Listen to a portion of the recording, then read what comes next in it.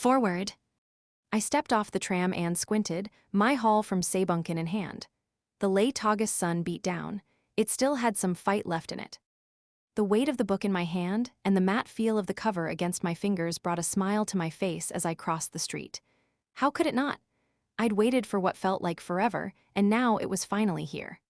The latest release of Call Me Flat, Step in Crap, an action novel set in a dystopian reality wherein one's chest size determines their status in society.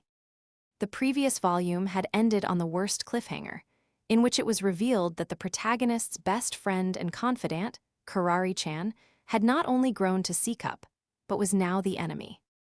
It was just before noon, and Nukimezu Kazuhiko of Tsuwabuki High School's Class 1C, member of the Literature Club. That is to say, I was very excited to spend another boring day of summer vacation in blessed air conditioning. Bidding farewell to the noisy cicadas behind me, I stepped through the front door. "Welcome home, my dearest Oniasama." My little sister, Kaju, came running over in denim overalls and a cute ribbon poking out from her long black hair. Cute was a good word for her, aside from her tendency to hyper-fixate on every little thing I did, which was decidedly uncute. "Where's the fire?" I asked. "Oh, it's worse than fire." Kaju held out a calendar, which I could only assume she'd snatched off the wall, hopping up and down like she could hardly contain herself. "Flammable, yes, but hardly concerning." "Don't be like that," she pouted. "We need to settle on a date for the interview like now. Actually, I like the sound of that. Now is the perfect time." I very much knew exactly what she was talking about. "I've got a better idea," I said. "First, breathe. Second, chill out, use your words." "You're so right, Oniasama." So there I was, getting lunch ready when a knock came. "Oh, we're having yesterday's curry, for the record." Baby steps, I thought. We'd extract a full sentence out of her at some point. "Curry's always better on day 2, for sure," I nodded. "So we have company." "Yes, that, gosh, and I'm not even presentable. I need you to entertain while I go get changed." "Say what now?" "Living room," Kaju blurted as she bolted up the stairs. Who were we having over? Royalty? I bent down to straighten my shoes at the door, and that was when I noticed it. Another pair I didn't recognize, distinctly feminine. Too big for Kaju and far too trendy for our mom. I turned my head and stared down the hallway. No.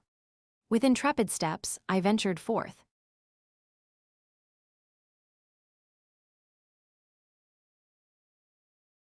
"Last one, Yanami Anna." "Hello."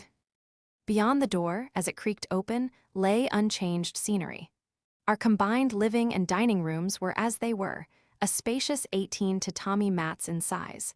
Some rerun of a travel show played on the TV. All was as it should be. If it weren't for the girl, currently occupying a seat at the table. "Hey, Nukimezu-kun, good to see you again."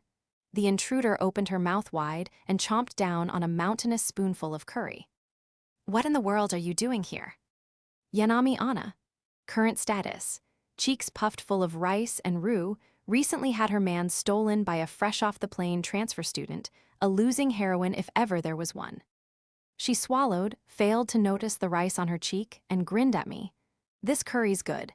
It usually is after the second day, huh?" "Right, so are you gonna tell me why you're in my house eating said curry?" "Oh, wumfem." "Please swallow." Well, with that, the identity of the mystery guest was no longer a mystery. I took a seat across from her, sighing. A moment later, she finished chewing. "Thank God." "You really gotta tell me in advance before you show up," I said. Yanami was unamused by such reasonable expectations. "Dude, do you even check your line?" I literally did. I unlocked my phone and checked the icon. Sure enough, it had the little bubble on it. "Sorry, I totally missed that. Why didn't you email me to let me know to check it?" Because the app tells you, in your notifications." "My notifications? Oh, this." It was not, in fact, just for telling you when your stamina was back in your mobile game of choice. Who knew? You learn something new every day. I pretended to not be fazed. "Okay, so why are you here anyway?" At the end of last semester, we had officially become friends. Not the kind to just pop in and hang out at a moment's notice, but here she was anyway. The curry part was irrelevant. Yanami will do as Yanami does. Having nearly polished off her plate, she was now in the process of scooping up the last of the curry and rice with deft precision. With those final scraps secured in her stomach, she put her hands together in thanks. "Thank you for the food," she said. "Anyway, I'm handing out some to all my friends." Some. I finally noticed the paper bag sitting on the table. Was this one of those mid-year gift things people did sometimes? Did we even have anything to give in return? Maybe a salad oil set. Yanami probably liked oil.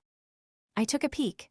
A box just big enough to fit was crammed inside, the words "value pack" written on top. "So not one of those mid-year gift things," I said. "What's this about?" "A good question, fantastic even." "It was a normal one." Yanami simply wiped her mouth and didn't acknowledge me. "So basically, this month my dad got paid in noodles." "He got what?" "You heard me, his pay for July is summed, the noodle, a bunch of 'em." The cicadas got real quiet all of a sudden. "A whole month's wage is a lot of money," I said. "We have 300,000 yens worth of the stuff. And it's not like code for something, is it? All this is legal." Yeah, you know my family's not the mafia kind, right?" She gazed out the window. I followed suit because why not? I have had so much sun. The August sky, and how blue it was, told of summer's heat, yet the clouds that dotted it betrayed the coming of fall. "So you're just sharing it around," I said. "Why don't you drop some off to your neighbors?" "We did, but lately, a bunch of them haven't been answering their doors. Excommunicado via summed." "That's unfortunate." "Yes, it is," she said. A respectful moment of silence passed. "I hope that explains why I've been craving curry." "Kind of, yes, do you want seconds?" "Already did, I'm good." How silly of me. In a couple of ways, actually. I may have overreacted to what amounted to a friendly summon delivery. "Hey, you know what? You probably didn't see the line this morning either. The Lit Club's having an emergency meeting." "Oh, I totally did miss that." I fumbled around for my phone and checked the club group chat. The president had asked us to meet in the club room tomorrow afternoon. Yanami had already replied, confirming her attendance. I shot off a quick "will do," then said, "Anyway, don't you have other places to be?" "You want me gone that badly, huh?" Yanami pouted her lips. "Only a little. I just figured you had other people to dump some on." "Yeah, I have one more. Wait, what was that first part?" "Nothing. I heard the weather's gonna get hotter, so you might want to get a move on." New life flared in Yanami's eyes. "After the pears." "After the what?" I whipped around. Standing behind me was Kaju, now dressed in her uniform and holding a plate. "I've just peeled these if you'd like some, Yanami-san," she said with an award-winning smile. "I would, thanks Kaju-chan." I'd forgotten all about her. They'd evidently hit it off. Kaju pattered over like a little puppy and sat down next to me. "MMMH, these are good," said Yanami. "A relative of ours gave them to us, straight from the Kajima orchard," Kaju explained. A sheet of paper and a voice recorder suddenly materialized in her hands. "Now, if it's all right with you, I have a few questions." She was actually serious about the interview. "Sure," Yanami agreed. "For homework or something." "Yeah, let's go with that. So firstly, I'll need your date of birth, blood type, at-home relatives, any hobbies or skills, the story of how you two met." Kaju was off to the races. I quickly interjected, Okay, Yanami-san's a very busy girl with a very full schedule. Save that for next time." "But Onia-sama," she whined, "I haven't heard of any of your exciting school life escapades yet." And she never would. "Whatever you say, back to your room now, go on, up." Still grousing and grumbling, Kaju finally marched off. One disaster avoided. "You make her call you Onia-sama," Yanami muttered. "I do not make her, get that fact straight in your head." "She's really friggin' cute though. Her face is all round and her hair is all silky." "Yeah, people say we look alike." "People like who? Show me them." They were all busy, like her, so why was she still here eating? I dropped my elbows on the table and gave a sideways glance out the window. Puffy cirrocumulus dunes rippled across the sky. How high they soared. Did they hear the cicadas' unending song, I wondered. "Almost fall," I postulated. "Pear season, Look, if you wanted some, all you had to do was ask." She pushed the plate toward me, still nibbling on a slice. "Right, thanks." So much for my moment of introspection. I took a pair. 10 days to the new semester. When those 10 days were up, I would look back on this day, on Yanami's coming as the dinosaurs surely did the meteor. Afternoon of the next day, I adjusted my tie as I walked through the gate to Tsuwabuki High School, a conveniently located institution just a short walk from Edaimi Station. A little later, I opened the club room door and joined the only other occupant.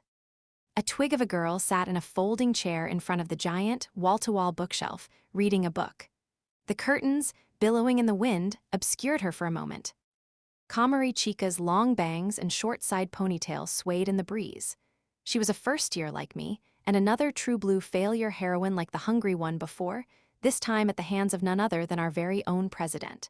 When we first met last semester, she gave me angry hamster vibes, if a hamster could write mean things on a smartphone. Since then, all mean things came out of her mouth rather than from her phone. We made a lot of progress. Whoever said I was unsociable clearly hadn't met Kamari Chika. "Hey Kamari, been a while." A strangled noise wrenched out of her mouth. She scrambled for her phone. At light speed, she typed, "You're early, read or something until it's time." Sure, she returned to her book. Welp, back to square one. Weren't mobile games supposed to reward you for logging back in, and not, well, whatever this was? Hey, so. Another choking noise, another reach for her phone. I waved my hand. Never mind. I found a chair across the room. The déjà vu was unreal. I did what I could to fiddle with my phone and ignore the obvious awkwardness, but it was just so much, even for me, of all people.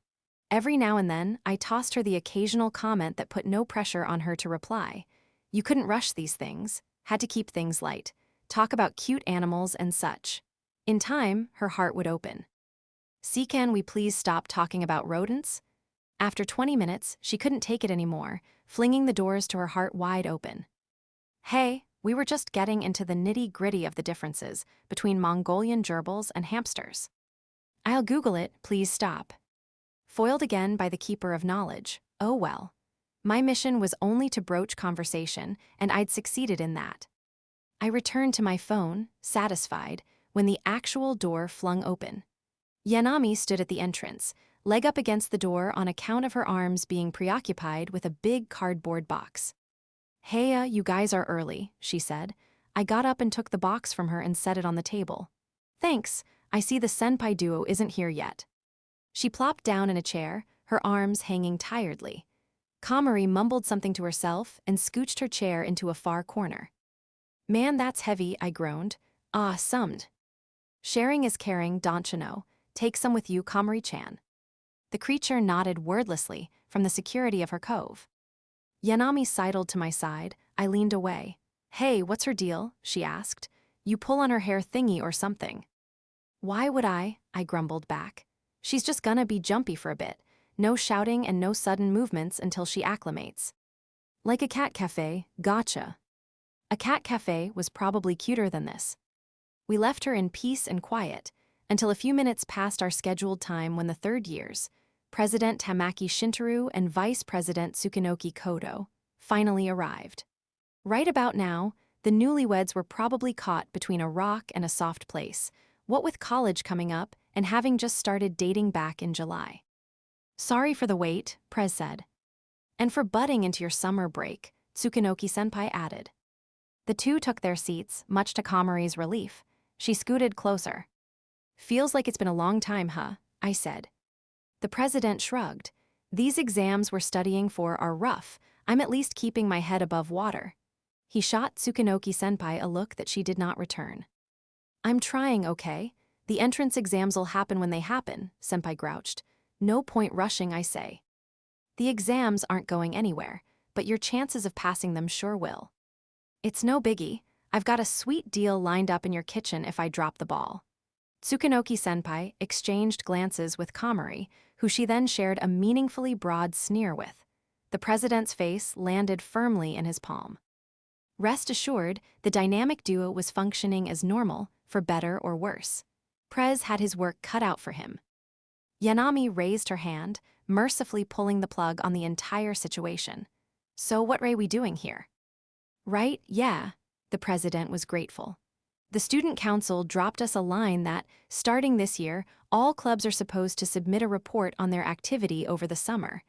I wanted to get you guys' input on that. That would be a difficult report to make, given we were past Aben already, along with most of the summer. Why are they dropping that on us just now? I asked. Prez glanced askance at Tsukunoki-senpai. They didn't. Apparently, they told us all the way back in July. Don't look at me like that, Senpai snapped. I've been busy studying and getting my license, so it slipped my mind. She held out a piece of paper and waved it around like she was taunting its progenitors. I didn't bother asking how she had time to go to driver's ed. Had a feeling the president had been asking that same question long enough. Yanami took the paper. This says club trips count. What about that one we went on to the beach? We did that before the break, Prez said.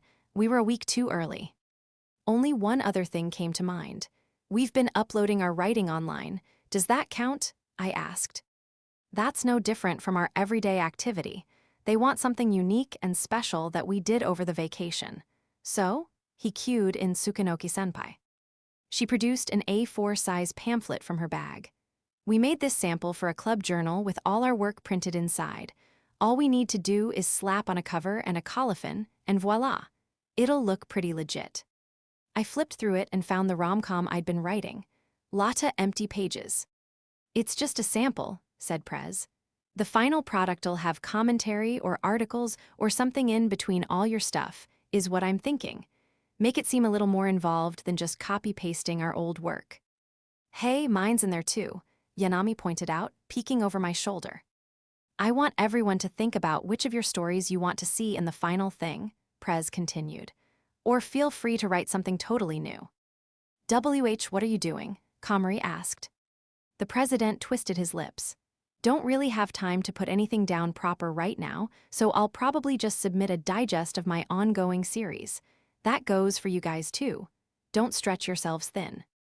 I noticed Tsukunoki-senpai busily scribbling something in a notebook. What are you doing, senpai? Shintaro says what I wrote isn't fit for publishing, she said, so I'm working on the cover art. The draft depicted pencil outlines of what would surely become two men. The red flags were looking especially vibrant today. I pulled up my profile on Bungu Naineru while I considered what to submit. My personal project was a serialized rom-com called Halfway Down Love Street, and I was 5 chapters in. Chapter 1 made the most sense for a published sample, of course. I checked my numbers, still 4 bookmarks. Exactly the number of people in the room right now, and that was no coincidence. Only mildly aggrieved by this, I couldn't help but notice a distinct lack of the one club member who had forsaken me, Yakishio Lemon. Sunkissed track star, lit club artist extraordinaire, and catastrophe heroine number 3. Hey Prez, where's Yakishio today? I asked. She said she was busy. I'll pass the info along. Track was her bread and butter. She did leave her crap lying around sometimes, though, so I assumed she hadn't forgotten about us entirely.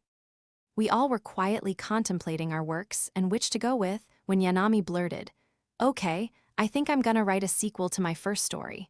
What are you gonna do, Komori-chan? Komori erred and ummed for a bit before finding her phone. I'm going to write a short story, it read. Ooh, nice, Nukimezo-kun. Might proofread chapter 1 of my series and throw that up, I said. The president nodded and clapped. Great, we've all got our tasks. Send me your stuff when you're done. He stood, Tsukunoki-senpai following suit. You guys are leaving already. Prez snatched Tsukunoki-senpai by the arm. Gotta make sure Kodo doesn't procrastinate on her studying. Catch you guys later. Bye and good luck. Tsukunoki-senpai got all the way to the door before turning back around. Oh, also, would anyone mind standing in for me at the library tomorrow? The library, I repeated. What for? Remember when I said we've got connections there? I'm on the committee this year, but I've just been so busy. They don't need much. Just a little help organizing their collection, so I stopped by to help on occasion. Prez popped in over her shoulder. We get to make requests on new arrivals, plus we get a discount if we buy books through them. It's a give and take. Komori nodded and slowly raised her hand. I can go. I can too, I offered. Really? That'd be amazing. The more the better, Senpai said. Gotta stay in the bibliophile's good books. Yanami put her hands together in apology. Sorry, I've got a class reunion thing tomorrow. No worries, I know it's sudden. I'll send you guys the specifics later. Senpai waved and left with the prez, this time for real. As soon as their voices could no longer be heard down the hall, Kamari thumped her book shut and scurried out of the room almost immediately, muttering something under her breath. Probably some form of goodbye or see you later. Yanami tried and failed to stifle a yawn. Stretched. Guess I'll head out too. Got me an appointment at the salon for tomorrow. Right, the class reunion, I said. So does that mean Hakamada's gonna be there too? Of course, I mean, class reunion makes it sound bigger than it is. It's just me, Saosuke, and a few old friends going out to catch up a bit. Sounds fun. I didn't exactly sound convincing. A great big smile spread across her face. Karen's gonna be there too. Wait, she is. Haimiya Karen was our class's local transfer student who came in around May. A total knockout who, in just 2 months, had gone and swiped Yanami's childhood friend/crush right out from under her. Yanami certainly had her charms, but her grace and heroiness simply hadn't been enough to tie Hakamada Saosuke down. Also, Haimiya had bigger personalities. She's a transfer student, I said. I thought it was a class reunion. It's an optional bring your boyfriend or girlfriend sorta deal, for introductions. That made sense enough. What I couldn't get out of my mind was the implication. These would be people from junior high who knew about her and Hakamada's history, and Hakamada would be rolling up with a girl who was Yanami. She seemed to notice the concern on my face. Hey, relax, I've changed since last semester. From now on, I'm optimistic, gratitude-giving, happiness-spreading Yanami. You don't say. My expectations were whatever the antonym of astronomical would be. Let me make this easier to understand, she said, folding her hands together condescendingly. That be a first. Saosuke and Karen are my best friends. Therefore, their happiness is my happiness. Get it? I nodded because she expected me to. Yanami approved of this and continued. So by them going out together and being happy, they've made me happy. I'm grateful beyond words. Whatever works for you. I had my suspicions about this sudden and drastic change of heart. And wouldn't you know it, just then Yanami pulled out a book titled 108 Ways to Phrase a Better You. What you got there? I asked. You are worthy of love exactly as you are. A skewer is a skewer because of the stick. Hey, you wanna borrow this? I understood completely. Yanami beamed. I shook my head wordlessly. I took my time on my way home, first stopping by the courtyard vending machine.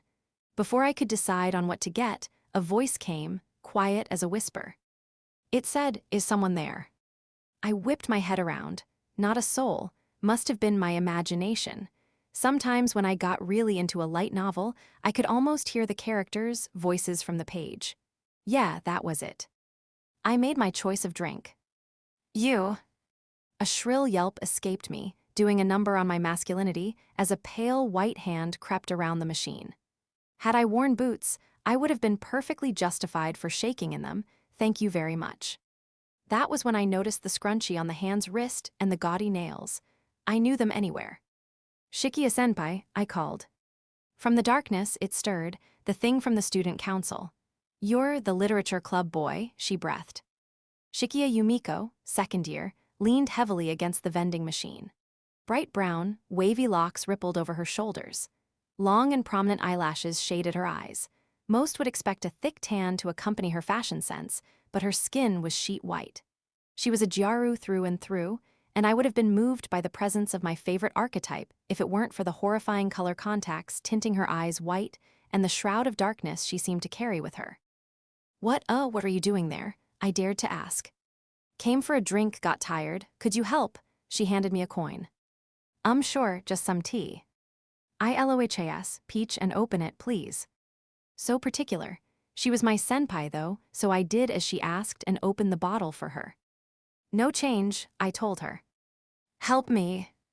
Sorry. Shikiya-san did not elaborate, but from context clues. Her closed eyes, her upturned chin, her pale lips hanging open, I picked up on what she was trying to ask for. Shikiya-senpai. In any other scenario, those would be the telltale signs to go in for a kiss. I swallowed, calm. It was an innocent request. I was simply watering my senpai who I barely knew. Anyone could relate. Hurry, she sighed. Hurrying. A gentleman didn't keep a lady waiting. I put the rim of the bottle to her lips and tilted it up. That summer day, in a deserted courtyard, in the shade of a lone vending machine, while the cicadas hissed and buzzed, and a trickle of liquid rolled down Shikia-san's chin as she gulped, only one question occupied my mind. What was actually happening right now? Hey, do you think you can? Do it yourself yet. Shikia-san's hand suddenly shot up and grabbed mine. I yelped again. Too much spilling. She took the bottle and stepped out into the sun. Thanks, just what the doctor ordered. The doctor should maybe prescribe a little more, in your case. I LOHAS sloshed out of the bottle and onto the ground. Stop tilting it like that, I snapped. Put the cap on first. I went ahead and did it for her. She then produced a pink, frilly handkerchief and handed it to me. Wipe, please, she breathily commanded. You've literally got it in your hand. Can't you? Oh, forget it. She reminded me of a 3-year-old Kaju. She'd always been well-behaved with our parents, but her motor skills reverted a couple of years any time she ate with me. I basically had to keep a constant eye on her during meals. Do your clothes yourself, got some on your ribbon there. I tried to give the damp cloth back, she didn't take it. Senpai, your handkerchief. How is Kodo-san Tsukinoki-senpai? We talked just a while ago. She seems pretty overwhelmed with studying right now. I heard she's dating Tamaki-san, she teetered on her feet. Is it true? Why, yeah, she is. I see, she mumbled, still wobbling. I dodged out of the way of her swaying as she shuffled back toward the building.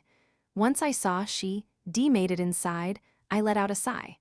Her relationship to the president puzzled me for a while before I realized something. Oops, she never took her handkerchief back. I considered going after her, and then thought better of it. She wasn't one you confronted without prior preparation. I'd get it back to her later, somehow, preferably through the mail or something. The next afternoon, I entered the Tsuwabuki school library. Behind the counter was a girl on the committee, too busy with her laptop to notice me.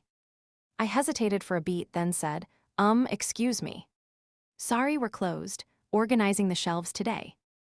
Oh, that's why I'm here. To help with that, I'm Nukimizu, with the literature club. The girl stopped typing and looked up. Her face was long and slender, her complexion fair.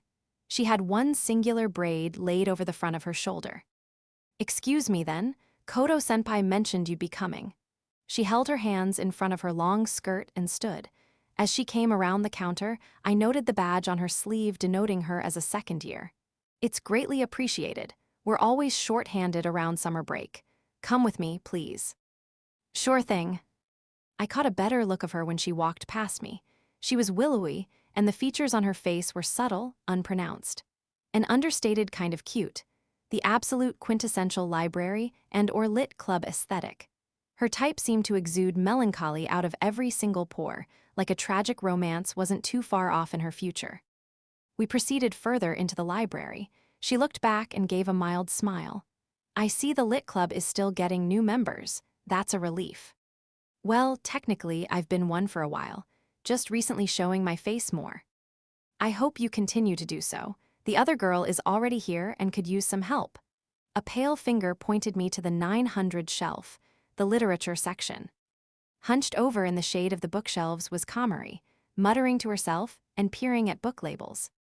Hey, sorry I'm late, I said. She glared, unimpressed, at me through her bangs. I am sure you are. Why you take the bottom half of the list? Will do, shouldn't take too long. I grabbed the list and started down the line, reordering volumes according to their label, checking for anything missing. It quickly got tedious. It was, in fact, taking kinda long. I could feel the yawns coming on already. By the way, I broke the silence, you said you were writing a short story for the journal, right? Any ideas? Why, yeah, Kamari replied, which was a surprise. I'd half expected her to go for my throat, as per usual, but now I had a comrade in the battle against drowsiness. Well, I actually already wrote it. It's an Isekai romance. What? How? I had barely even started editing chapter 1 of my thing. You work fast, gonna upload it to Naru. Already did last night. She fought against a smile trying to form on her lips. I take it there's more. I made the daily rankings. Wow, no kidding. You said it was an isekai romance. I took out my phone, and after fiddling around for the genre-specific rankings, clicked a few things. The best works, the chosen works, stood at the top, a league of their own. A few swipes down, I saw a familiar author by the name of Kyuan Yuzagi. So that's your pen name, I said. Wait, you're in the top 10, you're number 8. Kamari giggled. My points go up every time I refresh. Unable to contain her excitement any longer, she hopped up in the air like a rabbit. Yuzagi indeed. Naru's daily ranking only went up to 300. Making it at all was an achievement. To make the top 10 was a miracle among miracles. Jesus, yeah, you've got over 3,000 points now, I said. Her original series was a supernatural ayakashi sort of deal, which was a niche genre with low point potential. On top of that, she was brand new to the site. And she'd hit the thousands overnight. She was up to something. She didn't make it apparent, but I could feel the lording about to begin. It may have only been one short story, but 3K points were 3K points. Forget rabbit, rooster sounded more apt with the levels of cocky she was sure to reach after this. I dared to sneak a peek at her, and to no surprise, she had the word smug written all over her face. I mean, I'm not in it for the points anyway, she swaggered. You really think I'm going to forget the way you crapped on my series? What's important is following your passion. Give it some time, and Nukumizu.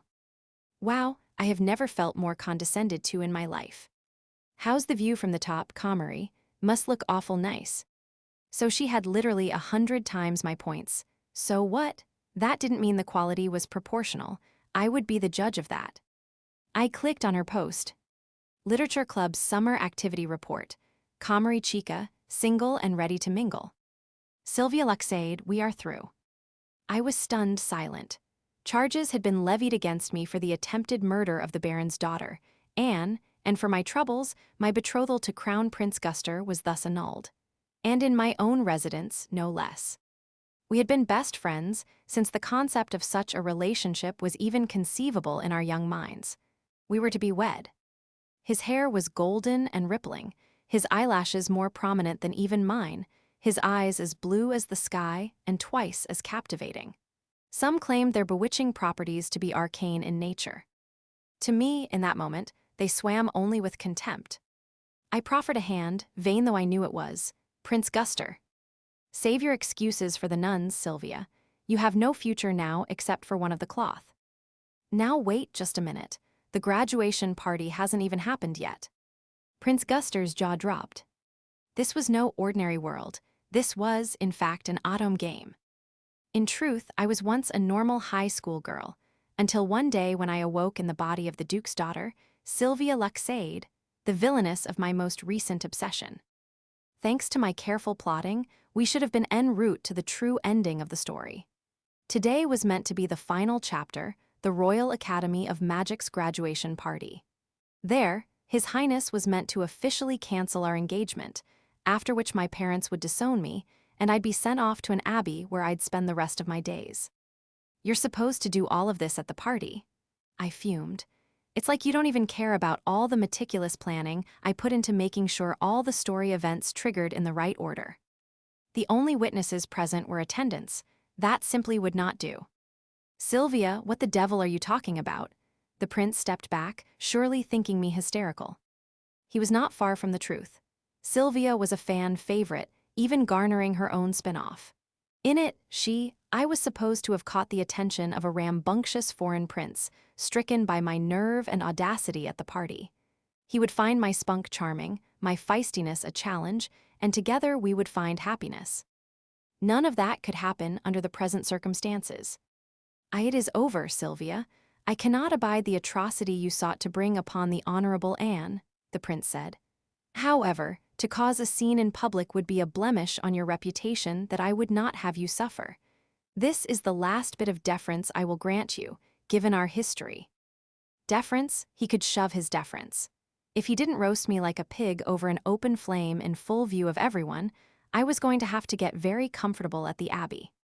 Very well, let us go to the party. There, I will insult Anne to her face, whereupon you will rebuke me and revoke our engagement for all to see. That would work. It was an inelegant solution, but we could get back on track. I hiked up my skirt and made for the door. Sylvia, the engagement has already been revoked. The prince's feeble murmurings died in the air behind me. I placed a hand on my hip and fixed him in my icy gaze. Are you a prince or a damned mouse? Quit your mumbling, get your things, and break up with me at that party. Be but I'm trying to tell you. I snatched his arm.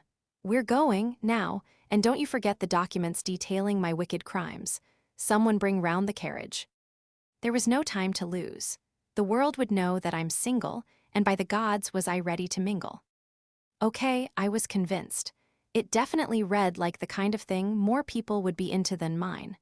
Which was demonstrably true, given I had a whopping 0 readers outside the club. I was waffling over what to rate it when I noticed Kamari frowning. What's up? Yakishio messaged me, she said. You too, chat. They'd hit it off better than I remembered. I go running with her sometimes. Now that was a surprise. On second thought, maybe not. I vaguely recall you asking for her help on the last day of school, I said. You're still following through on that. Why your fault, for the record?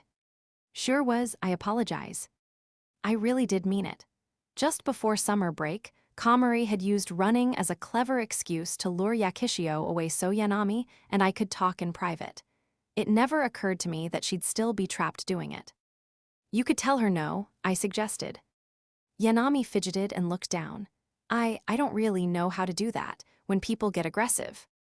Wait a minute, you could work that angle into a smut manga. Tell me more? Actually don't, forget that, I said. I can always talk to Yakishio for you if you want. Go take a nap on the highway?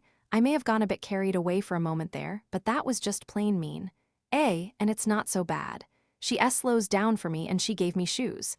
And she carries me when I get tired. Kamari twiddled her thumbs. Yakishio did have a big heart, if nothing else. I felt a little less guilty. Waking up at 6 is not fun, though. On that, we agreed.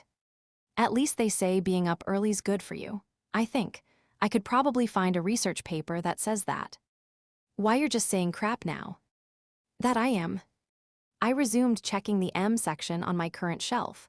The sooner we finished, the better. Sometime later, Kamari suddenly asked out of the blue, do you know if Yakishio has any siblings? Not that I'm aware of. She might have mentioned a younger sister at one point, but don't quote me on that. Have you seen her around town at all? With another person, maybe. I shook my head. What in the world was she getting at? Why, is it important? And no, never mind. I got the feeling she wasn't telling me something, but it would be rude to pry. Also, I didn't feel like it. I stretched my aching back and got back to work. 2 hours trickled by. I finished up, parted ways with Kamari, and made for the clubroom. As much as I craved the comfort of my own home, I needed a quick breather first. I was walking down the hall that connected to the West Annex when a hand patted me on the shoulder. Hey, new Mizu, club today. It was Ayano Mitsuki, an old cram school classmate back when we went to junior high together. Perhaps more prominently, though, he was Yakishio's crush. The glasses on his face most certainly spoke to his grades, and he was tall and handsome to boot. One of his current cram schoolmates, Asagumo Chihaya, had had the honor of relegating Yakishio to loser status. For some reason, he'd randomly come up and chat with me. A strange one, all right. Helping out at the library, I said. Weird time to be at school. It was almost 4. Most had a laundry list of other places they'd rather be than on campus that late during summer break. You know how it is. Hey, do you know if there's anyone in the clubroom? I wanted to return that book I borrowed. I'm headed there now. I can take it if you want. I'd appreciate that. He held it out for me. On his wrist, I noticed an ornate bracelet that looked anything but his style. Oh, this thing, bit much, isn't it?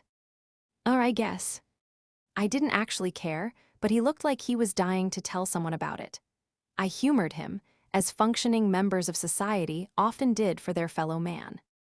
Chihaya gave it to me as a gift and told me to never take it off, he said all bashfully.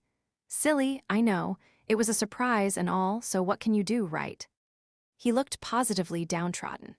I'd been hanging around the losing team for so long that it nearly went right over my head that I was witnessing the classic girlfriend humblebrag.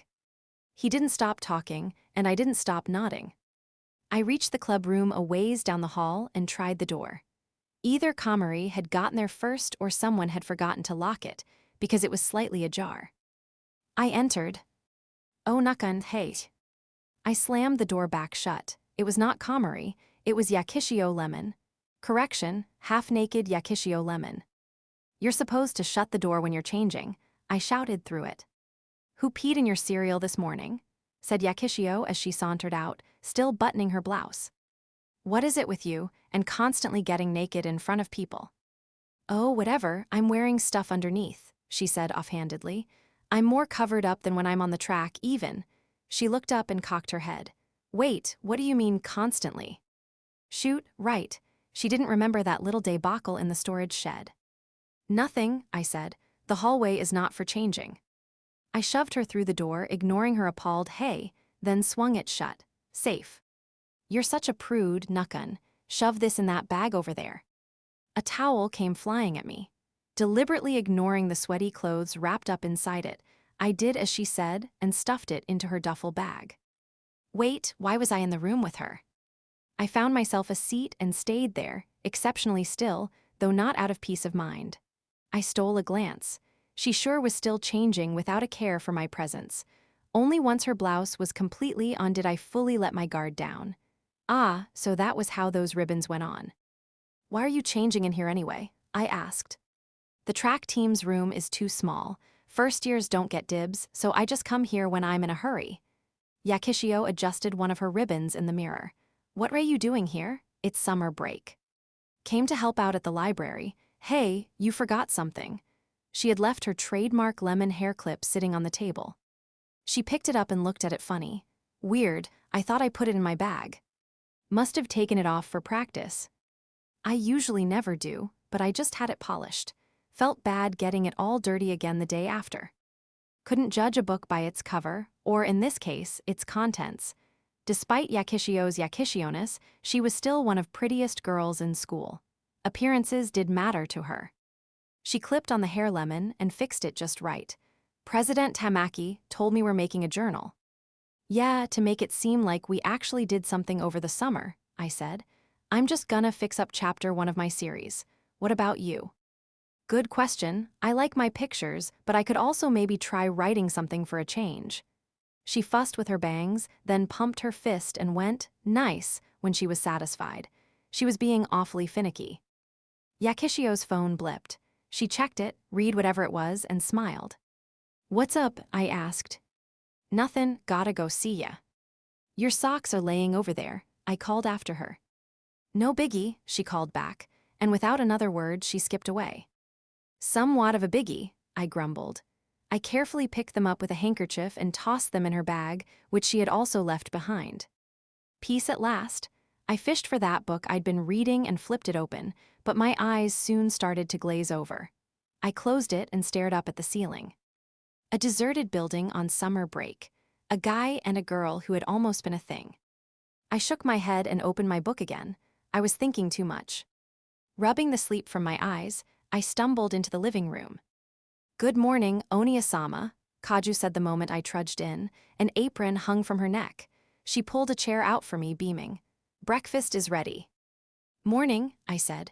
Mom and Dad already left for work. Oni-sama, it's 9. They're long gone. Time had gotten away from me last night while I worked on my journal submission. And as a result, I must have had a later start than I thought. Kaju giggled and set a plate of pancakes in front of me. I'm trying something new this morning. I hope they turned out okay. She topped them with something sweet-smelling. I mixed in rice flour, and this here's a white peach compote. Have as much as you like. A bit of the compote trickled onto her finger, which she promptly licked off. It's sweet with a tangy undertone. You'll like it. Oh, and I made lemonade too. Eat up. Lightly dusted with powdered sugar, and even garnished with a fancy mint leaf. These pancakes looked straight out of a fancy breakfast joint. Thanks, looks great.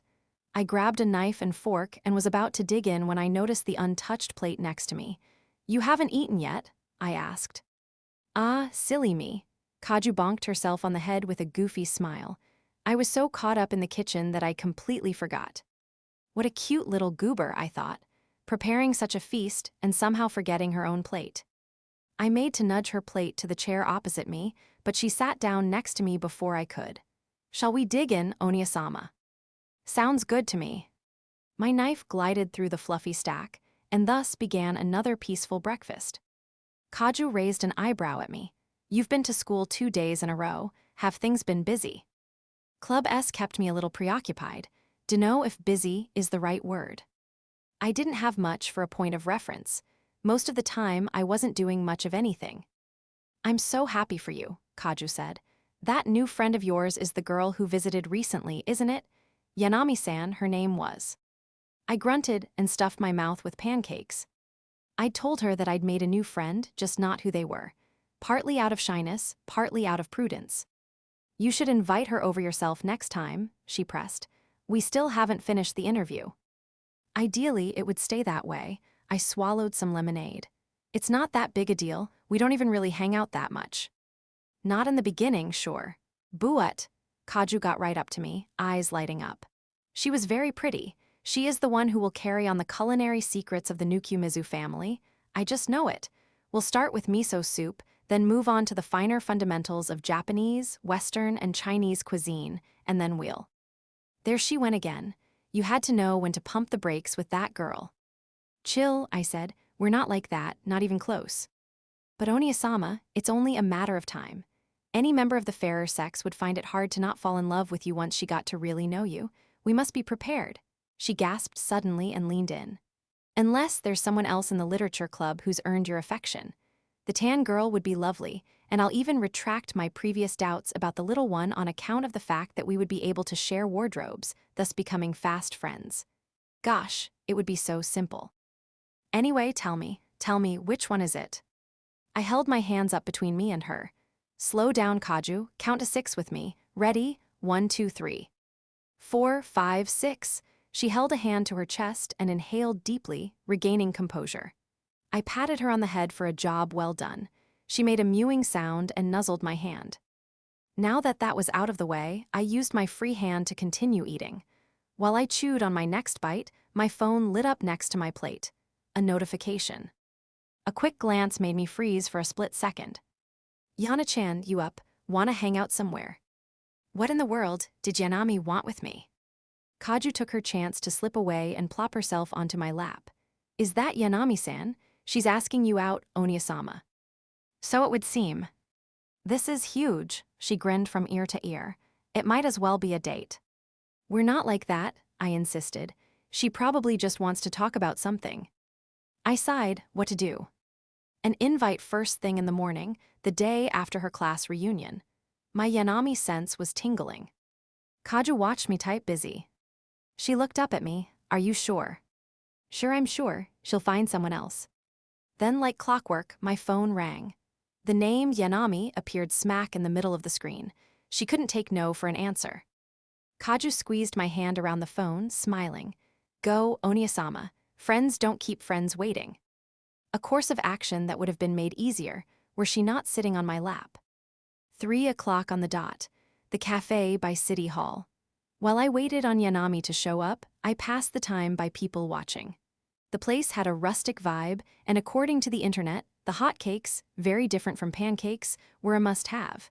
It was a wonder I'd never been here before with how close it was to home. Your iced coffee, sir. Oh, thanks, I said.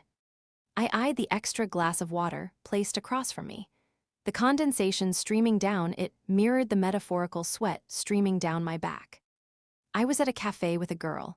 Okay, not right now, but soon enough during summer vacation. Kaju's ramblings aside, I couldn't get the date idea out of my head. If the manga and light novels I'd read were to be believed, you could apparently go on these without technically being a couple. So what did that make this? The bell on the door jingled as I messed with the milk and creamer cups that had come with my coffee. My head jerked up. It was Yanami. She wore a dark navy blouse and a gray pleated skirt that hung just above her knees. I'd seen her in casual clothes on the trip last month, but this was different. This was her dressing for show. I became distinctly conscious of my posture all of a sudden. Was today a date? Yanami scanned around, found me and walked over. Hey, I put on my best smile. So, what made you want to hang out? She threw herself into the seat, saying nothing, and downed the glass of water in one go, thunking it back down on the table a little too hard. Burn it, she growled. Burn it all down. I wondered what could have possibly got her goat. What happened at the class reunion? She flinched at the words, class reunion. I shouldn't be surprised, she said. I'm not really, I just thought I was ready, but actually seeing it, up close, it's not the same, it defies all logic. This was most definitely not a date. At least I could stop being all nervous. I leaned back. Were they like all flirty or something? That's whatever. I got over that month one. They could play the I love you more game all day in front of me, and I wouldn't even gag at this point. She dropped an elbow on the table, her cheek resting in her hand as she lazily browsed the menu. Not like PDA's their style anyway. Well, that's good. It's irrelevant, I don't care about that. It's the way they eat, the way they throw out each other's trash, the way they carry stuff for each other. It's like they share a brain. Yanami shook her head wearily. They talk without needing to use words. They share point cards. They have the same ringtone. They coordinate little accessories. When it's time to split, they walk home together like they're going to the same place. Like it's nothing at all. She stole my water and downed that too, thunked it again. It's like they zoomed straight past the honeymoon phase and they're married already. Like, hello, how far are they gonna go in a friggin' month?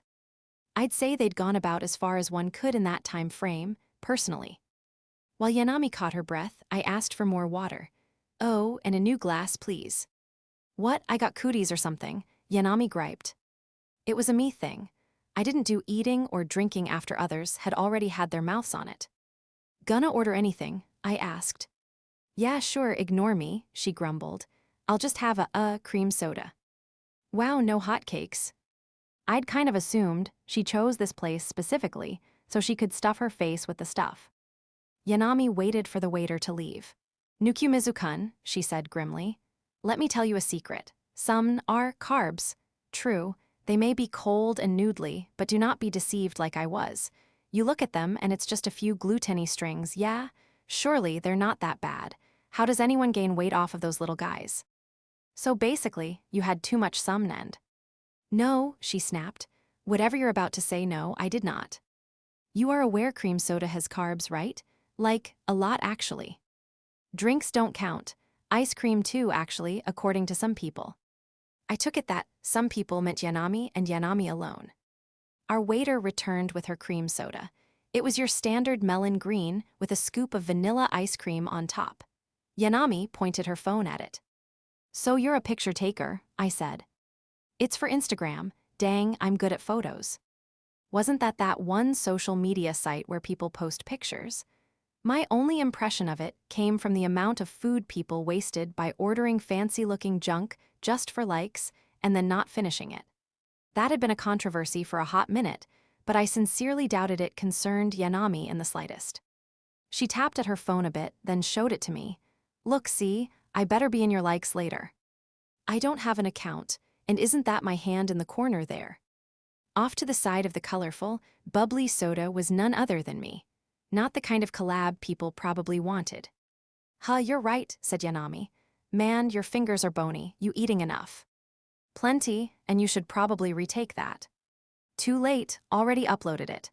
She continued to fiddle with her phone while she chipped away at the ice cream. Then, an idea flitted across her expression. I just made bait. You made what? Yanami cracked a smirk, crossed her legs, and flipped her hair all in one motion. Oh, my sweet summer child, I'm going fishing. I'm still confused. There is a portion of Instagram that likes to drop hints, bait, if you will, that they're spending time with the opposite sex. Sometimes it's to subtly brag about a significant other or make people think you're taken. Oh, I've heard of famous people getting flamed for stuff like that. Incidentally, many of my favorite voice actresses just so happen to all have brothers, and suspiciously close in age at that. But, I mean, you're just some girl. Check it out though, my friends are eating it up.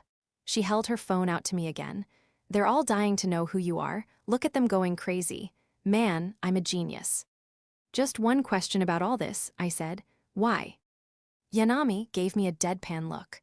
Think about whether you really want me to answer that. Right, sorry.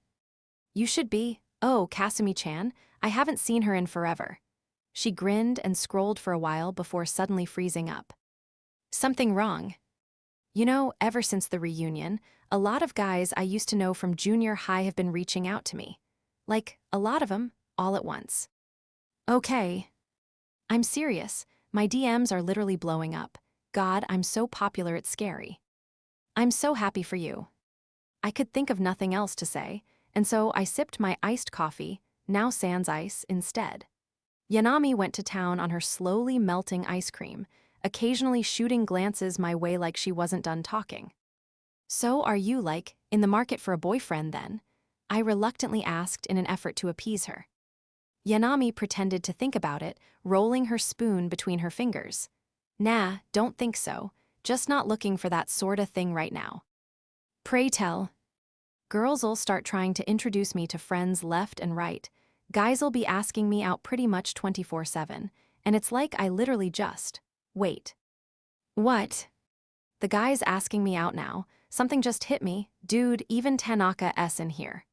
She scrolled and scrolled, frowning and making faces, then her jaw dropped. She looked up at me. Do these people think I'm easy? They're totally just trying to be my rebound, aren't they? That is one likely interpretation, yes. She had to realize it sooner or later. If only she could have lived in blissful ignorance a while longer. I added some creamer to my coffee in somber solidarity. But hey, there's probably at least one or two in there who actually care about you as a person. I actually can't tell if you're genuinely trying to cheer me up, but I want you to know it's not working, she said flatly. Anyway, whatever, I think I'm just done with guys for now. I wondered what that made me. Yanami splashed around her soda bitterly with her spoon. I'm out of ice cream. A travesty. As my eyes wandered out the window, I found them attracted toward a magnetic someone. A girl in a Tsuwabuki uniform, complete with those 4 idiosyncratic ribbons, skipped by. A lemon clip adorned her short hair, her skin a tawny brown. Hey, it's Yakishio, I said. Lemon-chan. Yanami peered over, using her spoon to bail puddles of soda into her mouth. What's she doing in her uniform? Yanami gasped. Nukyumizu-kun, down. She snatched my head and whacked it into the table. Ow, I howled. What the hell are you doing? Keep your head down, she'll see us. Why do we care if Yakishio? That was when I saw she wasn't alone. Ayano Mitsuki walked beside her crush. Yakishio was so obviously starstruck, the way she bounced at his side.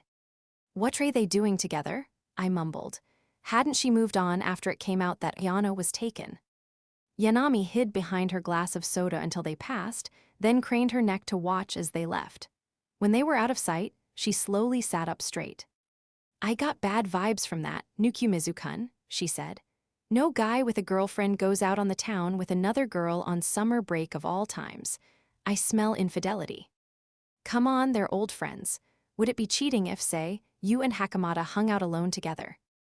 Yes, 100%. All right, Wells, you got me there. Them's the breaks.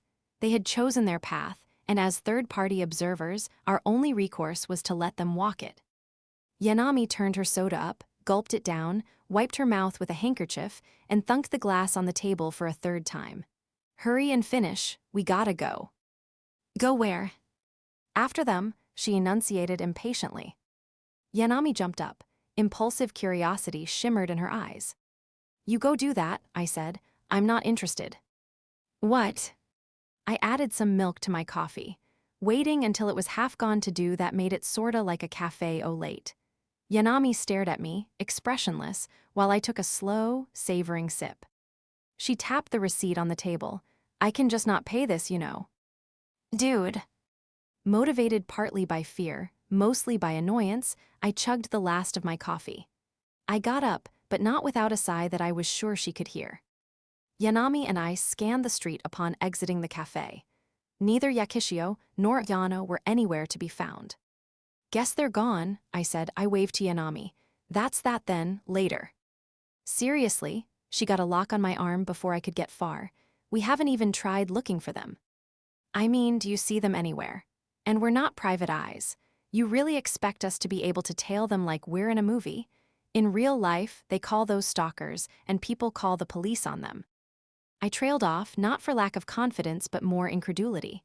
Because there, around the corner of the cafe we'd just come out of, was a dyed-in-the-wool stalker. They had long hair parted straight at the middle of their forehead. They were short, probably a girl. She wore sunglasses and a face mask. 4 ribbons lined her blouse. A Tsuwabuki student. A glance one way, a glance another, and she scurried out from her hiding place and toward us. She stopped to slip something that looked like chocolate underneath her mask and nibbled on it. Why did she look so familiar? You're right, Yanami muttered. I would call that a stalker. I rest my case. The girl came up close, pulled out some weird, antiquated cell phone-esque device with an antenna, and held it over her head. Do you know her? Yanami asked me. Even if I did, not anymore.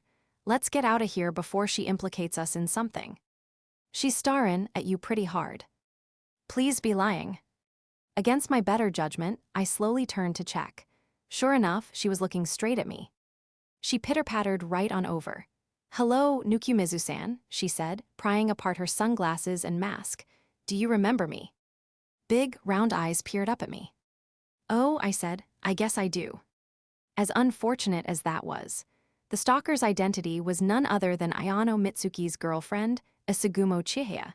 She was about as short as they came, though surprisingly well-proportioned and with a particularly small face. She had the look and posture of a ballerina. You're Asagumo-san, I continued. I think we met in cram school but never really talked. I don't recall us speaking either, she said. It's nice to re-meet you. She replaced her sunglasses and mask and lowered her head. From the parting of her bangs, the sun gleamed off her forehead. Right, likewise. To that point, have either of you seen Mitsuki-san or Yakishio-san around here? Actually, Yanami started to say. I shot her a look and shook my head. Nope, can't say we have. I see, I could have sworn they'd be here. Asagumo-san stood on her tiptoes and held the device up. The signal here is just awful. I'll have to get more creative. Yanami ogled the antennaed thing above her. Well, we'd better get going, I said.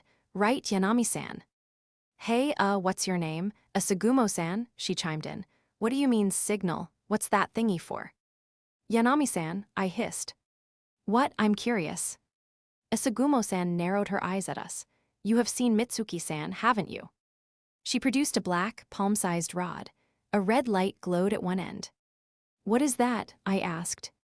An important device. See the red light. I did, but it wasn't like it made any difference. The significance of the red light still eluded me. Asagumo-san flicked her head. Let's take this somewhere else, shall we? We did indeed take it somewhere else. That much I agreed to. My issue came from where that somewhere ended up being. Did we have to pick my room? We were literally right in front of a cafe. No one cared. Yanami couldn't stop pacing around, scrutinizing every little thing I owned. We were just at that cafe, she said. Whoa, this poster, S made of fabric. Yanami-san, it's rude to stare in a boy's room. You're supposed to pretend you don't see anything. In came Asagumo-san with the assist no one asked for. She sat upright on a cushion on the floor, jotting things known only to her in a notebook. Yanami prodded my treasure, my v02 Masu Senki Shinonome tapestry. Is it bad if I do? I mean, not really, I said. I'm not embarrassed or anything. Yanami-san, you're nearing a very dangerous line, Asagumo-san interjected. Otaku are very particular about the way their paraphernalia are appreciated, and they take exceptional umbrage if you don't do so with proper respect. Also, if a girl I knew came into my room and wouldn't take her eyes off the underwear-clad women on my wall, personally I would crawl into a hole and die. Technically, it's not underwear. It's battle gear, I corrected, probably pointlessly. We had to move away from this topic. Yanami disagreed. They fight in that. Isn't armor supposed to, cover things? They emit mana from their skin, I stammered. For the Sigma drive. Huh, is that related to why they're lying in bed together? I shut my eyes and rolled my head back. Jesus Christ, kill me. The door clicked open. When the enlightened five gather, their Sigma drives harmonize as one. thus unleashing Pashupadestra, the ultimate weapon. Please do not misconstrue their embrace or manner of clothing as anything but purely strategic. Kaju, I hadn't read that far yet. Once she was finished dropping mega spoilers, my sister entered the room proper. I brought refreshments, Oniasama. Thanks, leave them on the table, I said. Kaju distributed iced tea to everyone, grinning warmly. Make yourselves at home. She lowered her head to Yanami, who had darted over the moment she'd heard refreshments. Yanami-san, she said, I apologize for the lapse in our hospitality during your last visit. Oh no, it's fine, Yanami replied, visibly deflated at the lack of snacks. Asagumo-san bowed politely at Kaju. So sorry for barging in, I promise I won't stay long. Please take your time, Kaju insisted. I believe I missed your name. Asagumo, Kazuhiko-san and I go to the same school. Kaju's face, smile and all, stiffened like ice. Kazuhiko-san. Whoa, you just went crazy pale, I said. You okay? Oniasama, may I inquire as to the nature of your relationship with our fine guest here? What she said, we go to the same school, she has a boyfriend. Scandalous, my sister muttered under her breath. I heard that, I snapped. Stop being rude and go back to your room. The grown-ups have things to talk about. As you wish, Oniasama. With surprisingly little resistance, she was gone.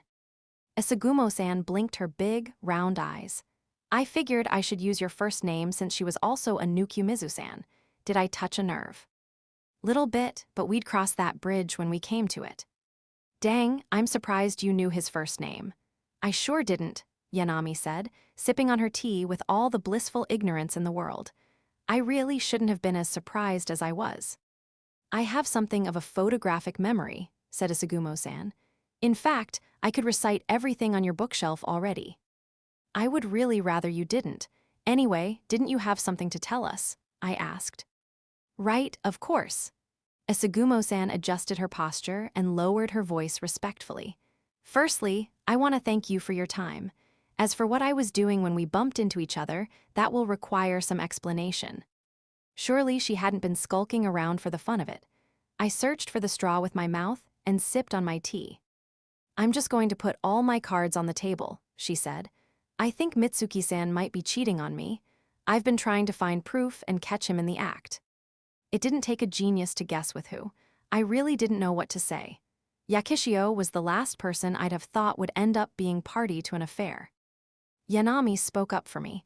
What makes you think that? Like, if they're just hanging out then? She looked my way. Lemon-chan's may be the one person I could see that being okay with. Even if they're hanging out in secret. Okay, well, Yanami held her palm up at me. I tagged myself in. Now, I'm no expert on relationships, much less romantic ones, but what if he just isn't telling you specifically because he doesn't want you worrying? Very true, Yanami nodded. The man has a point. What experience she was drawing from to confirm my theory was anyone's guess. Maybe, Asagumo-san admitted.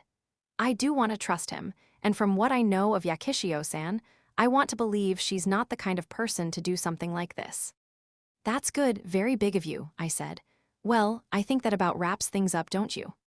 But that's exactly why I need to see for myself why they're going around behind my back, she went on. The situation unfurled yet again. Sure, I get that, but finding out when and where they're meeting isn't something you can just do on a whim. Today was an insane coincidence. If you lived in the same neighborhood, maybe it could happen, but realistically you'd never bump into them on purpose. Today gave me all the data I need, she said. All I have to do is collate it and I'll triangulate where exactly they're going. Data, Yanami parroted. You've got data. I do. Long story short, I've already collected and analyzed a good deal of it. Asagumo-san dug through her pocket and fished out a small bag. She popped it open and started munching on a black thunder bar with both hands. Yanami's eyes were laser-targeted on the thing. Would you like some? She offered. For real, Yanami took the bar for herself, then nodded at me. We can trust her, Nukumizu-kun. Maybe she was easy. I can go get you something if you're hungry, I said. No need, Asagumo-san refused. I'm simply replenishing glucose levels. It's what the brain runs on, after all. She pulled out another Black Thunder bar. You can achieve the same result with pills, but the feminine urge to consume sweet treats is not one that I, personally, am capable of resisting. So you like sugar, got it. She gave me a look. It's nothing so base, I'll have you know. Glucose is the basis from which all neurotransmitters are derived, and thus is the most straightforward way to stimulate the brain's reward system. My actions are based solely on logic. Yup, you're so right. I am totally picking up what you're putting down, Yanami fervently agreed. I could almost see a couple of neurons behind her eyes trying to make a spark. I knew someone would. Here, have some quail sablés. Woo, yay. The baser of the two took her reward without hesitation. Anyway, I said, I don't like the idea of snooping around Yakishio. She's our clubmate, so if you're looking for backup, it can't be me. Asagumo-san lowered her eyes sadly. Right, I suppose neither of you has any reason to want to do that. You wouldn't go spying on an impulse. Especially not on an impulse. That earned me a look from Yanami, though not enough to get her to pause on her cookie. I'm not out to get her. Really, Asagumo-san said. I just want to know what I am to Mitsuki-san, what she is to him, so I can decide accordingly. Decide, I echoed back. She nodded staunchly. I'm well aware that they're old friends, that she most likely thinks that's all they are, and that she wishes they could be more. I gulped. It wasn't news to me, but just hearing it said out loud in this context put me on edge. I care very much about Mitsuki-san. His happiness is all I want, even if I'm not necessarily a part of it. Yanami scrunched her eyebrows. Now hold on a minute, Asagumo-san. Are you saying you just give up your boyfriend to Lemon-chan? Just like that? I've always felt out of place, said Asagumo-san. That they might be the better couple, and I'm just the thief who swooped in and stole Mitsuki-san away. Her lips formed a fake smile. Even that's giving myself too much credit. I knew I didn't belong between them, and I forced myself in anyway. Neither Yanami, nor I knew what to say. A moment later, a more genuine smile spread across her face. That's why I want to know how he feels. And if he wants to be with Yakishio-san, she straightened up as tall as she could, I'm prepared to stand aside. We stayed quiet. Asagumo-san sipped some tea. I'm too involved, she continued. I won't be able to judge the situation from an unbiased perspective. That's what I wanted the two of you for. I felt for her, I really did, but... I'm sorry, I said. I think you'll have to do this on your own. Treating my clubmate like a suspect doesn't feel right to me. This time, it was Asagumo-san who fell silent. She took out another snack, and after slowly nibbling through the entire thing, pasted on a brave smile. I understand. It's a problem between the three of us. I'm sorry for trying to make it yours. Hey, don't be. I'm sorry we couldn't help. Even I wasn't entirely convinced with my answer. Something inside gnawed at me, like a crack in my certainty. Something I couldn't place. Yanami finished up her sablé, and after licking the crumbs off her fingers, quietly said, I think I want to help you. I whipped around to face her. Yanami-san. She grinned placidly at me. I'm not being impulsive this time, Nukyumizu-kun. She turned back to Asagumo-san. One thing, though, to be clear, I'm Lemon-chan's friend first and foremost. I'm gonna hear her side on this. I understand, Asagumo-san said. Thank you. I turned that something over and over in my head while they exchanged contact info. What was I other than an outsider? If Yakishio got with Ayano, good for them. If Ayano stayed with Asagumo-san, good for them. The something remained a mystery. Yanami looked at me. What's the plan? She asked. Genuinely, no teasing or goading altered her tone. The something made my lips move on their own. They said, okay, I'll help. Thank you both so much. Asagumo-san bowed her head low. Okay, but first of all, how are you planning on ambushing them anyway? I asked. We can't just follow them around all day. I had it on good authority, my own testimony, that she was god-awful at tailing people. Not to worry, Asagumo-san stated. Can I proceed under the assumption that you saw Mitsuki-san in front of the cafe moments before our meeting? Yanami and I exchanged glances. We nodded. Then I'll add that to my considerations. She opened up her notebook and started leafing through the pages. After a lengthy and thorough scan, she thumped it shut and looked up again. I've got it. Next time they meet, I'll nail them.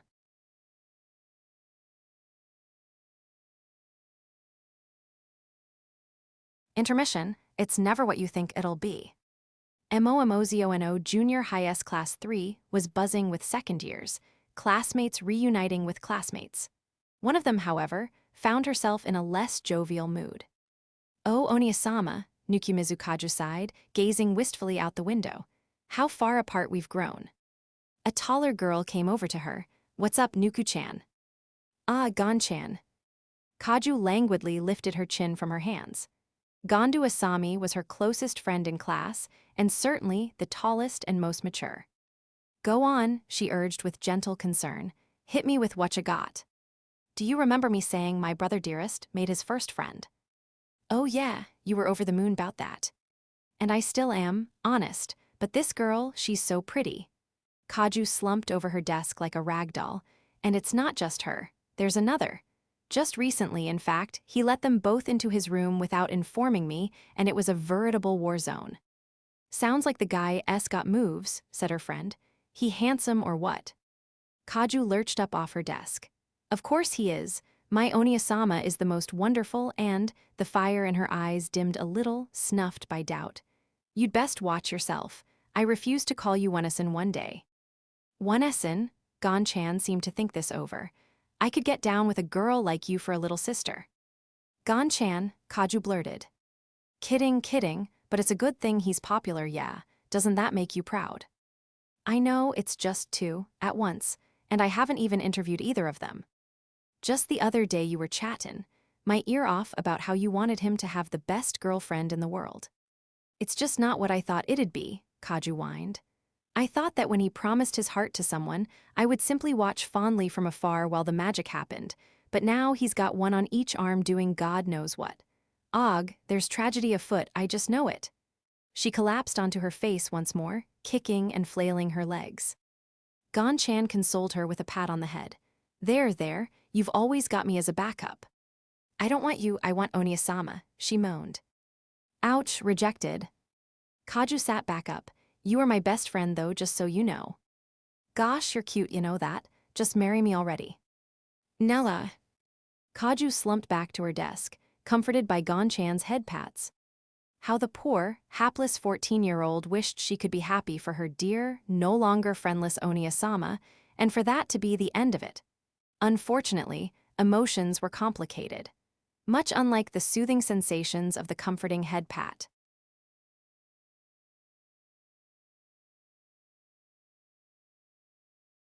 Lost to Asagumo Chihaya and the Goose Chase. 2 days after throwing our lots in with Asagumo Chihaya, she messaged us both to meet up, as soon as possible. The rendezvous point, the Kalmiya Mall at Toyohashi Station, near the north side.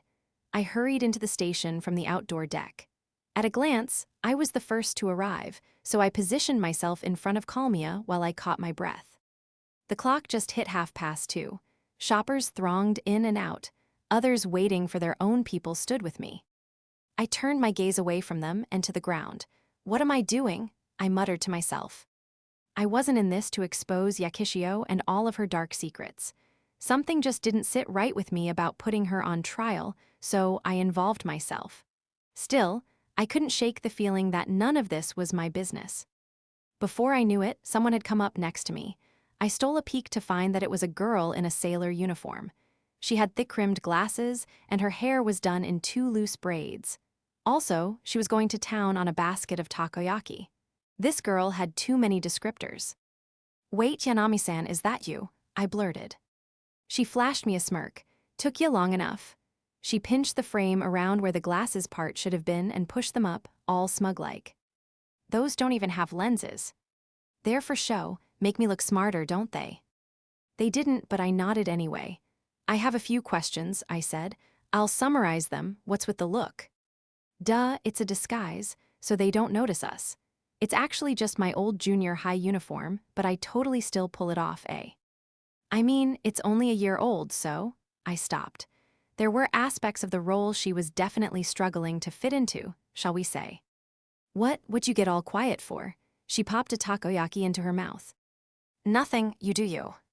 The crew was all here and ready to go, except for the brains of the entire operation, who was nowhere to be seen. Yanami called her phone but got no answer. "I'm surprised you're even here," Yanami said, typing out a DM online. Thought this sorta thing'd be your kryptonite. What do you mean, this sorta thing? This, the whole, is Lemon-chan cheating investigation. Would you have done it if it were me asking? Probably not, but my sensible side told me not to say that out loud. What about you? Why are you bothering? Yanami stopped typing. Did you see the way Lemon-chan looked at him when they were together? I nodded. It came to me clear as day. The smile she wore, beaming, didn't do it justice. It was like a bud on the verge of blossoming, and all its feelings with it. I could read between the lines. Even the densest brick of a man on the planet, even Ayano had to see what everyone else saw. The uncomfortable thing was the notion that he did see it, and he was going along with her anyway. That Yakishio knew that he knew and didn't care. You don't look at a guy who's taken like that. You just don't, Yanami said. She made a toothy grin that very much reminded me of Yakishio. Friends help friends, and they call each other out too. Whatever happens, Lemon-chan's gonna need us. Asagumo-san finally got back to us some time later. She de-spotted them, and we were to regroup at the south side square. Stands and vendors bordered the wide, open space. There seemed to be some kind of local farmer's market going on. Nukumizu-kun, you gotta try this. Even the bones are good. Yanami had somehow already gotten her hands on some salt-grilled sweetfish. I did my best to ignore the crunching and scan the crowd for Asagumo-san. It didn't take long to find a short girl creeping around the back of the vendors.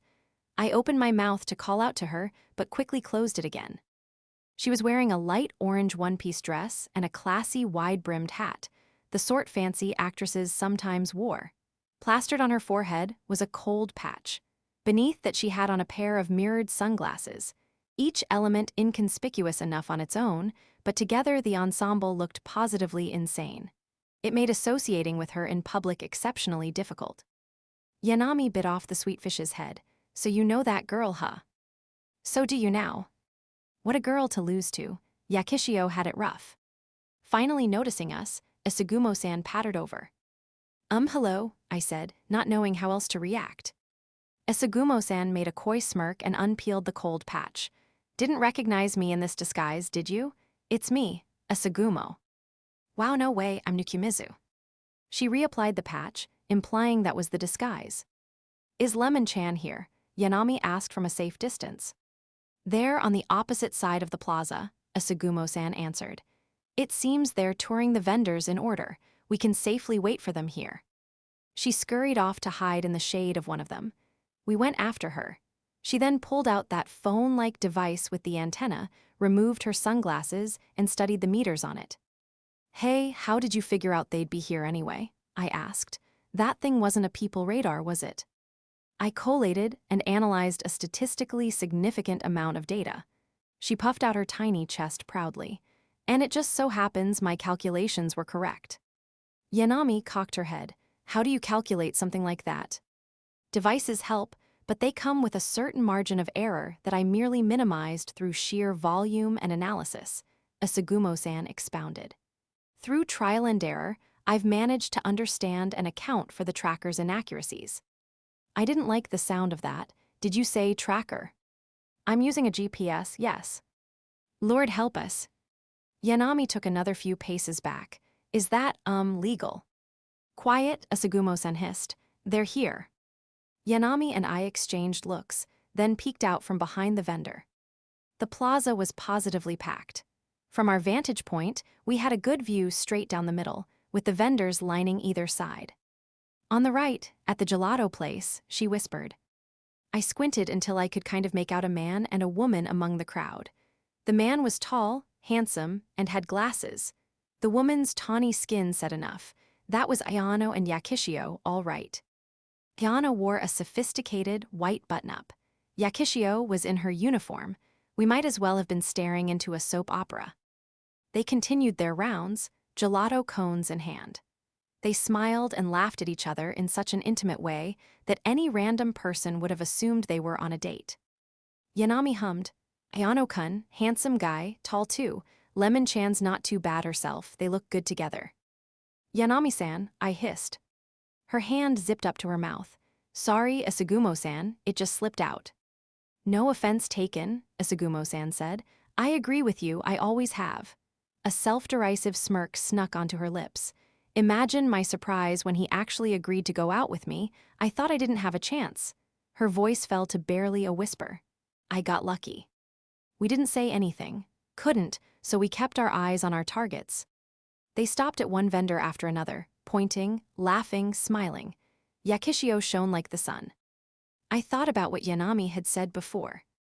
You don't look at a guy who's taken like that, you just don't. This couldn't have been easy for Asagumo-san, so I told her, hey, I think that's enough for today. They're moving on, she spoke over me. I turned back to them. Yakishio was pulling Ayano by the arm over to another vendor that sold what looked like Western desserts. Self-serve, with baked goods out in the open for shoppers to grab and buy as they pleased. They were still working on their gelato.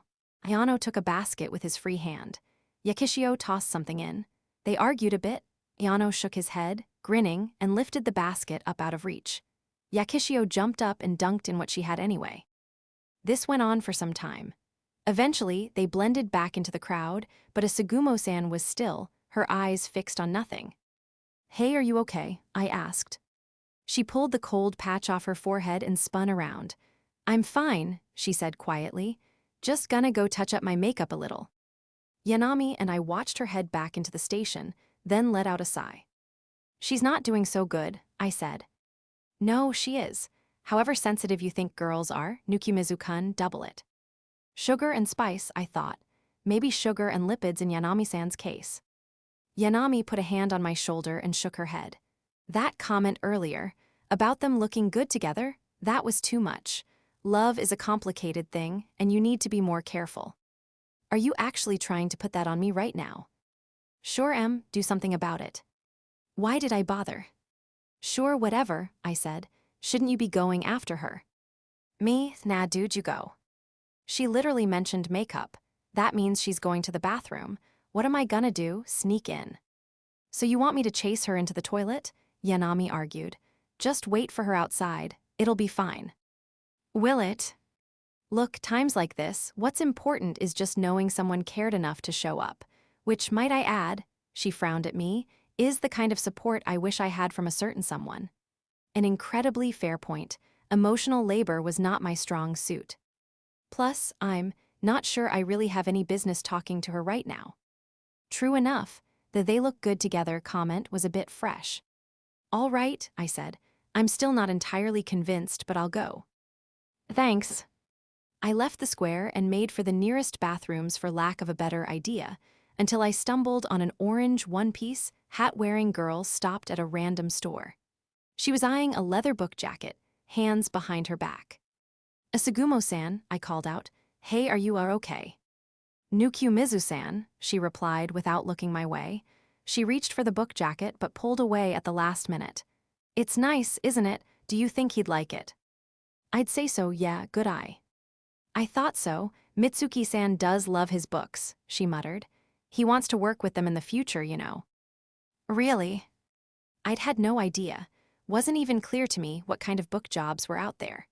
Almost surreal how I was learning about a guy I barely knew from a girl I knew even less. He says being an author is more of a dream than a career plan, so he wants to go to Tokyo and study literature from an academic perspective. Maybe get into publishing. Anything, so long as it's to do with books. She went on to no one in particular. I was surprised when he first told me. I'd never met anyone who shared my dream before. Right, was all I managed to say. Although personally, I'd like to be a librarian. Granted, it won't be any less competitive. She finally picked up the book jacket and felt the leather. My calculations were correct. Hi. I saw them, she said, with my own eyes. Oh, right. I didn't consider GPS tracking a calculation, per se. He doesn't like sweet things. I suppose it's possible he was getting them for me. I nodded at mock speed. Yup, yeah, that's very possible. He's a nice guy. Yes, he is. He'll stomach gelato if you ask, talk with you if you ask, he'll enjoy himself and smile like it too. Asagumo-san rambled like she was arguing with herself. She replaced the book jacket. Has he ever? The rest of her words were swallowed by the low drone of the station. We never got gelato, she said louder. I stammered a bit, unsure how to respond. We've never gone out to get dessert together. I never asked because I knew he didn't like them. She grabbed the brim of her hat and pulled it down. So it just stung a little, seeing them do it. Well, maybe he got a flavor that's not sweet, I suggested. They do savory crepes and stuff sometimes, right? Savory? What kind could he have possibly been eating? Maybe it was tuna mayo. Asagumo-san's eyes went wide. You think that whole cone was tuna and mayonnaise? Hey, it's a popular onigiri flavor. I was totally BSing, but she laughed anyway. That's one way to give yourself an upset stomach. I should look into light salads for him just in case. She looked down. I'm jealous of Yakishio-san. She's so honest and unapologetic about herself and what she wants. I'm always so preoccupied with not being a burden. Be a burden. She looked back up in shock. Won't he stop liking me? Couldn't tell you. I don't know him that well. But he's probably not so shallow that he'd kick you to the curb for wanting to get ice cream. I put up with a whole lot worse from a girl I wasn't even dating. That had to speak to something. You're actually very nice, Nukimizu-san, she said. I had you all wrong. Her and everyone else in school, apparently. Asagumo-san peered up at me, studying me with those big, round eyes. What? I asked. Just wondering what the type of girl you fall for is like. She giggled. I'd like to meet her one day. We'll see. I liked girls well enough, but actually dating one, well, that was difficult to imagine right about now. Asagumo-san had herself a relationship and was up to her ears in problems. Yanami had none and still shouldered a completely different set of baggage. It felt like the more people I met, and the more I got roped into their circumstances, the less realistic genuine romance became. We should head back, I said. Yanami-san waiting. Of course, I'm composed again, she smiled, but not long enough to be relieved because she jolted almost a second later. Nukiyomizu-san, hide, she grabbed my hand. Why, what's happening? There's no time, hurry. With surprising strength, she yanked me all the way into a clothing store and into one of the changing rooms. What are we doing? I blurted. Hush, Mitsuki-san will hear you. Had he snuck up on us, but then why were we hiding in the first place? I didn't see what was so wrong about us being caught. Worst case, it looked like we were out shopping alone. Together. Wait, crap, this might be bad, I whispered. Which is exactly why we hid.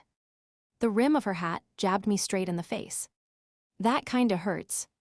I'm sorry, but there's not exactly much room in here. Changing rooms were not made for two. Asagumo-san shifted around to try and get the hat out of my face, her hair tickling my arm. Why did all cute girls smell good? I wasn't imagining it. They just did. He wasn't with Yakishio, I whispered, ears perked. No, he was alone. I'm going to take a peek outside. She poked her head out of the curtain. Now this was ironic. The infidelity investigation had itself become quite duplicitous. How the tables had been turned. Asagumo-san brought her head back in.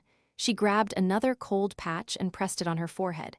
I don't know how to tell you this, Nukiyomizu-san. Give it a shot. I have been spotted. Pardon. She threw open the curtain. Waiting for us outside was an awkwardly stiff Ayano. Asagumo-san bowed. Hello, Mitsuki-san, she said, surrender in her tone. Chihaya, said Ayano. And is that Nukiyomizu? What are you two doing? What a question I wished I had an answer to. I didn't bother trying to offer one. Chances were I'd put my foot in my mouth, so I ceded the floor to Asagumo-san. I shot her a glance. She returned it, then nodded. We were on the same page. Mitsuki-san, she began, taking a step toward Ayano. She turned, looked at me with her squirrel-like eyes, and suddenly I felt we were not on the same page anymore. Nukiyomizu-san can explain everything. Most people, when they hear West Station, they assume it's an entirely separate train station. It is, however, just the way people refer to the west side of Toyohashi Station. Yano and I rode the escalator toward West Station together. We stepped off without a word and continued walking without a word. Thanks to Asagumo-san's ridiculously bad idea of throwing me to the wolves, he and I had gone off to talk alone. We arrived at the west entrance to the city's largest train station. The Shinkansen stopped there, so the place was littered with shuttle services for people traveling from afar. Let's find somewhere quiet, Yano said. Right, I agreed. Privacy. We glanced around. Ayano muttered, "This honestly might be our best bet actually." True, not too many people. Compared to the east side, West Station was fairly calm. We'd need that for what we were about to discuss. Honestly, it was almost too quiet. Ayano stopped in front of a red Yamasa Chikua shop and turned to face me. There was no anger in his expression, just a calm firmness. "I'd like to know what I walked in on," he said. Right, I put my hand to my chin and feigned thought. On the inside, I was sweating bullets. What in the world could have possibly excused Asagumo-san and I being in the same changing room together? I had to remember I hadn't done anything wrong. I'd come here to help Asagumo-san, and this was the situation I'd been rewarded with. Screw it, I decided. I met his accusatory gaze with one of my own. "I think you're the one who has some explaining to do." He frowned. Why?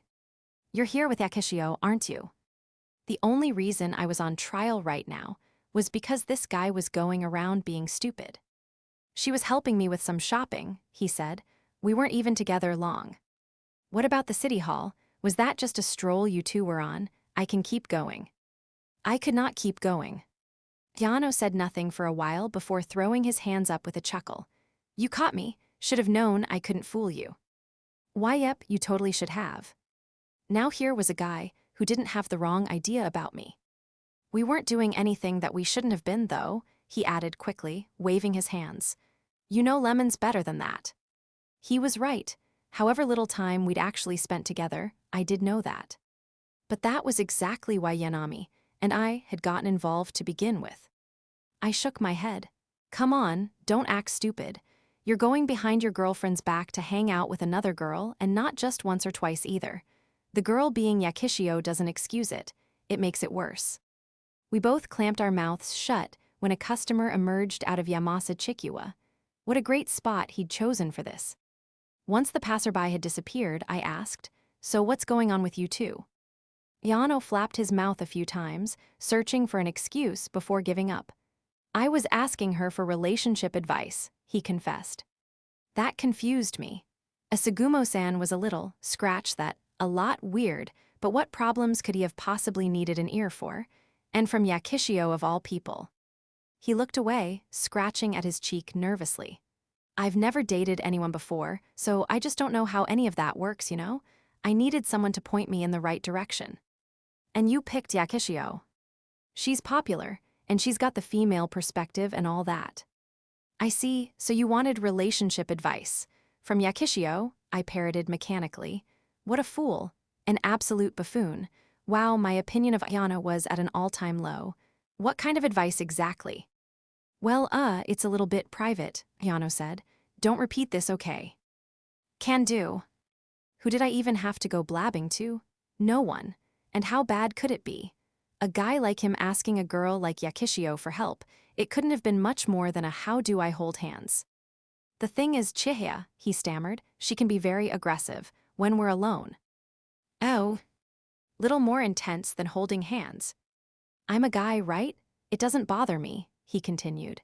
"It's just, she never takes it any further than K-kissing. And I don't want to, well, cross boundaries too fast, you know?" He checked for listeners and lowered his voice. "I'm afraid of coming on too strong. I'm scared I'll move too fast or hurt her somehow, or that I'll do something to make her hate me." All of this was so unbelievably far beyond me, but things were finally starting to make sense. He hadn't been cheating on Asagumo-san. It was all just a bit of friendly relationship talk with who again? "Wait, you told all that to Yakishio?" I blurted. "You can't be serious." "She's my only real close female friend, so yeah." Wow. How could I have forgotten I was talking with a neutron star? Even granting he somehow didn't pick up on her feelings, the ball's on him to take those topics to a girl. My opinion of him was in an actual freefall. Pretty soon, he'd get close to about where I placed Yanami. "It's your turn," he said. He stepped toward me before I could process what the rules for the game were. "Give it to me straight. I can take it." "Take what?" "I know I'm not much of a man. I won't blame her for moving on, especially if it's with a guy like you." I babbled and floundered. "Okay, hold on, slew down, you've got the wrong idea." Also, why did he have me on such a high pedestal? Like, seriously. Then why were you two together? You don't have to hide it. I'm not hiding anything, she was. I cut myself off. How much could I say? That Asagumo-san thought he was cheating on her with Yakishio, so she stalked him. They were in a prime position to weather the flames of adversity and come out stronger for it, and I didn't want to be responsible for screwing that up. Things like that were bad for your conscience. She was what? Ayano pressed. She was helping me with my own relationship stuff, I sputtered. I was asking her for advice too. Ayano made a face like I'd just told him pigs could fly. That probably would have been more believable. I didn't know you had a girlfriend, he said. I don't, but there's this girl, so, I just wanted her take on stuff. The literature club is full of girls. Why would you? Ayano got quiet, put his hand on his chin, and thought to himself. Presumably for real, not feigned. Hey, you good? A distant speaker announced the arrival of a Shinkansen. A few moments later, the bell chimed, sounding its departure. Right on cue, Yano clapped his hands. I get it now. I didn't. Don't worry, I read you loud and clear. Right, yup, you got me. What in God's name had he got? He relaxed for the first time since we started talking. Everyone says I'm thicker than concrete, but I'm not blind. Hey, so, what are we talking about? He patted me on the back. The girl you likes in the lit club, isn't she? That's why you couldn't go to them. I assumed he wasn't referring to any of the characters in the light novels on that bookshelf. In any case, I only had one option. I refused to be the cause of a breakup. Yeah, you caught me, I said. Let me guess, is it Lemon? I was ready for this and immediately shook my head. Nah, not her. And don't worry about it. I'll manage on my own. You focus on treating Asagumo-san right. That, of course, left Yanami and Kamari as the remaining options. Two extremes, but on the same spectrum. Hey, don't be shy. You should invite her out so we can all go hang out sometime. I'm good. It's sort of a secret, a big secret. Massive, hoping to keep it under wraps until graduation at the earliest. Yano grinned. I'm not saying you have to confess right away. Just take things a bit further, step outside the box. Establish yourself as someone more than just a clubmate. Now the guy had brains. Was selective emotional intelligence a thing? I've got your back. I'll make sure Lemon's there. Yakishio, why Yakishio? This man could have given the densest protagonist in the world a run for his money, and it was officially becoming my problem. Because you said she's not the one, he went on. She'll just be there to help grease the gears and make the actual girl more comfortable going out. Heck, you could even get Lemon to ask her if you're too shy to do it yourself. That might have been his first actually good idea all day. Wait, do not tell Yakishio I have a crush on anyone, especially not in the lit club. Oh, I know this trick. That's a good front you're putting up. That is not what this is. Don't tell her anything. At all, I'm being serious. This was such a stupid thing to make my throat sore over. I getcha, don't worry. I'll take care of everything. A thought occurred to me as I lamented the sheer lack of critical thinking being weaponized against me. Maybe he and Asagumo-san were the perfect couple after all. So you told him you were asking for relationship advice, about a girl you like, in the lit club. Yanami's fit of laughter accosted my eardrum through the phone speaker. It was late, and I'd just gotten in bed. It's not funny, I grumbled. I barely made it out of there. Fair enough, my bad. I heard her recompose herself. But at least Asagumo-san knows the guy isn't cheating on her. It all worked out. I guess. I'd relayed the gist of our conversation to Asagumo-san, skimming over the sensitive bits. She now knew Ayano's relationship with Yakishio was strictly professional. The rest was none of our business. Whatever discussion they needed to have, that was between them. So where we going? Yanami asked. Where you going? Don't you have to ask out a girl in the lit club now? Technically. Could be me. It could, I said. You're cool with that. My luck might have been coming back around for once. Dealing with Ayano sooner rather than later was definitely preferable to leaving him to his wild imagination. Sure, don't got anything else to do anyway, she said. Just let me know. Will do, thanks. Yanami's tone shifted. Not like I have anyone else to hang out with. Everyone's too busy with their boyfriends to make any time for me these days. I sensed danger. Had to end this call before we got any further down this dark path, or we'd be at it all night. Yeah, so that was pretty much it. It's getting kinda late, Suo. You wanna know something, Nukumizu-kun? What? I asked like a dork. You are the actual worst at this. In my defense, who is good at phone calls.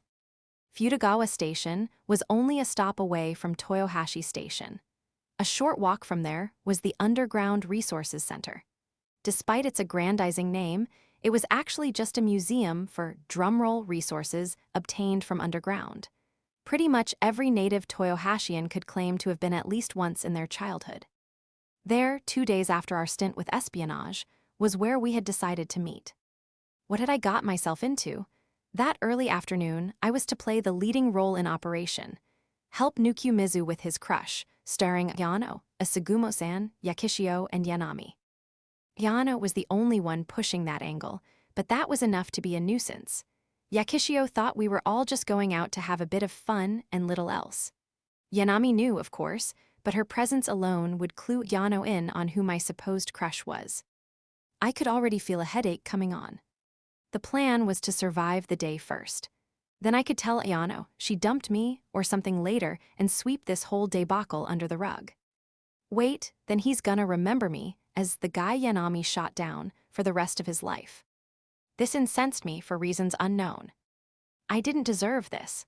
The only reason I was in this mess was because Yano couldn't keep it in his pants. I checked my watch. The other 4 would be arriving by bus soon. Yano, for all his defects, had instrumented this entire get-together with frustrating efficiency. The resource center idea was my only contribution. He had set up the group chat, collected schedules, and plotted out modes of transportation. The works. Nukumizu, hey, hope we didn't keep you long. Speak of the devil. Nah, you're right on time, I said. Looks like we're all here. Yup, Ayano bumped my shoulder and winked. You got this, bud, erg. Hello, Nukumizu-san. I've been looking forward to today. Asagumo-san's beam was just slightly eclipsed by the reflection from her forehead. Today she was dressed up in a striped blouse and tight, form-fitting pants. She really was cute when she wasn't triangulating your exact position. Hey, Nakun, Yakishio chimed in. Lookin' very Nakun today. She had on jeans and a white off-shoulder top. Simple yet fashionable and sophisticated. For once, she smelled like something other than deodorant. Last in line was Yanami, wearing a greenish sweater with a translucent overshirt draped on top. A light brown skirt dangled just above a pair of thick-soled sandals. On her face was a mask of stone-cold apathy. You good, Yanami-san? I asked. Yup, just fine. Whatever had made her grumpy, it was not my problem, probably food-related. I hadn't been to this museum since elementary school. The long, dark passage down into the earth evoked nostalgic memories. Ayano pushed up his glasses, surely sharing the sentiment. Ready to go, Nukumizu. As I'll ever be. No man could resist the siren call of the museum, be they scientific or historical. So we ventured forth.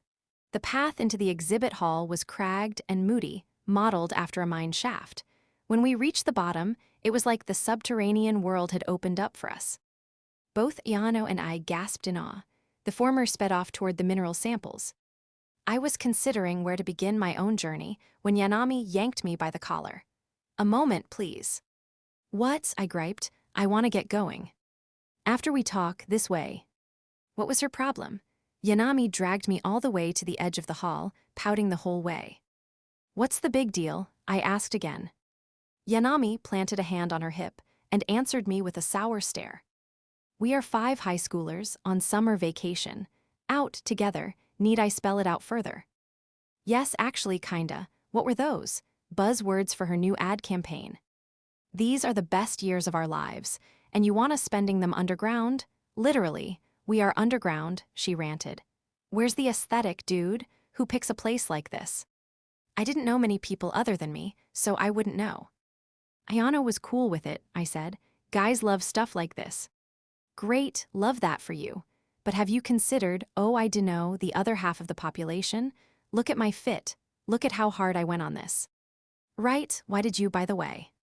What part of this are you not understanding? Yanami erupted. This is what you do when you go out with people, especially when there are other girls. Don't you want to turn heads, even a little? I didn't really. No. God, that is your problem, Nukumizu-kun, right there. I'm sure this is like the coolest thing ever to boys, but to us. She pointed. Asagumo-san was off in her own world across the hall. Look, everyone, come see this incredible specimen of mica over here. Gosh, how many capacitors could this baby make? She and Ayano were glued to the display case, having the time of their lives. I turned back to face Yanami. Your point. WL she doesn't count, she's smart, Yanami shot back. Lemon Channel get me. The implication of that statement was not lost on me. Over in another corner, the trader cried, Holy crap, guys, they've got a minecart. Are we allowed to ride it? Yakishio, do not touch that, I snapped at her. The sophistication went only fabric deep with her. Her too, Yanami slumped over. Am I alone? Hey, it's not so bad. Look over there, I said.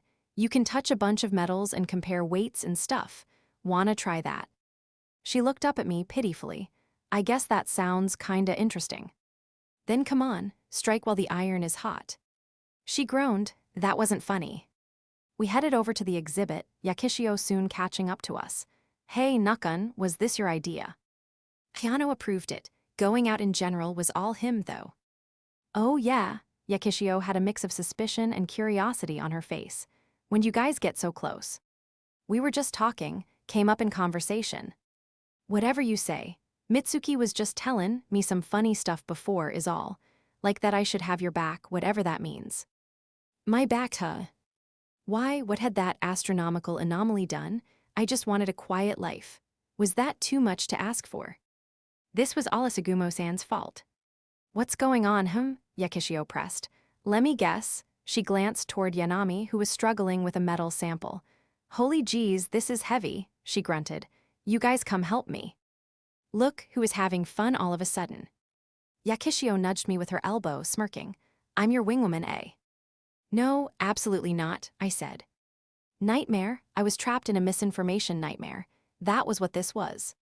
I spun around, searching for Ayano to give him a piece of my mind. I found him and his girlfriend admiring a theoretical model of the city's future made back in the Showa era. Yakishio followed my gaze. Something left her when she saw them. Wanna, head over, I suggested. What, and make their bike a four-wheeler? She flashed her toothy grin. I wanna leave 'em be for today.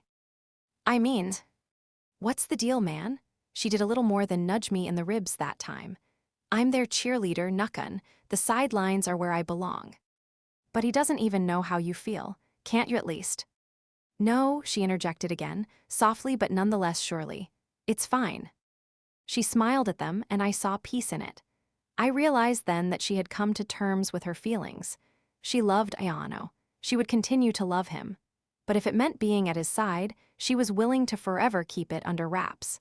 As easy as it would have been to distance herself or just vent those feelings to be done with them, Yakishio chose persistence.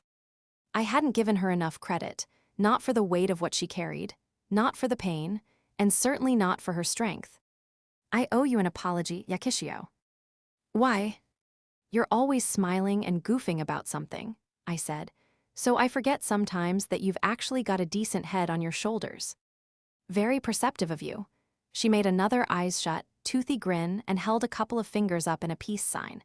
If you're really, really sorry, you can show me your summer homework. Which subject? What do you mean, which subject? She was a goner. Yakishio read my blank expression. I'm still keeping up with the picture journal, for the record. It's technically part observation diary now, though, 'cause I have these morning glories I've been logging. That's not gonna be in the homework. Crap. I took it all back, all of it. Sophisticated? No way, this was the headless horsewoman. Sure, whatever, we can meet at the club room and I'll. Excuse me, Yanami butted in. Why do I smell something sappy going on over here? And screw you, sharing homework without me. Surprise, surprise, Yanami hadn't done jack either. Yana-chan, you still have homework too. We gotta have a copy party, Yakishio said. For sure, at Nukumizu-kun's place. I wished I had a say in this conversation. I'll give you my stuff, so take it somewhere else, I said. Whoa, would you look at that? It's a quiz game. You guys should totally see who's smarter. Bye now. Free at last, I surveyed the hall. Those less dull samples were calling my name. They were fascinating, really. A sort of mass of minerals that formed in the soil around. Nakun, there's room for 3 players. Yakishio waved me down. I, of course, already knew that and had skillfully neglected to mention it. To no avail. I continued to pretend not to hear her until Yanami joined the chorus of shouting, and my hand was forced. Me versus Yanami versus Yakishio. A fierce battle it would not be. We exhausted the exhibits in about 2 hours, so we moved things along to the Audiovisual Education Center next door. The fact that we had the option of 2 museums in such close proximity may have informed my choice of location for today. A couple of overstimulated kids darted in front of Yanami in her chair. She struck a pose. Got it, I returned her phone. Thanks, good photo. Think it'll pop off. I'm worried the crystals are kinda overpowering the vibe. Yanami's throne was a concave chair coated in a zillion little colored, power crystals, all on the inside. It certainly made for a striking backdrop.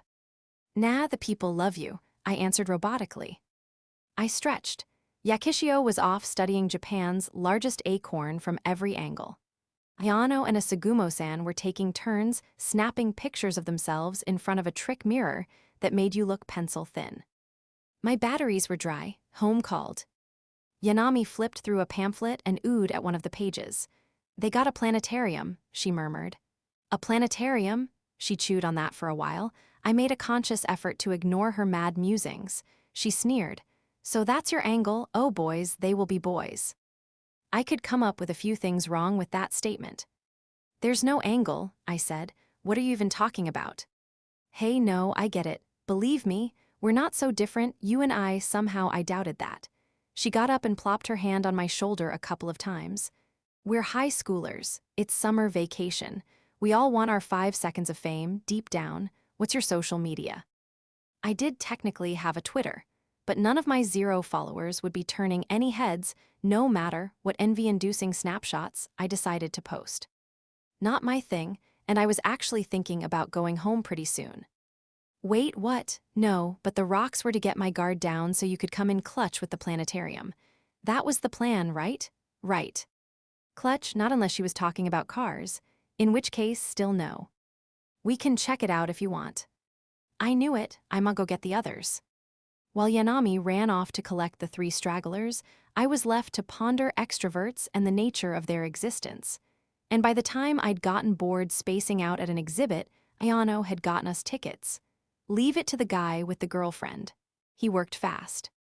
Yanami quietly stared at her ticket. What, you're the one who wanted to go? I jabbed. Sure, but did you see today's program? I hadn't. I checked my ticket. Protect our universe with the Super Galactic Spectro Rangers. Sentai nice, I said. Is it? Said Yanami. I'm not sure Sentai's gonna be romantic enough for what you're going for. You think it'll work? For whatever she had in mind, probably not. Yakishio leaned in. Ooh, Spectro Rangers, I used to love them. You've seen this one before, I asked. My dad once bought me this Science-Y picture book from here. He said to read it lots so I'd get real smart. And it had worked like a charm. By some miracle, I managed to herd Yanami toward the planetarium with us. Only once her attention was occupied with selfies did I feel confident enough to take my eyes off her for a second. Asagumo-san had her eye on a poster. Mitsuki-san, it says there's a mystery to solve as part of the show. What do you say to a little contest? I like the way you think, Yano said. How about you join us, Lemon? Huh? Yakishio stopped taking pictures for Yanami for a second. Me. Yano sidled up to me and whispered, It's all you got this. What no, can we not? He nodded in understanding he did not even remotely have. You're nervous, but don't be, we'll still be there, just a few seats away. I didn't get a chance to rebut. He waved Yakishio over. Come on, Lemon, it'll just be the 3 of us. But I was gonna watch with Yana-chan, Yakishio said. You and Asagumo-san go ahead. Perfect smile, perfect play, she done well. Now the bride and groom just had to take a hint. You don't have to be considerate, betrayed the bride. I've been wanting us to become better friends. Yakishio wavered a bit before shaking her head. Thanks really, but you seriously oughta keep Mitsuki some company. Let's go, Yana-chan, Nakun. She spun around. Kyano grabbed her by the hand. Lemon, wait, listen. A moment of hesitation. Mitsuki, she growled, shaking him off. You're here with Asagumo-san, so you watch with her. I'll watch with them. Now stop, no buts. Several guests stole glances our way, wondering about the commotion. Finally getting a clue, Kyano lowered his head out of the almost literal clouds. I'm sorry, I didn't mean to upset you. Asagumo-san came and put a gentle hand on him. Look, said Yakishio, awkwardly scratching her head, she's your girlfriend. I dunno why you're prioritizing anyone but her. You're right. I know I am. Sheesh, man, that wishy-washy junk's not what made me fall for you. She smacked him on the back. I can tell you that much. I caught her grin. Everything she said, I echoed. No guy that had earned Yakishio's attention had any business being that. Wait, I interjected, her words finally registering. Yakishio, what you just say? What? She was still grinning. She repeated the question, gaze moving first from Yanami to Asagumo-san, saw the looks on our faces. And then, all of a sudden, hers went from tawny to sheet white. But she still had a chance. The only person who didn't know already was Ayano himself, and he was denser than something dense. If ever there was a time to be dumb as a brick, it was now. I slowly, ever so slowly, turned to gauge his reaction. Of all the times to grow a brain. Ayano was redder than a tomato. Lemon, did you just? And now listen first, Mitsuki. I can explain. It's not, I didn't mean. Yakishio avoided his gaze, hiding behind her hands. She slowly backed away. I didn't mean to, I did. She kept repeating combinations of those words, each utterance quieter than the last. And then there was nothing. Yakishio whirled around and flew like a bat out of hell, weaving and dodging between people. She was gone in an instant. Those of us left were still grappling with what we'd just witnessed. I guess she's gone, I said. Time unfroze. As it did, Ayano started to run, but barely made it a step. Don't go, Asagumo-san shrieked. He stopped. She clasped her hands together like she was begging. Please, don't go, you don't have to, you can stay here, with me. Chihaya, I'm right here, me, your girlfriend. She was begging now, pleading, tears welling in her eyes. Ayano approached her after one last glance in Yakishio's direction, just one. Before the first tear could fall, he caught it in a handkerchief. You're right, I'm sorry, he said. Mitsuki-san. Watching them hold each other, I felt something. So vivid, I couldn't bring myself to give chase. Nukyu Mizu-kun, Yanami shook me. Hey, Lemon-chan's still out there. I get it. What? It hit me all at once. It was grief. Some part of me, some little sliver, didn't want this ending. Some part of me wished he had gone to her. It was a selfish part of me, a stupid part of me that thought that Asagumo-san's misfortune and Yakishio's resolve were obstacles to the true happy ending. I'm going after her, I blurted.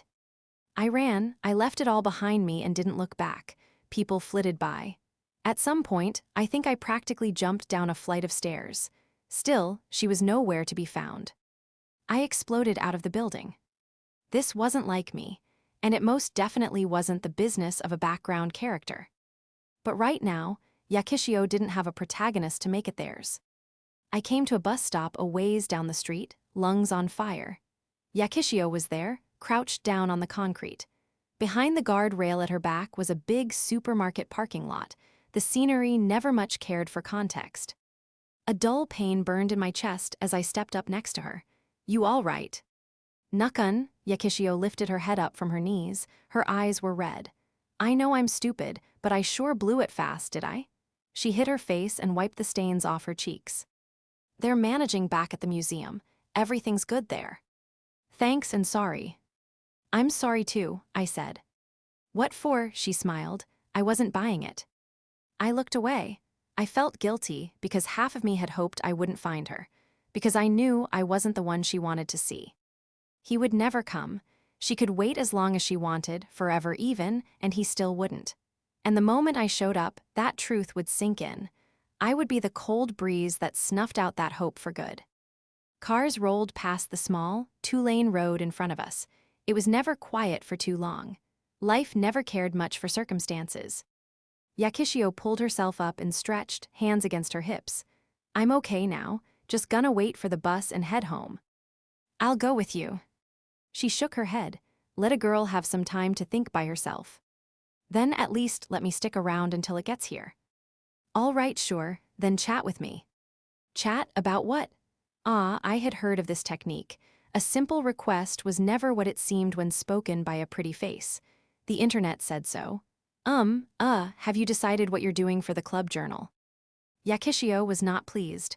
That was your cue to make me laugh and feel better. See? Never what it seemed. Oh, well, it works. I was thinking of writing a poem or something. You know how to write poetry. I'm not that dumb. You start it with once upon a time, yada yada, stuff happens, you take it from there. That's a fairy tale, Yakishio. Yakishio gave an offhanded, whatever you want to call it, and then she cleared her throat. Once upon a time, there was a girl, she began. She saw my mouth hanging open, and a shadow of a smile briefly appeared on her lips. She loved to run, and then one day she met a boy. The boy loved to read. It took me too long to realize this was about them, Yakishio and Ayano. I held my breath, nearly forgetting to breathe. The boy liked to talk about his books, and the girl liked to listen. They became best friends, she continued. But what the girl didn't know was that the boy was a prince, and when the prince grew up, he'd have to go away to his castle. The girl wished she could go with him, but she didn't know the right manners or how to dance at balls. A truck rumbled past, kicking up dirt. When it was quiet again, Yakishio picked right back up where she'd left off. That made the girl sad, so the prince tried to teach her those things, how to have manners and dance at balls. The girl did her best to learn so she could go to the castle with him, and then, one day, she did, and they lived happily ever after. I said nothing, waited. No continuation came, though. What happened to them after they went to the castle? I asked. They lived happily ever after, like how all stories end. The bus pulled up, its brakes creaking and hissing. There was a puff of air and the door opened. Yakishio hopped up onto the first step. This is me. Tell the others I'm sorry for all that. That's it, I called out. This is how it ends. She stopped climbing the steps but didn't turn around. How what ends? You and Ayano. Yes, her voice barely cut over the purr of the engine. It is. For a beat, it seemed like she was going to say something else. She didn't. The door shut behind her as she climbed the last step. I stood there until the bus was long out of sight. I flipped my workbook shut, wasn't making any progress on tonight's homework. 3 days had passed since then, about to be 4 according to the clock. Yakishio wasn't replying. Yanami had spoken with her friends, and they said she wasn't going to track practice either. Ayano and Asagumo-san had called me at least a half-dozen times between them, asking for updates. I told them the truth, that she seemed in surprisingly good spirits, but not the whole truth. I never could find the right words to explain what we talked about at the bus stop. 4 days remained of summer vacation. Surely, she would show up again when the semester started. If I could let it go for that long. My phone lit up, Asagumo-san. I read the message and jumped straight out of my desk chair. I darted to my window. A tiny silhouette was pacing outside our house. Throwing on whatever clothes I could find and hurrying as quietly as I could, I stepped outside. There, loitering beyond our front gate, was Asagumo-san. She flung her head down as I slowly came up to meet her. I'm so sorry for bothering you so late, she said. The hour of the night was probably only part of the reason for her frail voice. Don't worry about it, what are you doing here? As if I didn't know already, she was cognitive dissonance walking. She hadn't done a single thing wrong that day. She was well within her rights to speak up and stop Ayano when she did. According to Ayano, though, that didn't stop her from beating herself up. It was pretty bad, apparently. Have you gone in touch with her yet? She asked. I shook my head, still getting left on read, which I guess is better than nothing. Empty consolation. Asagumo-san hung her head. It's my fault for being indecisive, she rasped. Why? I said I was prepared to stand aside, but when it came down to it, I got scared. I should never have said anything. I didn't know what to tell her. Dating's hard, I'm sure. That's why you work together, work through things, trigger events. Get all those CGs and stuff, I guess. I offered a silent apology. I was too pure a boy for matters of love. If only it were that simple. She shook her head. All I've felt since dating was anxiety, worry. I can't stop thinking about all the what-ifs. Let me ask you this then. Why did you let it play out? Why didn't you ever step in and stop them from meeting? Wouldn't that have nipped this hole? That wasn't right. She didn't need to be talked down to. She didn't need me to tell her things she'd surely told herself 100 times already. I'm just so terrified of saying the wrong thing, she said, like I did when he tried to go after her. That wasn't the wrong thing. Yakishio's the one who screwed up. Ayano shouldn't have gotten his priorities twisted either. I'm not so sure. He tried to go, I had to stop him, I manipulated him. You're his girlfriend, you had every right to call him out. And they had every right to speak, but I robbed that from him, because I was afraid that if they did, I'd lose him, that he'd pick her instead of me.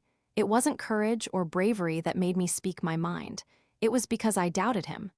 She sighed languidly. I'm so tired. If Yakishio's the one he prefers, I'd rather just end things now then. That's not the answer, I said firmly. But It's not. I may be talking out of my ass right now, and call me out if I am, but you didn't ask Ayano out on some whim, did you? No. This wasn't my business. I was an outsider. There was a time to stop, and it was before I'd even said anything. Problem was the bed had been made. Time to lie in it. Well, from what little I know of Ayano, he's not the kind of guy to say yes on a whim either. I thought of the last time I saw Yakishio, moments before that bus door closed. Now take all those emotions and stuff them in a box. Yakishio feels the exact same way, only she's trying to know her place. Asagumo-san jumped at her name. She doesn't want to come between you two, so please, none of those drastic measures. She's my clubmate. When push comes to shove, I'll have her back. Asagumo-san looked confused. Then wouldn't you want us to break up, for her? Nothing would hurt her more than being the reason you two couldn't stay together. Please, don't treat her like a victim. You think you're helping, but you're not. She hung her head again. I'm sorry. I saw her start to shake. Then I realized I may have said too much. Hey, Asagumo-san, you're not crying, are you? A girl sobbing in front of your house after midnight wasn't a good look. I whipped around to Kaju's room on the second floor. No lights on. Was I crazy or did the curtain just move? Look, hey, I didn't mean to come down so hard on you. Here. I patted my pockets. No convenient tissues or handkerchiefs. Thanks, God. Okay, I'll walk you home part way at least. Are you close? She nodded. I walked with her down to the main road. You don't have to worry about her, I said. I've got it. In a much more real sense, I kind of didn't. I had no grand plan. Seeing Asagumo-san like this, though, I had to give her something to cling to. She reached into her pocket and pulled out a device. At least let me give you this. It may help. I've already adjusted the GPS parameters. I'll manage without. You should too, for the record. Promise me you'll quit it with those. She nodded, and we parted ways. I had a lot to think about on my way back home. Nothing came to me. I mostly found myself wishing magic were real. I could snap my fingers and solve everything. How was I going to interact with her when she did inevitably show her face again? My phone buzzed in my pocket. The caller gave me pause, Lit Club Vice President, Tsukinoki Kodo. Hey there, her voice came over the speaker. Didn't think this'd actually go through this late. Yeah, I'm up. Bit weird that you are, but what's going on? So do you remember me saying Shintaro trashed my first draft for the journal? Vaguely. Well, she said, that got me feeling spiteful, so I edited it to be all ages for real this time. Could you give it a once-over for me? Why was she not studying for college exams? Can't Prez do that, I pointed out. He'll just trash it again. I want you to do the editing phase so we can say it technically had one, then sneak it in all guerrilla style. She was out of her mind if she thought my word held that much sway in that club. So you're looking for a scapegoat is what you're saying. Silence, it spoke volumes. I'm sorta busy lately, but send it over and I'll skim it, I guess. I started to hang up. Wait, I heard her say, this part's important. I put the phone back to my ear, wishing she had led with this. Yanami-chan told me about what happened with Yakishio-chan. Sounds like a lot. If it had come from Yanami, there was really only one thing it could have been. How much? I asked. All of it, from the cheating arc to the foot and mouth in front of the girlfriend, pretty much every detail. I sighed. She loves to talk, doesn't she? Don't hold it against her. The track team captain asked me about her, so I'm the one who picked Yanami-chan's brain. Yakishio was their ace. I supposed it was only a matter of time before they started getting worried. The question then became what Senpai wanted me to do about it. You free tomorrow? She asked. Well, today technically. Before I answer that, you've got to clarify why you're asking. Tsukunoki-senpai did, loud, proud, and without a hint of irony. For the intervention, obviously.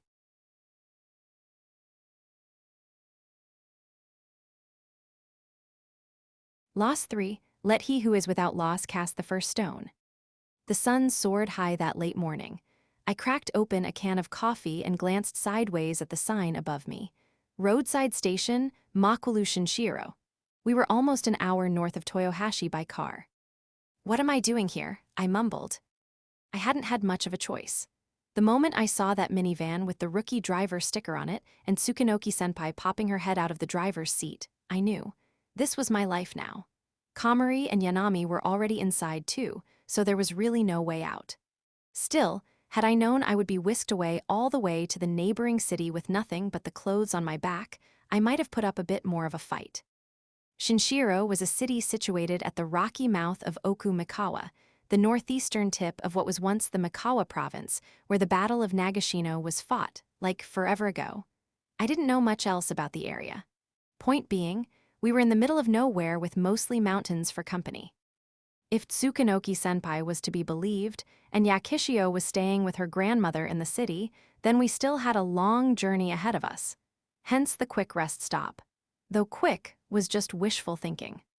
I sipped on my coffee, waiting and wondering when Senpai would get us back on the road. Oh, right, she sent me her draft. She'd give me crap if I didn't get that over with. I found the message and clicked the file. Literature Club's Summer Activity Report.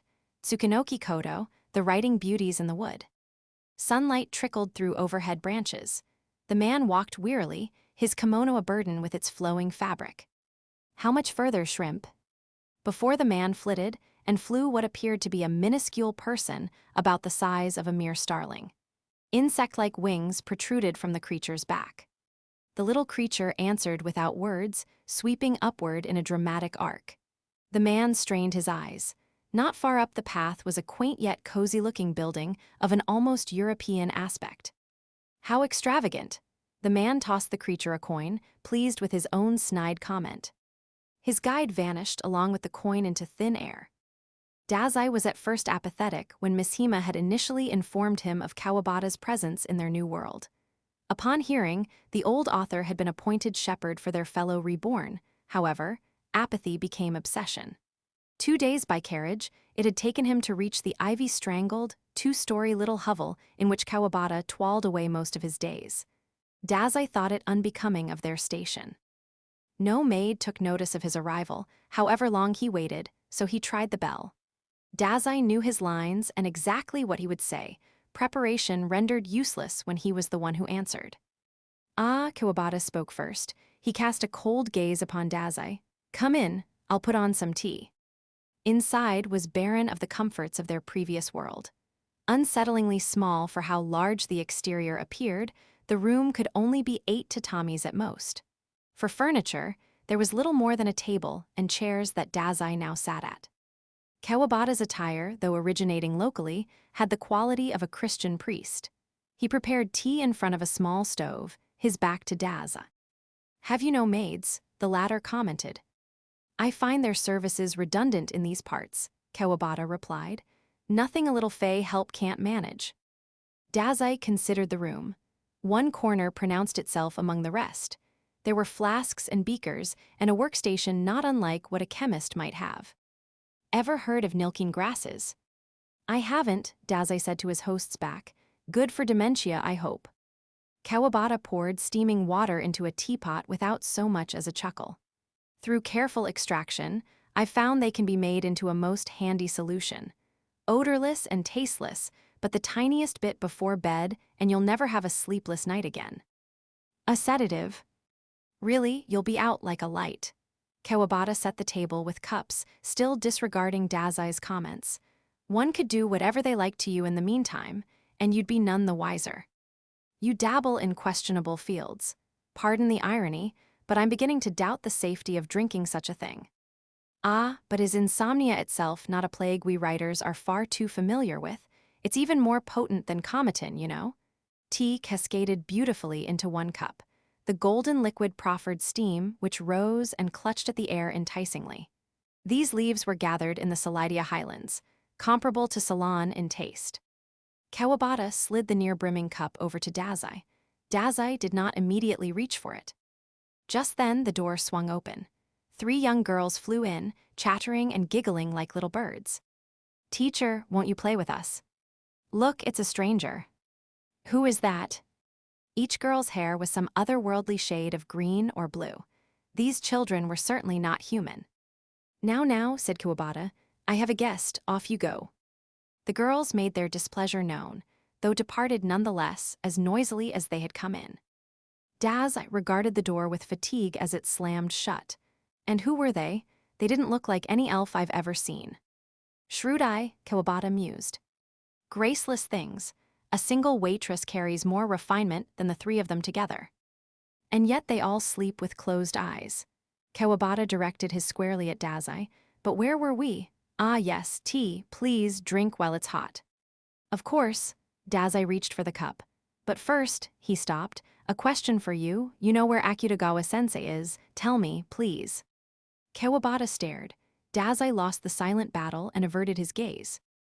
I found myself in the possession of some sort of skill when I first arrived in this strange place, Kawabata digressed. The steam became less enticing, less defined. Words of power, it was called. Any who assents to what I say, regardless of what that is, regardless of what is in that tea, must ultimately carry out that which they agreed to do. Only then did Daz notice his hand moving on its own. Kawabata-san, what is this? I said to drink, you said of course. My words have power, my friend. It wasn't just his hand. Dazai's entire body defied him. Every muscle acted to one singular goal, drink the tea. And he did. The steaming liquid filled his mouth, poured down his throat, and seeped into his stomach. Even as it scalded his flesh the whole way down, Dazai could not stop. He hurled the empty cup onto the ground. The drug was exceptionally fast-acting. Perhaps I should have let it cool more, Kawabata cooed, though it really is best when it goes down hot. What is the meaning of this? What are you going to do to me? You will not see Akutagawa-kun. Not you, not anyone. He drank his own tea. Cold, calculating eyes pointed themselves at one side of the room. You're too stubborn for your own good, so I'm simply going to dissuade you physically. Gritting his teeth against the searing pain in his esophagus, Dazai followed Kawabata's gaze. Among the aged walls, scars of time worn like badges of honor, was one less ancient. As if it and its accompanying door had been built just recently. At last, Dazai placed the unease he had felt upon entering this place. The room was too small for its exterior. The rest, Dazai surmised, laid beyond that new wall. The Nilkeen should be taking effect any second now. You drank some yourself. I saw you, Dazai rumbled. A house secret. We wouldn't want to waste perfectly good tea now, would we? Sarcastic conceit smeared itself across Dazai's expression. And here I was almost worried about you. Why is that, Dazai-kun? You see, I switched our cups while you were distracted with those girls, and you didn't even notice. Kawabata flung the liquid from his cup, eyes widened in shock. Dazai scoffed. Believed me, did you? Cute. He stumbled to his feet, the lethargy passing. What's happening? Did you swap our cups or not? Kawabata demanded. My skill is liar, sensei. Anyone who believes my lies makes them true. Dazai found the vitriol emanating off of Kawabata's person almost endearing. I never switched the cups. You never swallowed any Nilkeen, but you did swallow my deceit. The villain fell to his knees. Dazai knelt down, tearing the string from the breast of Kawabata's shirt. I suppose you'll have your revenge now, won't you? The disheveled man snarled. I've long given up the past, old dog. What we have in bad blood, there is good in equal measure. Dazai hoisted up the feeble-framed man and carried him to the out-of-place door. Inside was a simple room.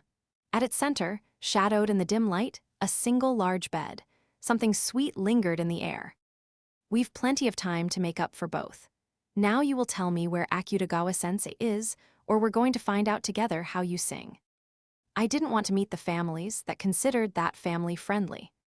After I was done watching clouds pass in a cloudless sky and contemplating modern-day censorship rules, I wandered into the rest stop. Yanami was standing at the nearby snack corner with her arms crossed, all serious. "What are you up to?" I called out to her. Hey, perfect timing. She had her eyes fixed on some goheimachi. Goheimachi was a rest station staple here in central Japan. Rice mushed together into machi, molded into an oblong rectangle, skewered, drenched in a miso sauce, and then grilled right on the stick. "Hungry?" Yanami replied. I had a thought about carbs. "Just one, huh?" "Just one? So like 10,000 years ago, humans stopped being hunter-gatherers, right? They started farming. That is to say, they switched to a life of carbs." "Deep, there's more to that." She nodded like this was world-shattering business. Ever since, it's been a staple of our diet. Our histories have been intertwined, one synonymous with the other. Think about it. Are we truly the masters, or are we merely living in the carbohydrates world? Just say you want the goheimachi. She shook her head. It's not about the machi, it's about reevaluating relationships, carb-related relationships. I didn't follow, but I kinda didn't need to, honestly. This is totally about how you ate all that some and didn't gain weight, Yanami snapped. I've been hot every day of every year since I was born. Not to rain on your parade, but I saw on TV the other day that scientists are saying our daily carb consumption probably didn't actually go up all that much after switching to farming. Wait, no kidding. I mean, it's in the name. They hunted and gathered. We didn't go chasing deer for every meal. We ate nuts and plants and stuff like that. Yanami crossed her arms again. What you're telling me is I should go for the goheimachi. What I was telling her was she wasn't fooling anyone. I went for my wallet. Hold it, she said. Are you seriously about to eat that in front of me when I'm specifically trying to not think about it? Sounds like a you problem. I haven't had one of these in forever. What if, she squinted at me out of the corner of her eye, just one bite? Too mushy to share, we'd make a mess. Are you implying I'm a mess? A hot one, hopefully. I hear hypothermia's bad for you. And just like that, I wasn't hungry anymore. I left Yanami to her starchy considerations. We'd been here long enough, so I went looking for Tsukunoki-senpai. We were supposed to be on our way to talk to Yakishio. I found her and Kamari chattering over at the gift shop. I still think umejam belongs on the left. Senpai clunked the jar on the shelf. And no way, right. Kamari clunked it on the other side of a box of venison curry. Tsukunoki-senpai held her fist up to her mouth and frowned. I just can't see it.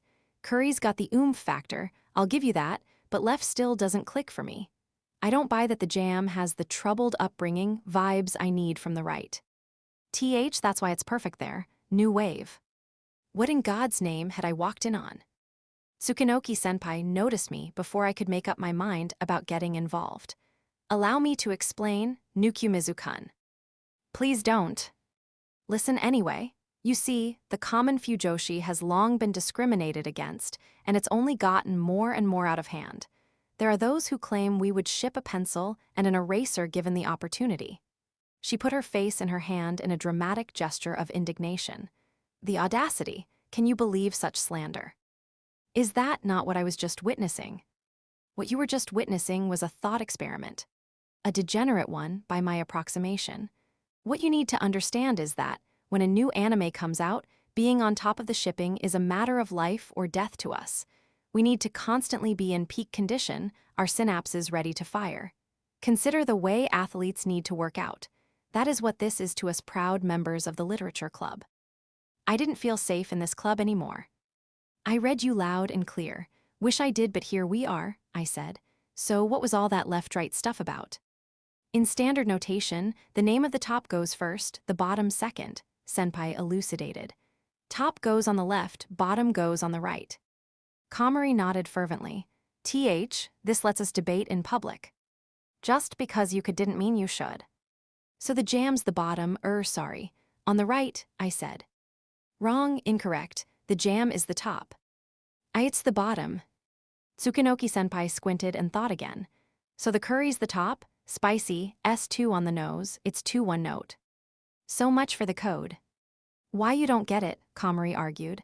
He hurts with his touch. Senpai clapped. Oh my god, you're so right, forbidden love. The harder they yearn, the harder they hurt. It's brilliant, it's so workable. She bit down on her lip and the spark faded. Gah, but I've already set my heart on the jam. It happens, Komori nodded sympathetically. Hey, senpai, I chimed in. Can we leave yet? The Fujos set their sights on me. WH what? Fine, senpai flicked her chin at me. You make the decision. Don't screw it up. Komori glared at me through her bangs. What had I done? All right, how's this? The two bore down on me while I threw together something random on the shelf. Adding the pork ramen, that's inspired, senpai breathed. He's a natural. Oh, oops, that wasn't the curry, my mistake. All right, now that that's settled, let's get out of. Senpai snatched me up. Come with me, she dragged me to another shelf. Let's go again with these pickles. Why Yamagobo, Komori muttered. Impressive first pick, Komori-chan. The small one giggled. They went off all over again, this time over pickles. We weren't going anywhere anytime soon. A blur of green flitted by my window. We'd been on the road going on 4 hours now, and that was just after leaving the rest station. Where even are we? I muttered under my breath. Tsukunoki-senpai was anything but focused. The longer we drove, the more detours she decided to make, and the further from Yakishio we got. I had to say something or we'd be stuck out here for the rest of our lives. Senpai, can we please go to Yakishio's place now? The car jerked. Senpai pumped the brakes and cut the wheel far to one end. Right turn signal first, she mumbled. Senpai, those are the wipers, Komori stammered, and not entirely on account of shyness this time. Wrong lever. Please watch where you're going. Nothing like a driver fresh out of school. This was nothing new, of course. Yanami and I had had a perfect view of the show the whole trip from the back seats. Komori did a good job at keeping it entertaining for so long. Tsukunoki-senpai peered back through the rearview mirror. Were you saying something, Nukyumizu-kun? I was asking if we're even headed to Yakishio right now. I've got it this time. I know where we're at, have a little faith in your senpai, she cackled. I'd heard that exact promise back at the Nagashino Castle ruins, and then again at the hot springs we'd killed way too much time at. Somewhere along that course of events, my faith left me. We were straight up sightseeing now, and it wasn't even a secret. Honestly, wasn't as bad as I made it sound. I will, for lack of a better option, I said, though the lack of civilization has me somewhat concerned. Yeah, been wondering about that. Anyway, on an unrelated note, Nagano's just down that way if we keep on this road. Neat, huh? Hardly unrelated, if you ask me. I'd prefer to stay in Hi, please. The car jerked again. Yanami blinked her eyes open. Biwa, I was sleepin'. We there yet? Not yet, I said. You're drooling. Am not. She took my tissue and wiped her mouth anyway. Forget the drooly one, I scolded myself. Tan one first. I leaned forward. The sun's gonna go down soon. Are we close or not? Relax, we're close. Super close, senpai insisted.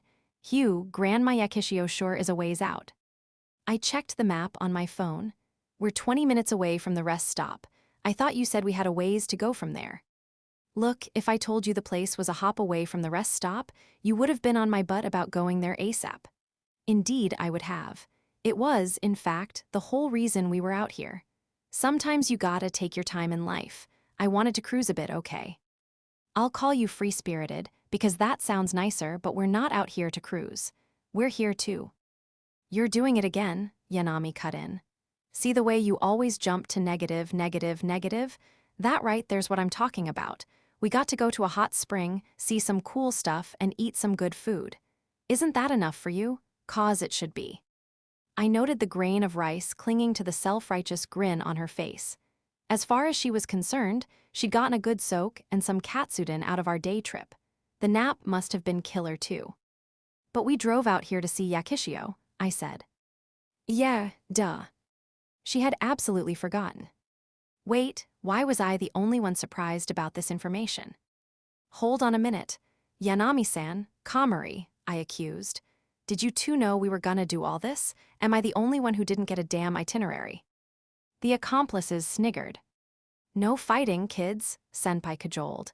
Get mad at me if you must get mad at someone, Nukyu Mizu-kun.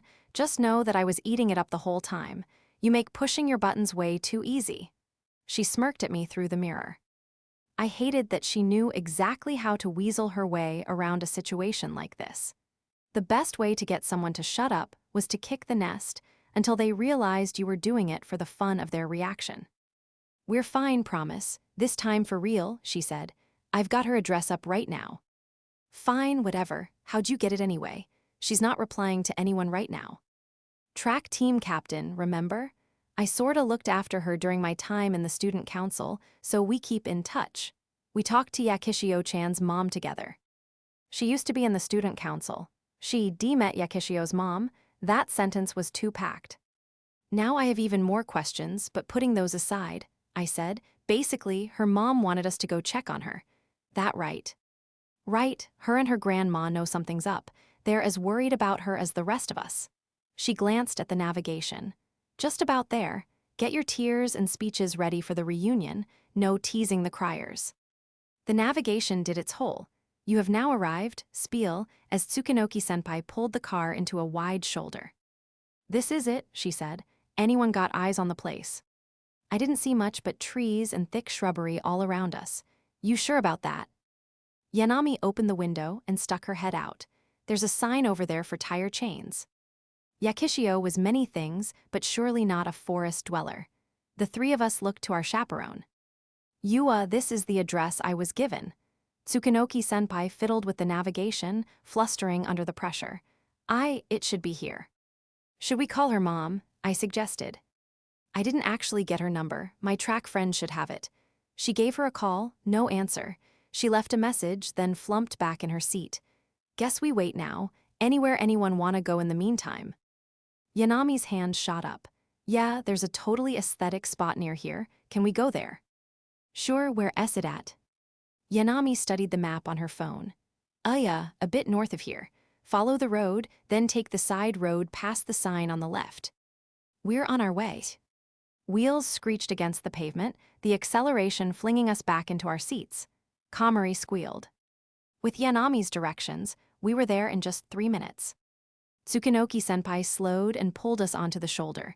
This looks like the place. Off to the side, a narrow byway descended toward a nearby river. It would be a tight fit for the car. No parking lot, looks like. I'll just stay here. You guys check it out. You sure? I asked. I'm waiting on that phone call anyway. Gotta call Shintaro too while I'm at it. Prez. Maybe sorta kinda skipped a study session for this today. Need to cook up a few excuses. She would need full concentration for that. Her boyfriend kept a short leash. The rest of us followed the path down to a riverbed. The river itself ran perpendicular to the byway, fast but otherwise relatively shallow, and looked about 10 meters across max.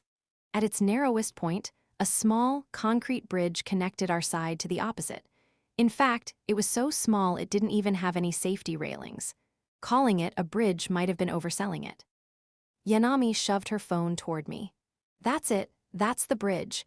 I'm gonna stand up top, you get me from down there and try not to drown. It's gonna do numbers. You'd be out of phone, if that changes your opinion at all. Now it's insured. I was too, technically. Yanami scurried up onto the bridge, beamed and flashed double peace signs. Get the picture. Thankfully, I could get a decent angle from the riverbed and was spared a watery demise. If I positioned the camera so her feet were just out of frame, it sorta looked like she was standing in the river. Not a bad shot, actually. Hey, Kamari, you might as well get up there too. I glanced around for her. She was peering into a crevice between two rocks. What are you doing? I saw a crab. Now I was interested. I crouched down beside her. Where? In here. Don't talk so much, why you'll scare it. Wise, I shut up and strained my eyes. Something shuffled deep inside. The hunt was on. I heard a clack. Weren't crabs supposed to go snip? I strained my ears this time and heard the noise by my feet. I turned around. Yanami wound up her arm, and half a second later, a large rock hurtled straight toward me from the bridge. "Whoa," I yelped. "Hey, you can't throw rocks at people." "How long am I supposed to keep posing for, dude? I look like an idiot over here." Full transparency, I had completely forgotten about her. This loser was justified in casting her stones. "Okay, that was my bad," I admitted. "I got caught up with this crab." "You were in the middle of my photo shoot, and you ditched me for a crab. That better be the most amazing crab in the whole friggin' world." That was what I was trying to find out. The pinchers were pretty cool, she had to admit. For the sake of avoiding being stoned, I appeased the Yanami and took her picture. "Did you get it? How do I look?" she said. "Better than the crab." "Way better, the crab is so jealous." "Sound less interested, why don't you? Hey, Kamari-chan, you wanna take one with me?" Kamari croaked at the sudden attention. I'm looking at the crab." "Again with the crab," Yanami sighed. "What is with this crab? You wanna eat it or something?" People did feel things other than hunger, contrary to Yanami's belief. "Hey, cheer up," I said. "Why don't we take a video or something?" "A video? Great idea. Good to have you back, Nukyumizu-kun." "When did I leave? What did I leave? Those mysteries frighten me." I let the camera roll while I zoned out and took in the area. Yakishio's grandma had to be close. I wondered what kind of person a Yakishio 2 generations back could be like. It occurred to me that Yanami was not moving. "Gonna be a boring video," I told her. She started fussing with her hair. "Okay, but I don't actually know what I'm supposed to do. I figured I could sing, but I don't know any lyrics." "Nursery rhymes are songs. Do Little Elephant." "That just feels sad, you sure?" I was not. Yanami ended up just waving her hands around. Boring may have been putting it lightly. In the middle of filming, a figure wandered into frame. A figure with short hair, long limbs, and tawny skin. I almost couldn't believe it. Almost shouted even, had she not winked and held a finger up to her lips, signaling me to keep quiet. Yakishio slinked up behind Yanami, who had caught sight of my hanging jaw. She cocked her head at me. "What now? Is it a king crab this time? A snow crab?" Yakishio got right behind Yanami and held her arms out wide. "Little more rare than that," I said. "Wait, for real? Is it a horsehair?" Yanami swung down and forward to scour for the non-existent crustacean, just as Yakishio threw her arms around her. Momentum happened. "Uh-oh," was all I could mutter. Yanami pulled Yakishio down, and Yakishio pushed Yanami right over with her, straight into the river. There were screams. I decided it wasn't my fault. It was gravity's. There was even video evidence proving that it was expressly not my fault. I stopped recording and went to help. Had this been a judo match, how legal would that move have been, I wondered. I let the cabriole sofa take me, and the high vaulted ceiling fill my entire field of vision. Thanks to the directions of a dripping wet Yakishio, we had made it to her grandmother's house. It was the furthest one back in a small little community. Western style, surprisingly enough for an older occupant, and 2 stories. Apparently, it had been put on sale as a vacation home before Yakishio's family renovated it for themselves. Her grandma lived there alone on account of her husband working abroad. Currently, though, she was out shopping. Past the overlook on the 2nd floor, I could make out numerous rooms along the hallway. The one we sat in was furnished modestly, though the fancy English books cramming the tops of shelves betrayed a living that was anything but. Yanami and Yakishio were in the bath. Kamari was being devoured by the couch. Tsukunoki-senpai, meanwhile, showed little inclination of removing herself from a massage chair. I went over to her. "Hey, can we talk?" "About what, young one?" she warbled. "As you can see, I'm tending to my aches and wounds. Ah, that's the spot. I can feel my bones popping back into place as we speak. At least one of us was in heaven." I glanced at the bathroom. No sign of Yanami or Yakishio. "I'm real happy for your bones, but what's the plan now?" "Plan? What plan? Our beloved Yakishio-chan is in good spirits. That's all that matters." Senpai returned to her warbly moaning. "That's what worries me. If she was obviously down in the dumps, we'd have a leg to stand on, but how do we even broach the subject if she's not even acknowledging it?" Yakishio hadn't cracked once since her comedy sketch of an entrance. I knew her well enough to figure that was her way of coping with something. You're about as quick to jump to resolutions as you are conclusions, Senpai said. Slow down a bit. Okay. Pretending to be okay is part of being okay sometimes. Relax, just be there for her. The massage chair puffed, then stopped vibrating. Tsukunoki-senpai hopped up and shook a dozing Kamari. All yours, Kamari-chan. She jumped, but I need a massage. Sometimes you don't know what you need till you try it. This away. Senpai hauled her over, and Kamari got plunked into the chair with another of her surprisingly feminine yipes. If only she were that cute normally. Oh, I see you found my best friend. Yakishio appeared, working her hair with a towel. The tank top and shorts look was made for her. I use that puppy pretty much every day. Didn't get hurt or anything, did you? I asked her. I'm fine, worrywart. Didn't expect to go head over heels that easily, though. Yana-chan surprisingly heave. Surprisingly what? Yanami barked from the changing room. You say something, Lemon-chan. No, I didn't finish it. But you started, you little. Oh, forget it, just get over here, and be subtle about it. I forget something. Typically, subtlety didn't involve shouting across the entire house. Yakishio went over, did whatever it was she needed to do, and then jogged back to grab Yanami's bag. She okay, I said. Did she get hurt? Yakishio waved me off. Nah, she was just having trouble fitting into some of my. I said subtle, Lemon-chan. Sorry, forgot. I only said it to Nukan, though. Okay, fair enough. Lovely knowing where I stood on the matter. I was beginning to think I might have imagined all that drama 4 days ago. No one was addressing it. Relationships proceeded as normal. I only wished I could join them. I surrendered to the couch. Yakishio soon joined me. I smelled soap and a bit of citrus. So what were you guys doing there? She asked. Just hanging out, I lied. Wasn't expecting you to pop up though, that's for sure. Pop up, what, like I'm some kinda cryptid? We laughed a little, paused. You talked to my mom, didn't you? Thanks for caring, I mean. She stood before I got the chance to read her face. The front door clicked open and an older woman stepped inside. I'm back, Lemon. Do we have guests? Aside from the streaks of gray in her hair, you'd never tell from her posture that she was over the hill. The wrinkles on her face seemed deliberately made to accentuate her features rather than betray age. No doubt, she'd been gorgeous in her youth. It didn't take a master detective to tell who she was. Hey, Grandma. The younger Yakishio hurried over to help with the bags. Some friends from school were in the neighborhood, and we kinda got soaked, so I went ahead and let them in. Playing in the river again, were you? You better not have dunked anyone. Nah, that part was on accident. Her grandma was about to say something when Tsukunoki-senpai showed up. So sorry for barging in. We're in the literature club with Lemon-san. Welcome, said the grandma. Glad to have you. I hope no one got hurt on account of my granddaughter. Senpai accepted her hand and shook it. No, the other one's just borrowing your bathroom.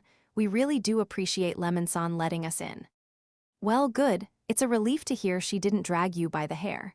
She shot her granddaughter a look. Yakishio shrugged and stuck her tongue out. Lemon-chan, where's the ice cream? You said there DB ice cream. Yanami emerged from the bathroom, towel around her neck and cheeks flushed pink. The second she recognized who had joined us, she stood to attention. Hello, thank you for having us. I'm Lemon-san's classmate, Welcome, her grandma greeted. I apologize for my granddaughter's antics. Lemon, have you served them tea yet? On it, also, I'm gonna take some ice cream. The Yakishios disappeared into the kitchen. Who could have guessed that Yakishio 2 generations back was shockingly normal? Yanami came and sat next to me. She and Yakishio must have used the same shampoo and stuff, but somehow, she smelled different. This scent was sweeter. So Lemon-chan told me in the bath that her grandma used to be a college professor. In other words, Yakishio came from a family of intellect. I reflected on this. How? I dunno, man. The Yakishios returned with a tray full of tea and ice cream. Make yourselves at home, said her grandma, and please stay for dinner too. Were we staying that long? She clapped. You know what? We should have sushi. Anything anyone can't have. Oh, it's fine, we can MGH. Mid-sentence, a cushion found its way directly in my face. I'll have it all, ma'am. Yanami cheered, pressing even harder. Why Yanami-san? I grunted. Can't breathe. Hey, how about shut up? I could now accurately claim to have been smothered by a girl. There was definitely an angle I could take with that to make it sound impressive. Night fell more quickly in the mountains. Mostly on account of the mountains, since there were hills for the sun to hide behind. I sat at the table, staring up at the darkening sky through the skylight in the ceiling. The moon was out, but the stars weren't any dimmer for it. You better eat before it's all gone, Yanami said, shattering my reverie. She inhaled an eel nigiri, put a hand to her cheek, and did a wiggle. It melts in your mouth. Can I steal the ginger? She yoinked the whole pile without waiting for an answer, and immediately downed half of it at once. What happened to your carbark? I said. That's a lot of rice you're eating. I'm just snacking less. Beauty is balance, Nukyu Mizukun. Carbs and fats have their role in the process, and you can't, do you not eat your sushi whole? I pretended not to care and finished the other half of my tamago nigiri. Who was she, the sushi police? It gets tiring chewing all that at once. I like to take my time, thank you. Yanami looked genuinely perplexed. You can get tired from eating. Exasperated, I placed a platter of inari and maki in front of her. Look at these rolls. See how huge they are? Try and eat one of those in one bite. I dare you. Ooh, can I? She did exactly that. Into thin air, one of the extra thick maki rolls vanished. I wasn't even salty, just impressed. She swallowed in record time too. You know what? Maybe it's a skill issue. I dunno what that means, but good luck with that. Oh, can I have another hamachi? There went another hamachi. I began to notice a negative correlation between the fullness of the platters and proximity to Yanami. You better get eating too, Kamari, I said. The sushi's flying. She was presently doing silent battle with a roll of akira. I've never actually had caviar. I'm kinda scared to try it. Firsts were important. I left her to it. I checked on the others while I slurped some red miso soup. Tsukunoki-senpai had actually hit it off pretty well with Yakishio's grandmother. They were locked in a lengthy conversation about cooking, though I chose to ignore the occasional reference to wife training from senpai. She wasn't actually betting on setting up shop in Prez's kitchen, was she? Yakishio loaded up Kamari's plate with the fanciest pieces she could find. Eat up, Kamari-chan. Yuyuni, and is that a M mushroom? It's abalone, it's good, real tender. I've never had either of these before. Ah, summer, the season of firsts for many young men and women. After a healthy 6 pieces of sushi and 1 inarazushi, I called it. I took a peek at Yakishio while I let it all settle with some chowan mushy custard. We never did talk about the obvious, and we certainly couldn't in front of her grandma. Yakishio set down her bowl of red miso, noticing me staring. Something on my face or what, Nakun? Oh, just wondering when you plan on coming back. Dunno for sure, leaning toward staying until the day before school starts at least. She lidded the bowl, grinning, which I'm not ditching, just so you know. Better than nothing, I supposed. I finished off my chowan mushi and thanked her grandmother for the food. Yakishio seemed fine. She ate fine. Thank God she wasn't in Ayano's or Asagumo-san's class. Maybe it was safe to hope for things to drift themselves back to normal. There didn't need to be an ending or any kind of resolution necessarily. Life wasn't clean-cut and pretty like a video game or a novel. Sometimes we just had to live without knowing what the something was, without closure. To borrow Yanami's words, maybe showing up, maybe caring really was enough sometimes. It would have to be for now at least. The sky was dark, and the platter I'd set before Yanami now lay empty. Kamari was currently in the middle of a life-changing moment after trying uni for the first time. Tsukunoki-senpai's conversation with Grandma Yakishio was just as energized as before. Don't you ever get lonely living so far out here? The former asked the latter. You're never really alone when you've got the internet these days, and my granddaughter lends me her company every now and again. She reached over and patted Yakishio on the head, who grinned bashfully. I waited for a lull in the conversation and said to Tsukunoki-senpai, "It's getting pretty late. Are you going to be good to drive?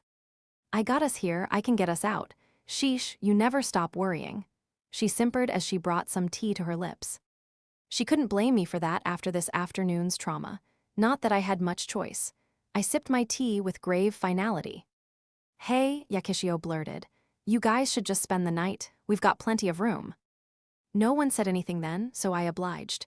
The offer's nice, but no one packed anything. But then it hit me. I ventured into the past, into the annals of my memory, excavated past images. Yanami had changed into new clothes after the river incident. Everyone else had bags. Everyone except for me. I looked at Tsukunoki-senpai. We're staying the night, aren't we? It was always a possibility. That's why I said to pack. She blinked, her brain processing. Wait, did I forget to mention that to you? As a matter of fact, she had. Why God, why was she like this? I brought literally nothing, I said, and we can't impose anyway, that'd be rude. No one could just host 4 people out of the blue.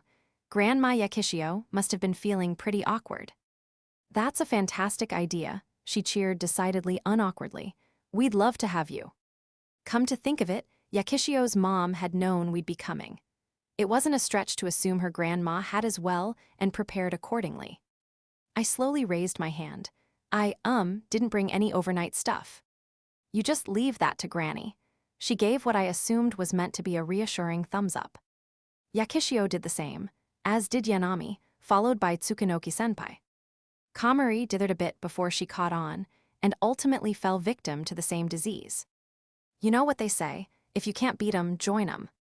Yakishio's grandmother led me to one of the rooms upstairs where shelves stretched all the way to the ceiling. Their contents consisted mostly of engineering books, and many were even in Japanese this time. Excuse the mess, she said. My husband's overseas, so he won't mind you roughing it in here for the night. She handed me a neatly folded pair of pajamas and some fresh underwear. I'll get you a toothbrush too. Is there anything else you need? And no, that's okay, thank you. Here was a unique kind of uncomfortable, the kind you only got from exceptionally kind strangers. As if she could read my thoughts, she lowered her head. I'm sorry if all this is a little sudden. Huh? Oh no, it's okay. You don't need to apologize. You all came for Lemon, is that right? Yeah, I confessed. That's the long and short of it, ma'am. I wish I knew what was eating at her, but I understand that some things you just can't share with family, so I'm glad she has you 4. She gave me a gentle look, like she might a small child. You're not quite how I pictured you would be, but I'm rooting for you. Granny's got your back, Nukyumizu-kun. Thank you, I was flattered. So she's told you some stuff then? Oh, I've heard all about you for a while now. I didn't think we'd get to meet just yet, though. For a while now, that didn't add up. Wait, I should clarify I'm not her boyfriend or anything, and we've only known each other for a few months, I said. Oh, really? I nodded. I think you're confusing me for someone else, but I have a feeling I know who. I chose my next words very carefully. He may or may not be the reason she came up here to begin with. Yakishio's grandma chose hers with the same care. And this boy also isn't her boyfriend? I shook my head. The silence said things I couldn't. I understand, and thank you, all the more so. I mean, to be fair, we aren't entirely unrelated to what happened. Personally, I had half a mind to debate that, but the other half knew it would be a losing argument. Well, should I take it back then? My mouth hung open in confusion.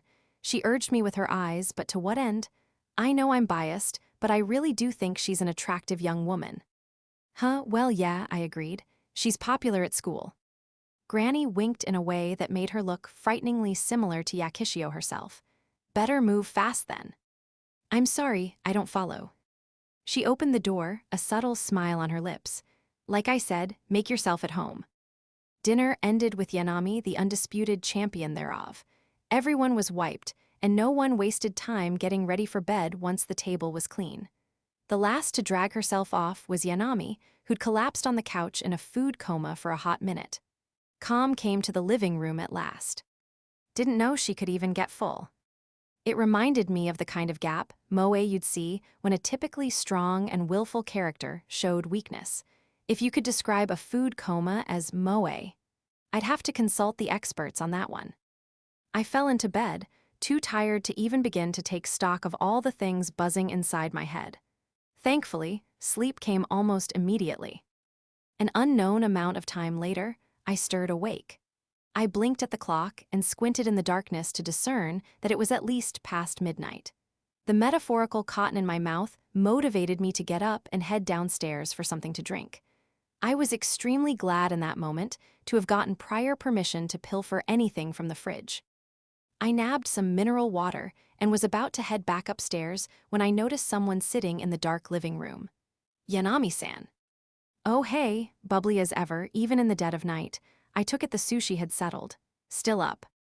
After a bit of waffling over whether I should or not, I took a seat across from her on the couch. Got thirsty. Yakishio asleep yet? The girls were all bunked up in the same room. Said she was gonna go for a run.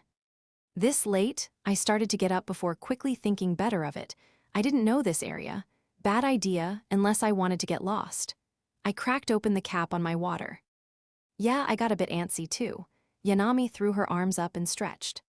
I listened for anyone else who might have been up and listening, then said, "You guys talk at all." About the elephant, I nodded. She shook her head. Figured, it's tricky to bring up, huh? I guess that's part of it, but also I feel like if we did, I'd say something I would regret. I waited for her to explain. The whole reason I stepped in was because I wanted Lemon-chan to have someone on her side in all this. How do I put it? She stared up at the ceiling, considering. I dunno, I just feel like everyone's screwed up here. How so? Yanami frowned. Asagumo-san's feelings are valid, don't get me wrong. I get being insecure, especially in a new relationship, and with the way Yano and Lemon-chan look together, all that stuff. You see him do things and show sides of himself you've never known about, and it's like, she fidgeted and picked at her fingers. But also, that's just how it is. That's their relationship. They have the history, the shared memories, and she knew that going in. If it was making her uncomfortable, she should have talked to him, plain and simple. Instead, she played games and put them on trial, and I just don't think that's fair. Yanami took a moment to breathe. She shut her eyes. Speaking personally, I'd bet money Karen-chan went through the same thing. She probably couldn't help but see me when she looked at Saosuke sometimes. I thought about that. Yanami-san, were you stalking? I meant figuratively, she sighed. You never learn, I swear. Anyway, what I mean is she has to deal with Auntie treating her differently, or how he's already used to girly things most guys wouldn't be. It's not hard to put two and two together and realize that I'm the reason for all that. And all it takes is one thing out of place in his room to get your mind racing, and he's definitely got more than one. There's so much stuff I got him or things we bought together. Assuming, that is, he hadn't thoroughly liquidated all such items. Yanami scrunched her face. Unless they're already past that stage, she said to no one but herself. Are they? I mean, how wouldn't they be? God, it's too late for this. Thus began the spiral. I had to end it now. Hey, you want me to get you some sugar cubes or something? No answer. Yanami was too busy gibbering prime numbers to herself. Should I be concerned? She slapped her knees. New record, I'm good. A beacon of hope in this dark hour. Where was I? Oh yeah. So Karen-chan doesn't put Saosuke on trial, and she tries to put a healthy distance between us, but to be fair, those one times were her trying to be nice. Point is, she'd never pull what Asagumo-san was doing. At least part of that's on the boyfriend, though, I interjected. I didn't really have a point to make. Something about the way she was going off just made me feel weird. I couldn't really explain it any more than that. Sure, I guess. Yanami pouted, her train of thought derailed. Ayano's not a bad guy. I'm not saying he is. I'm just saying being dense isn't an excuse for doing stupid things. You can't blame Asagumo-san for feeling like her back was against a wall. But I held my hand up. Let's stop talking about this. Yanami scowled. What's up with you? I dunno, I just don't like hearing you be so hard on someone, I guess. I dunno. What was I even saying? I was about to start cringing at myself. Sorry, that was weird. What I mean is you can leave the hating to me. Gotcha, she shot up to her feet. One last thing though, Lemon-chan sucks at being subtle. This was a dumb way for it to come out and she should have said it a year ago. She was one to talk, which she continued to do. So much for one last thing. If Asagumo-san and Ayano-kun really love each other, they should have communicated more. This is the stupidest thing ever and those three need to get their shit together. She let out a breath like steam from a machine. All right, I'm done. Back to sweet, lovable Yanami-chan. Doubly welcome back. Phrasing aside, she had a point. Ayano and Asagumo-san didn't talk as much as they should have. Yakishio may have done some leaping before looking, but the starry-eyed couple had let it happen. Still, though, I'm Lemon-chan's friend. If we talk, I know what I'm gonna say, said sweet, lovable Yanami. What's that? Yanami put on a face I had no words for, an expression I never thought she could make. I'd tell her to go for it. I couldn't look away. Even in the dark, it blinded me. I'd tell her if Asagumo-san's willing to just lay down and give up, she has no reason not to take what she wants. But you know. She would never do that, I know, and as lame as it is, it's the right thing to do. She sank back into the couch, back to her bubbly self. I drank some water to fill the lull. Moments like these kept me from forgetting we were worlds apart. Yanami had lost, yes, but she'd also loved. She knew people and she wasn't afraid to speak her mind or be herself around them. Sometimes, to be completely and fully honest, I couldn't help feeling small around her. Childish, immature. I'm gonna go for a walk, I said. This late. Moon's pretty tonight, won't be gone long. Things were coming to me in a way I wish they had when it mattered. I thought about Yakishio, how sad she looked getting on that bus, and how, in that moment, I'd froze up. Yanami looked at me blankly, then softly said, "There's a shrine we passed on our way here. It's close by." What about it? I hear that's where Lemon-chan goes when she wants to think. Yanami rubbed her eyes groggily. I sulked, didn't say I was going looking for her. No, then I'll go. That smug smirk I hated crept across her lips, and I'll turn her into a hater too. Can we please not? One was more than enough. Resigned, I hoisted myself up. Gravel crunched beneath my feet. I tugged at one of the sleeves of my shirt. I'd changed back into the clothes I'd come in. They needed a wash, but pajamas didn't lend themselves well to serious conversations. Sure hope she's there. The roads lacked street lights, so when I stepped into the shadow of one of a million trees, where the moonlight couldn't reach, I could hardly even see my feet. Eventually, they hit pavement. I opened the map on my phone, distressingly aware of my remaining battery. The shrine was just up ahead. I stepped off the road, toward it, and everything opened up. Towering cypresses shaded the shrine's grounds. A cloud passed in front of the moon, casting everything into deeper darkness. I stood stock still. Something struck the ground. I whipped toward the noise. Nothing. I waited, still nothing. The cloud drifted away, and moonlight filtered through the cypresses again, revealing a lone figure. Something struck the ground again. Yakishio bolted, her feet scraping against the dirt. She stopped almost at once, combed her hair back with her hands. Sweat trickled off her and twinkled in the moonlight. The word beautiful came to mind and stayed there. Yakishio returned to her starting position and bolted once more, again stopping after only a few strides. She did that several more times, and I kept watching. By the time she finally saw me, I'd lost count. It was a surreal few moments. Like I was looking into a painting, and it was looking back. "Oh, Nakun," she said, nonchalantly brushing her hair back again. "Fancy meeting you here. Heard you went out for a run and couldn't help myself. I could use your help, actually. Been practicing my start. Time me." She tossed me a stopwatch. I juggled it a few times before grasping it.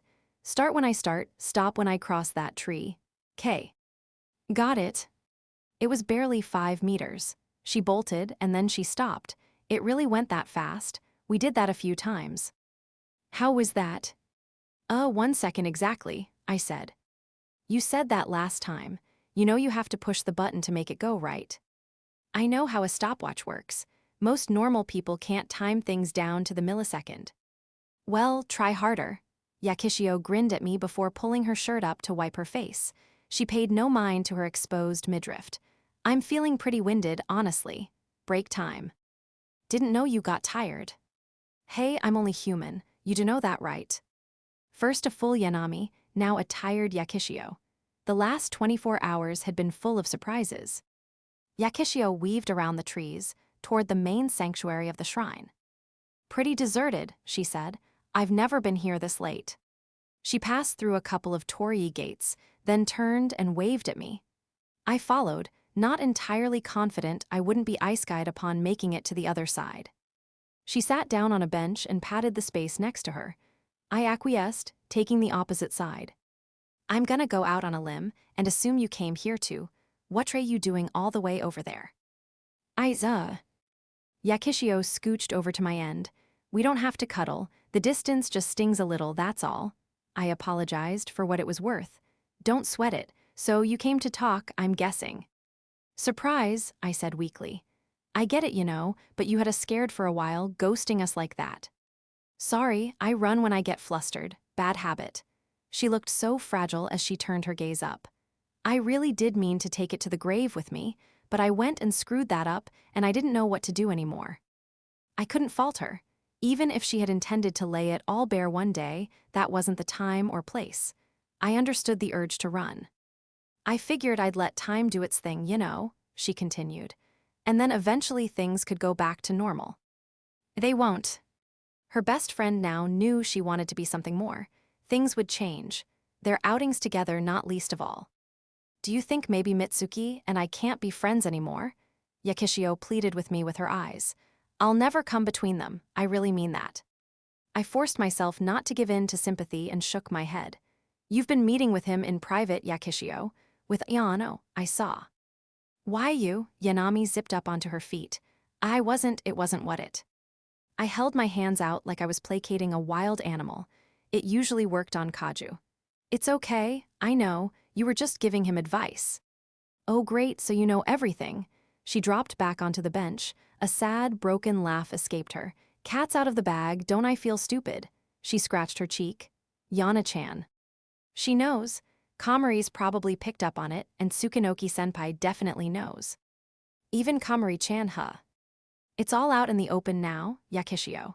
It's unreasonable to expect things to stay the same. I know that.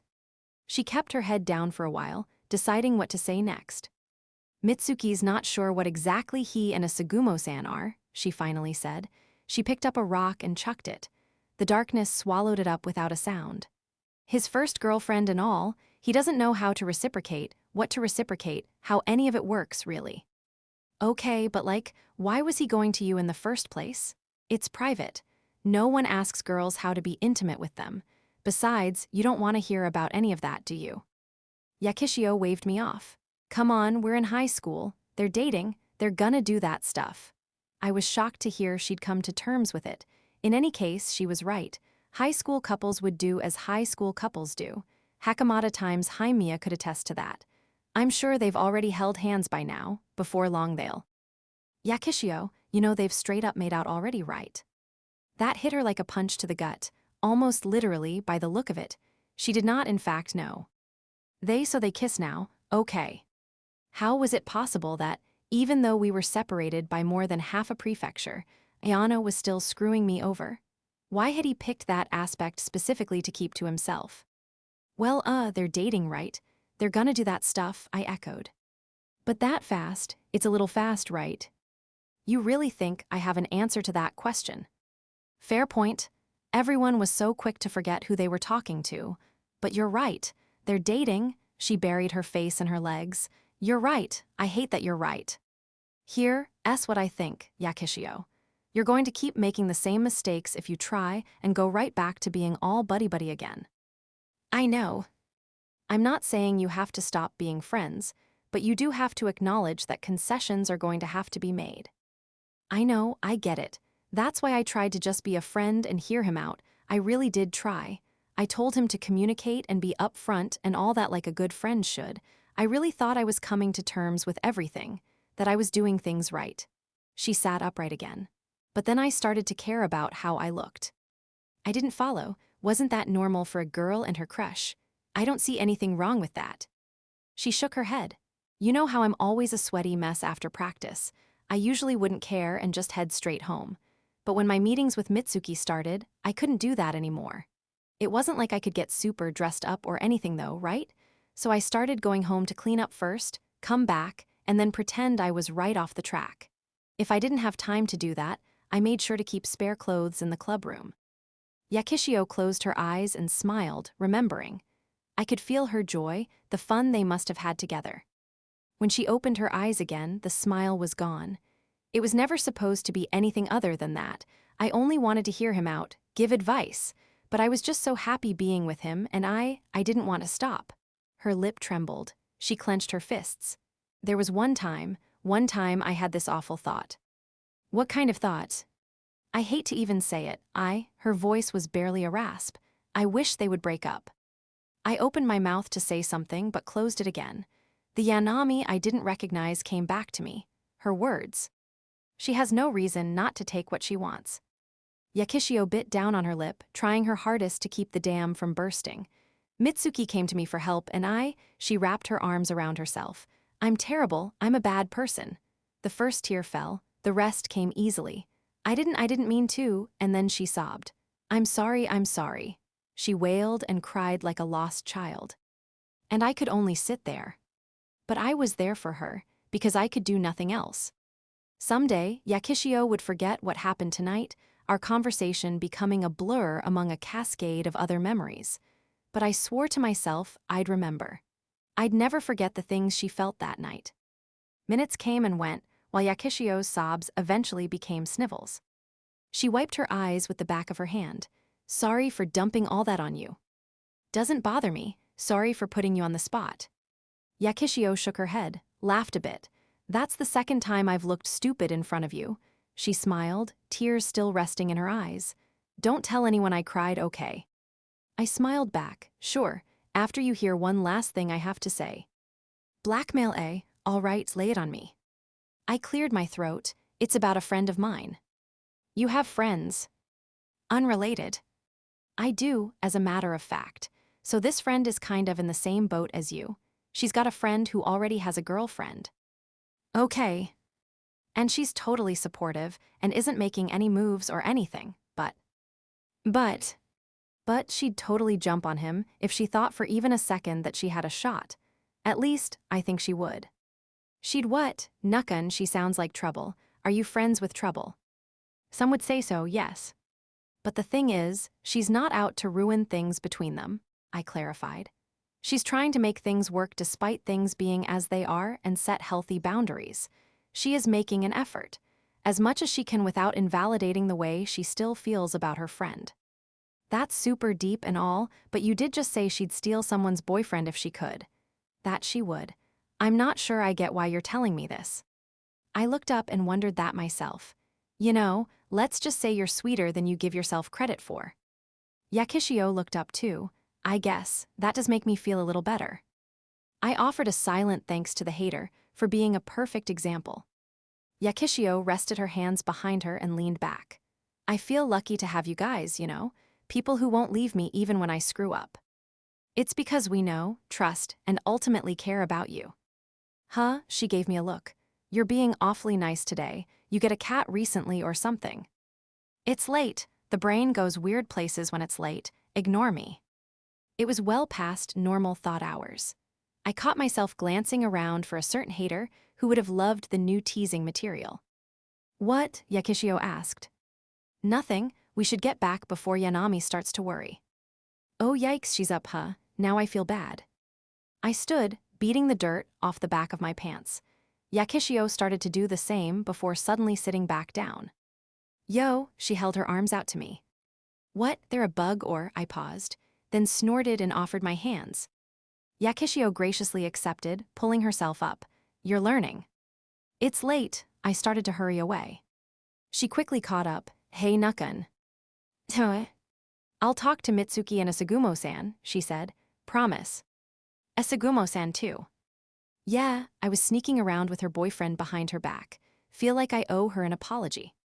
I considered telling Yakishio that Asagumo-san kind of maybe already knew that, but decided against it.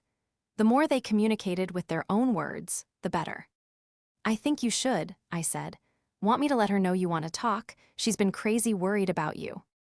Yeah, thanks, I'm good with whenever she's free. I had high hopes things would go well after our talk. Also, there's, one other thing I want your help with. She cast her eyes down nervously. Sure, what do you need? I am just a little scared, I guess, about seeing Mitsuki again. I might run away again if someone's not there to keep my head on straight, so, she gripped my shirt and yanked it. I want you to be there. Not that you need to baby me or anything. It's just having someone around would make it easier. I know I'm not really in a position to ask or anything, but Yeah, sure, that's fine. Yakishio's jaw hung in the air. Wait, for real, just like that, you're cool with it. I'm not downplaying the situation or anything. I'm just like, you're like what? Why not, you know? Oh, lame, I was expecting something cooler. Look, one-liners aren't easy to improvise, okay. She put a hand on her hip and let out a dramatic sigh. That's your problem right there, Nukkun. And then she turned on her heel and sauntered away. That right where, I grumbled. Yakishio whipped back around and flashed her trademark toothy grin. Figure it out. She hurried on. Yanami collected her empty breakfast plates with dreary, barely opened eyes. How are you awake right now, Nukumizu-kun? I fell asleep pretty much as soon as I got back. I smeared the last of the marmalade onto the last of my toast. Grandma Yakishio had hit it out of the park with that stuff. Rough night. I don't even know what time it was when I finally went back to sleep. Man, I'm so sleepy I barely ate. She let out a yawn. I gave her the benefit of the doubt and assumed she was too tired to remember to cover her mouth. Also, by barely ate, she meant at least 3 whole slices of toast. Yanami had been waiting for us outside when Yakishio and I got back last night. They exchanged like 2 or 3 words max, giggled a bit, and then went right back to their room, playfully poking and prodding each other. All I remembered was being too tired to even change back into my pajamas before collapsing into bed. Much more recent in my memory was Yakishio practically yanking me out of it this morning. Hey, Kamari-chan, do you want more salad? Asked Yakishio. You've barely even touched your toast. I don't eat much in the morning, it's too early. Speaking of, Yakishio was clearly spirited enough to pester Kamari, who was making a valiant effort to finish off the remaining half of her bread. Her good mood felt more genuine this time. Maybe it was conceited of me, but I like to think our talk had something to do with that. I sipped my tea. Their exchanges always made for good entertainment. Then I noticed Yanami staring at me. Hey, where'd you get that shirt? She asked me. Oh, I'm just borrowing it. Gotta clean it and give it back sometime. Yakishio gave up on Kamari long enough to chime in. Yeah, that one's mine. Glad it fits okay. It's yours, wait, seriously. Should I take it off? I'll take it off. I'd assumed it was her grandfather's. Sure, it was clean, but women's clothes were still women's clothes. Nah, it's nothing special. I tried to give that to Yana-chan yesterday, but it was too small. Lemon-chan, Yanami snapped. I finished the sentence in my head. I literally told you not to tell anyone. It's just Nukumizu, said Yakishio. That's fine, right? Not anymore, it's not. Those two had no concept of a quiet morning. I downed the last of my tea and gathered my plates. As I stood to put them away, my mind wandered to the fabric hanging from my shoulders. They were broader than Yanami's, so that couldn't have been what made it too small for her. Only one point of variability logically remained, the chest region. My mind wandered its way into the gutter. I attempted to salvage some composure by thinking of Kaju. It worked. Just then, an arm slithered around my shoulder. What's up, Romeo? Tsukunoki-senpai purred. You have a good time last night. Stop breathing in my ear, I said. Also, let me go. There went my composure all over again. Looks to me like whatever you did worked. You've got moves after all. I did. I started to act humble but cut myself off. Our job is just to be there for her. Now get off me, please. Senpai ruffled my hair. Aw, look at him get all flustered. I've still got it. Why you'll go for anyone, won't you, Nukumizu? Kamari looked at me like I was human garbage, so only mildly more aggressively than normal. How do you not see that I'm the one being harassed right now? What is this? Now, this was the kind of slander that ended careers. I detached from the chaos, just as Yakishio's grandma strolled over with a teapot. Would you like more tea, Nukumizu-kun? I'm okay, thank you, I replied. She nodded, then turned to Yakishio and the others laughing and giggling together. She's got good friends. Depending on your definition of good, I guess. The girls of the Lit Club are nothing if not unique, and not always in a good way. I was including you, you know. She pounded me on the back and went to go join her granddaughter. Now I knew where Yakishio got her violent expressions of affection. I continued on my way to actually put these dishes down.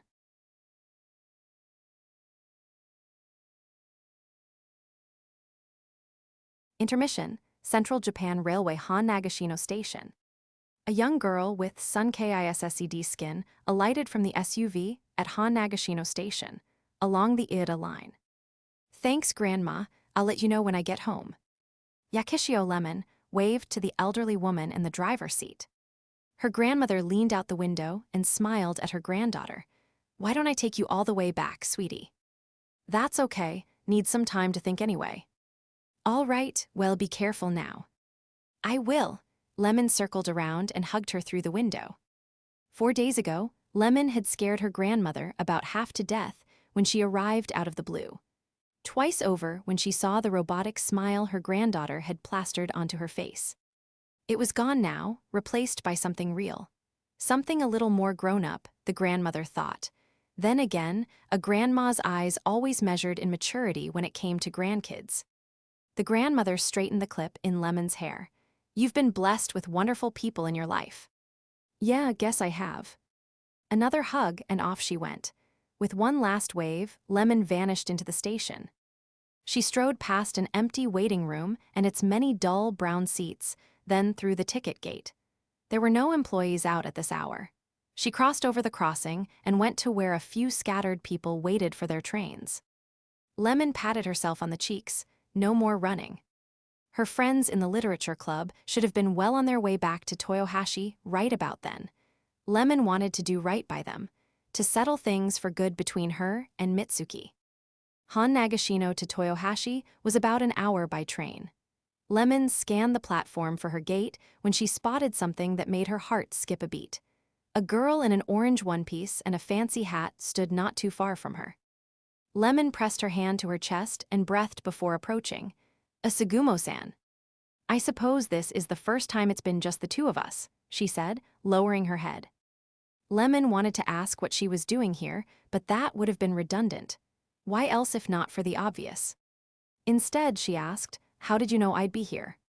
"Nukyumizu-san said you wanted to talk, so I asked him for your schedule." "No idea how you sussed out I'd be at this station. You could have waited for me in Toyohashi." "This couldn't wait. Besides, I wanted to talk too." Asagumo removed her hat, tilted her head ever so slightly to look at her, and smiled. "I want to get to know you, Yakishio-san. May I?" There was fear and anxiety in those words, beyond the pretty face she put on. Lemon lowered the last of her walls. "Yeah, I'd like that." The tracks rumbled, telling of a coming train as a speaker announced its arrival. "Toyohashi bound," it said. The two girls, one tawny, one short, watched it pull up to the platform. "Train S here," said Lemon. "So it seems," said the short one. "Should we take it together, or let it go and continue this in the waiting room?" "What's your plan if you miss this one?" "Take the next one. At least we'd have each other, I guess." They laughed together. The train's brakes creaked gently. When it came to a stop, Asagumo pushed the button to open the door. "After you, it's a long wait to the next one." "Why thank you, Asagumo-san." "You're very welcome." Asagumo started to follow but turned around at the last second, hiked her skirt, and scurried back. "What are you doing?" "1 second," she shouted back. She dunked something into the trash can then hopped back onto the train. As the doors shut, she let out a sigh. "What was that about?" "Just a promise to Nukyumizu-san that I broke. I'm done now though, for good." Lemon blinked her big eyes. "Awa." Asagumo made a playful grin and put a finger up to her lips. "Keep it between us, okay?" Lemon couldn't help but grin back. People can never truly understand one another. That's why we communicate, to try and make sense of the nonsense, to know the unknowable. For the first time in her life, Lemon truly and genuinely wanted to know Asagumo.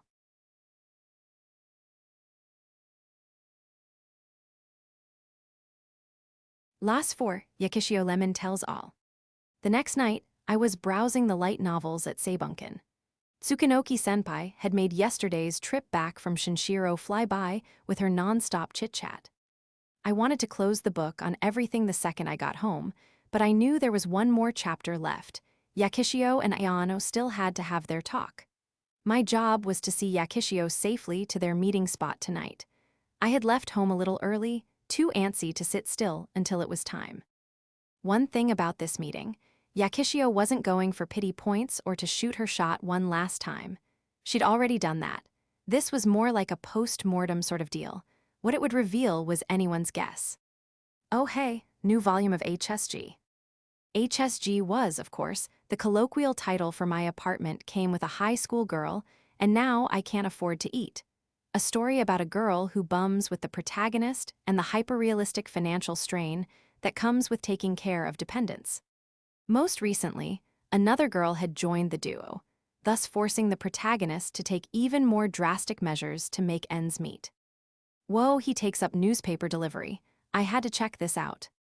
Someone tapped me on the shoulder while I read the back blurb. Figured I'd find you here, Nakun. Oh, Yakishio. There was the woman of the hour. I tried your house, but I heard you went to the station, she said. Had a hunch.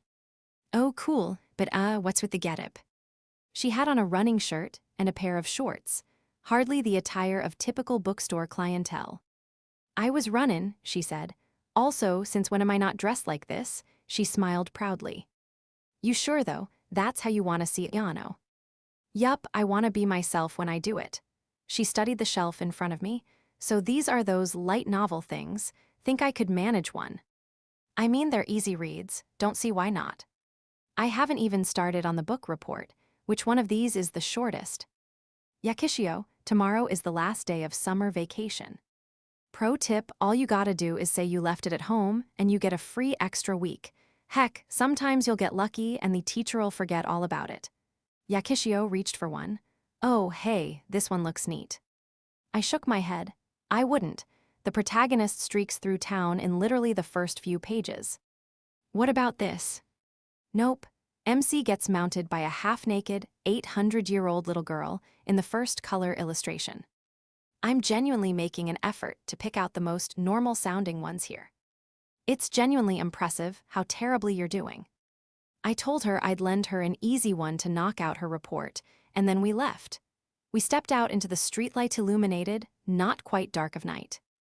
Yakishio stretched. Nothing like a good book to get the brain juices flowing, am I right?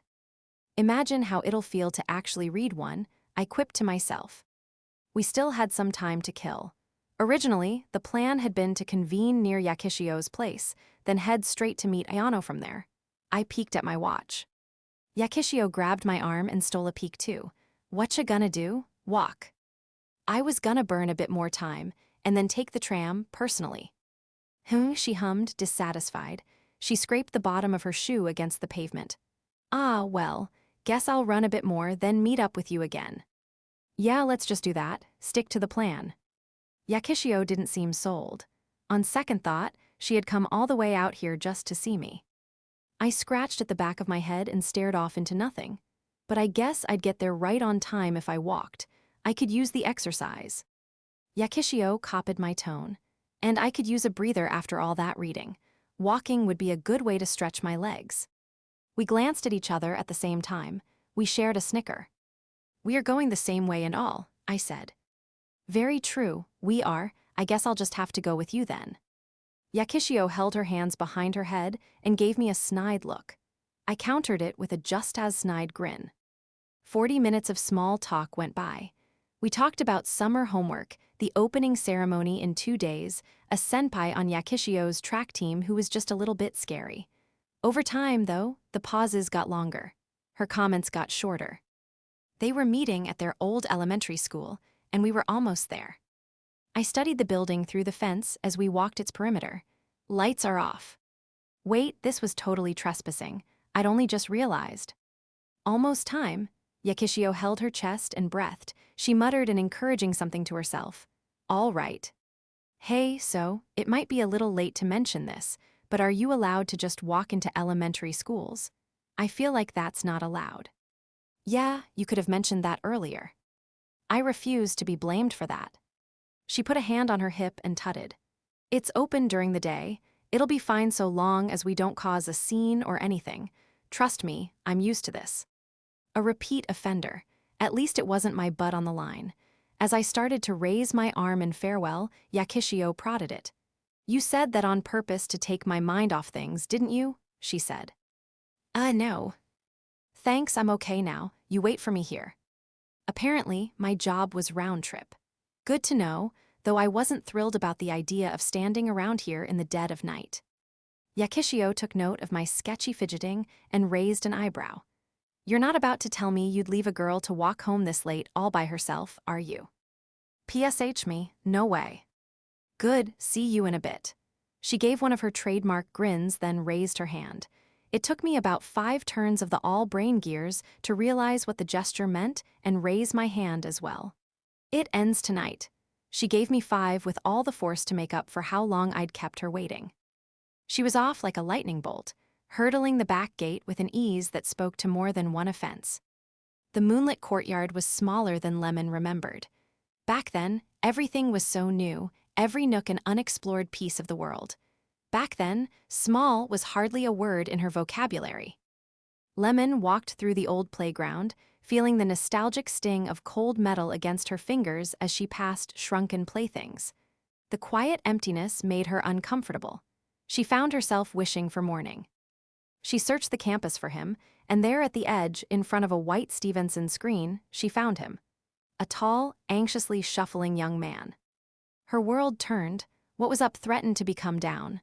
Lemon breathed, fighting against the instinct to flee, and approached. Every step was a victory. When she stopped in front of him, she realized she hadn't actually thought about what she would say, how she would act. She half settled on a smile. Thanks for coming, Mitsuki. It's important. It was deeper now, obscured beneath years of maturity, but Lemon knew and recognized the voice. She recognized the way he pursed his lip when he was nervous. It relieved her to know she wasn't the only one. He was as lost as she was. Feels like it's been a lifetime since we've been here, huh? Lemon turned, inviting him to walk. Mitsuki followed half a step behind. 4 years for me. Then 4 for me too. Lemon remembered lots of tears at graduation, thinking she would come back to play here all the time since she lived so close and then never actually doing it. She jogged up to a jungle gym with a slide attached, admiring it. You're gonna hurt yourself, it's dark, Mitsuki admonished. I'm not getting on it, I'm not a kid anymore. She pouted her lips, frustrated that he'd spoiled her fun so quickly. Remember when we used to get on the swings together and see who could jump off the farthest? I remember you doing that, and nearly breaking your leg in the process.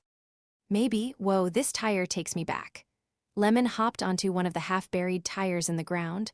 No one actually knew what they were for. Some rode them, some crawled through them, some jumped over them. Lemon hopped across them, plopping down on the last one. Were they always so small? Pretty sure, said Mitsuki. I don't remember you playing with them much the last couple of years we were here. He sat down on a tire next to her. That made Lemon smile. That really was enough for her. She savored the feeling, because it was probably the last night she'd ever get to feel it. We met in 2nd grade, right? She finally said, as much as it pained her to end the moment. Mitsuki nodded. I didn't actually like you at first, you know. All you ever did was read books, and I just didn't get it. That was news to Mitsuki. He took it with a wry smile. I got it into my head that I had to read everything in the class library for whatever reason. Do you? Nah, you probably don't remember the first time we talked, do you? It was when you hurt your foot. It was the fall of 2nd grade. Lemon had sprained her ankle jumping off of the swing set, and though it wasn't anything serious, she had been strictly told no roughhousing. An abundance of free time and boredom had been the start of their relationship. You do remember, Lemon chuckled. How could I forget the day the queen troublemaker made it her business to interrupt my reading time? It was traumatic, I tell you. Gee, tell me how you really feel. You seriously mean you didn't just read to me because you felt bad for the sad, lonely girl who couldn't go out and play. It was less reading and more summarizing. You never had the attention span. Right, that did happen. You pretty much just gave me the digest. Lemon giggled. Mitsuki stopped playing at exasperation and laughed with her. I never got books. They always made me sleepy. But whenever you talked about them, for some reason, I never felt that way. Mitsuki hummed an acknowledgement. That's why I kept coming back, even after I got better. That was when the excuses started. It was raining, it was too hot, too cold. Lemon found any reason she could to join in on whatever he was up to. Little did I know, I'd have to explain the entire plot of every Harry Potter book to you one day, Mitsuki bemoaned, though not without a smile. Oh, you wanna complain? Imagine how confused I was when I saw the movies. You told me Harry marries Hermione in the end. I didn't think you'd actually believe me. Great, so I'm just dumb then. Mitsuki burst out laughing. Lemon started to argue, but she couldn't hold it in either. She wiped the corner of her eye while she caught her breath. Good times. Hard to believe it's been 8 years. They could have kept reminiscing long into the night. How Lemon wanted to, but dawn would come regardless, and it was up to her whether she would be awake to see it. Lemon took the reins and said, "Remember in junior high when I said I wanted to go to Tsuwabuki and everyone laughed at me, even the teachers? Pretty harsh, huh?" It did sound pretty insane with your grades. You didn't laugh, though. But I did think you were crazy. Wait a minute, that's right. You didn't laugh, but you did tell me pigs would fly before I made it through general admissions. Lemon shot Mitsuki an accusatory glare. You were literally like, go for a sponsor and pray. In my defense, your grades were pretty much in the pits. Tsuwabuki High School was particularly distinguished in Hi Prefecture, one that might as well have been a pipe dream for Lemon at the time. Okay, so why did you help me then? Well, why wouldn't I help out a friend? Lemon flinched at the word. Friends was what they were, what they always would be. Awful lot of work to do for just a friend, she managed. You even taught me how to prioritize questions and maximize points and stuff. How do you even learn stuff like that? Mitsuki's lessons had extended beyond the standard periodical quiz. He had gone to great lengths to learn the key points in every subject, right down to the idiosyncrasies of what specific teachers would be looking for, all to bump Lemon's grades up to meet Tsuwabuki's specific requirements for sponsored students. What can I say? I was a teacher's pet. I probably could have made a decent guidance counselor back then. Okay, but you literally wrote down all their birthdays and wedding anniversaries and everything. That's a lot of work. I'm an all-or-nothing kind of guy, Mitsuki said. That said, track was all you. You were team captain and you stood up on that winner's podium at the prefectural meet. Although it had been he who suggested she shoot for both, on account of the fact that the next national inter-high would be held locally. Also, don't forget, you studied your butt off. By the time we were third years, you were one of the top students. Top for our school, Lemon corrected. I was below average on the mock exams.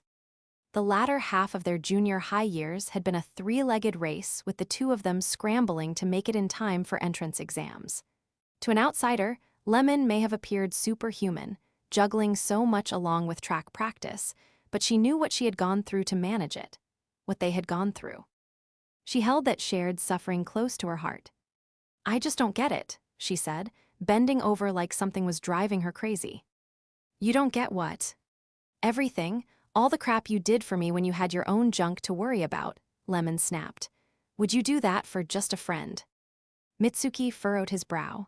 You told me that your family was full of scholars and lawyers, that you felt bad not being as smart as them. That's why you wanted to go to Tsuwabuki. I'm surprised you remember so much. That didn't escape Lemon's notice. Yeah, both my mom and dad, and pretty much everyone in my family went to really good schools. They always told me not to compare myself to them, but sometimes you can't help it. She sat back upright, bracing herself. That's only half true, though. Mitsuki sensed the gravity of her tone, so unlike the Lemon he knew. Lemon faced him squarely. I just wanted to go to school with you. He met her gaze, forgetting to breathe. Lemon.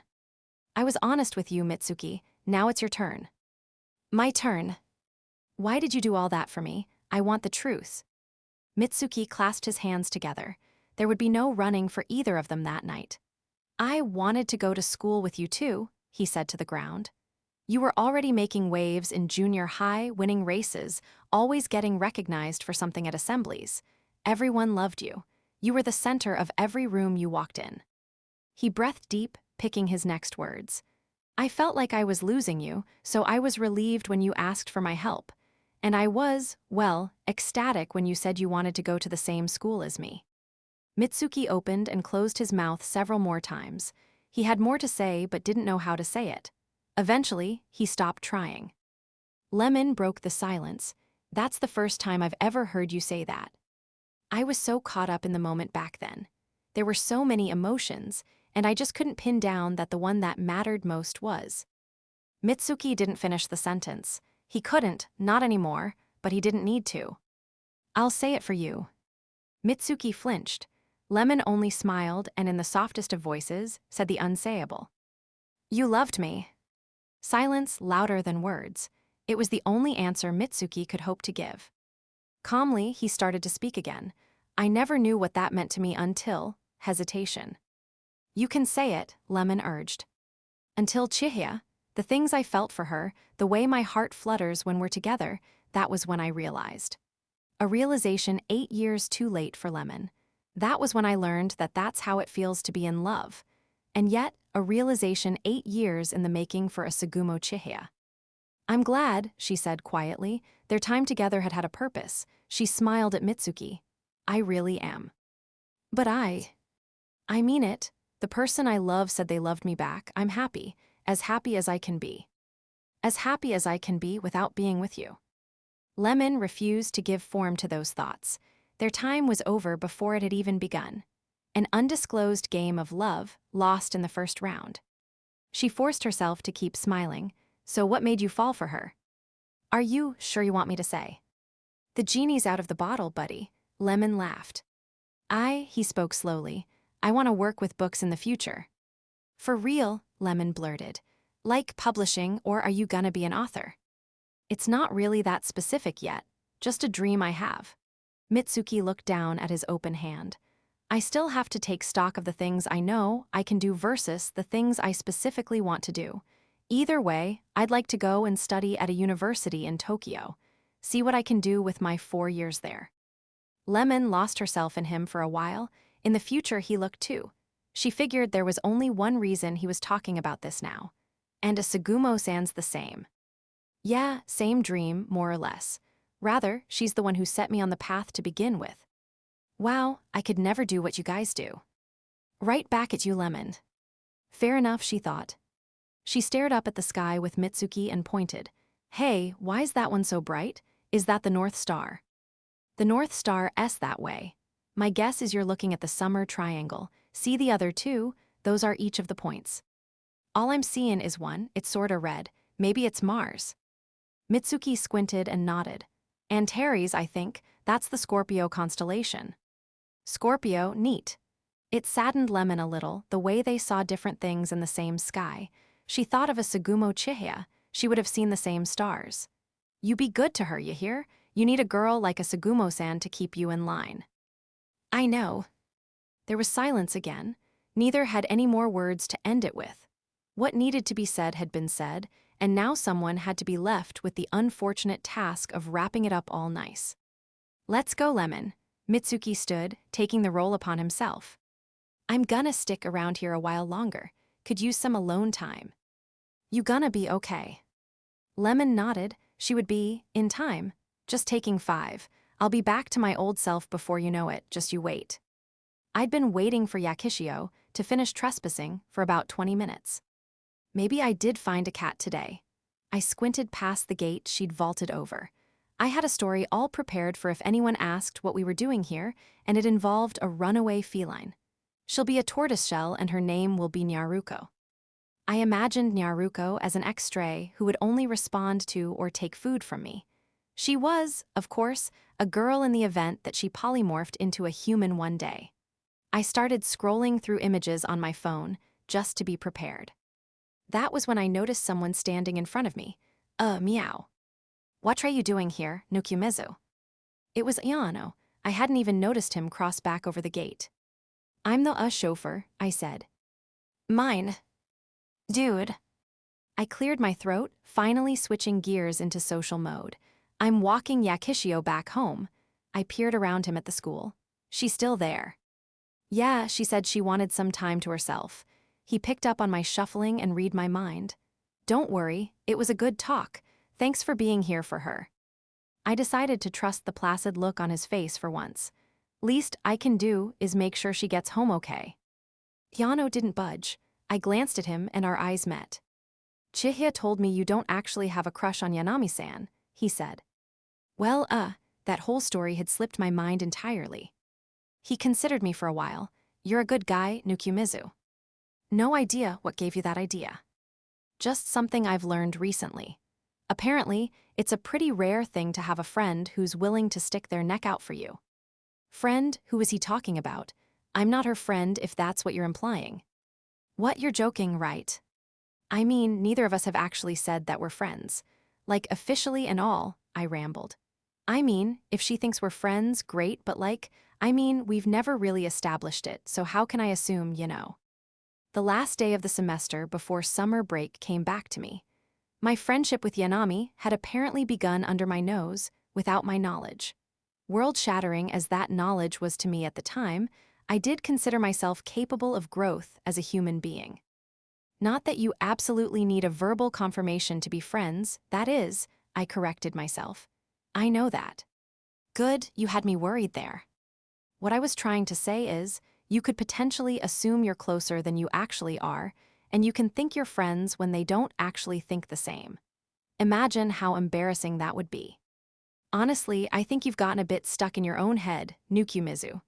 Ayano started to laugh it off but turned serious all of a sudden. No, you may have a point in a certain sense. Finally, someone understood. I nodded enthusiastically.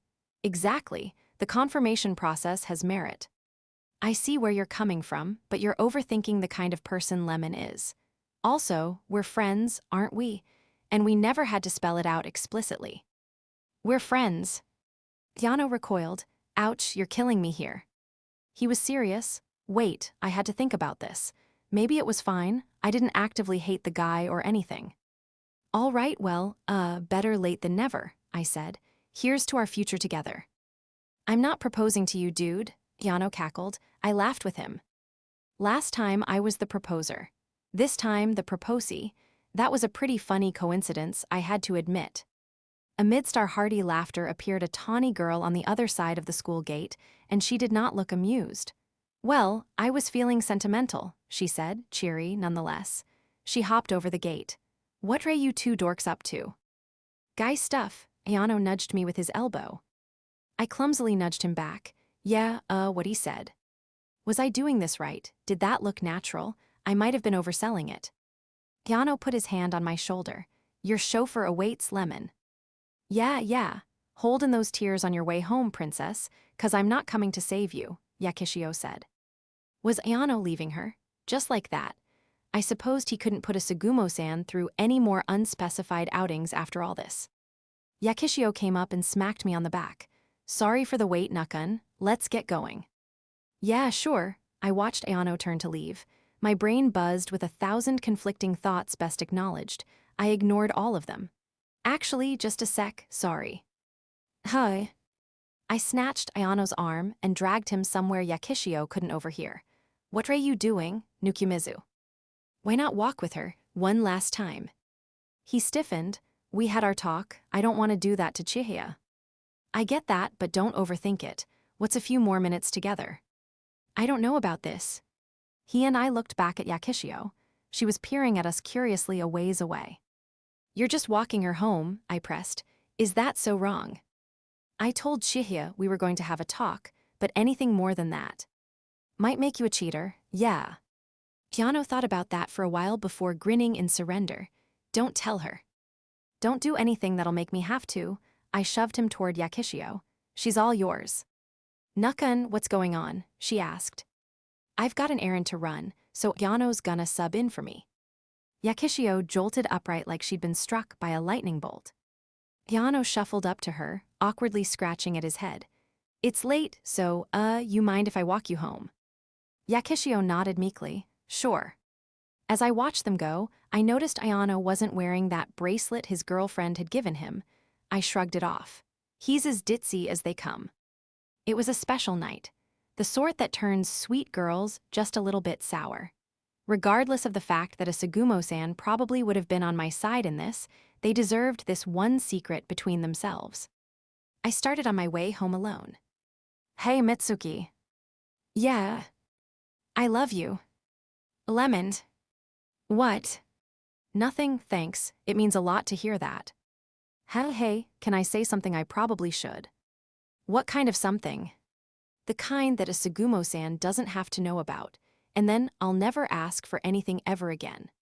Mitsuki saw himself reflected in Lemon's bright brown eyes. He nodded, just one secret. Yakishio Lemon parted her lips. They told all.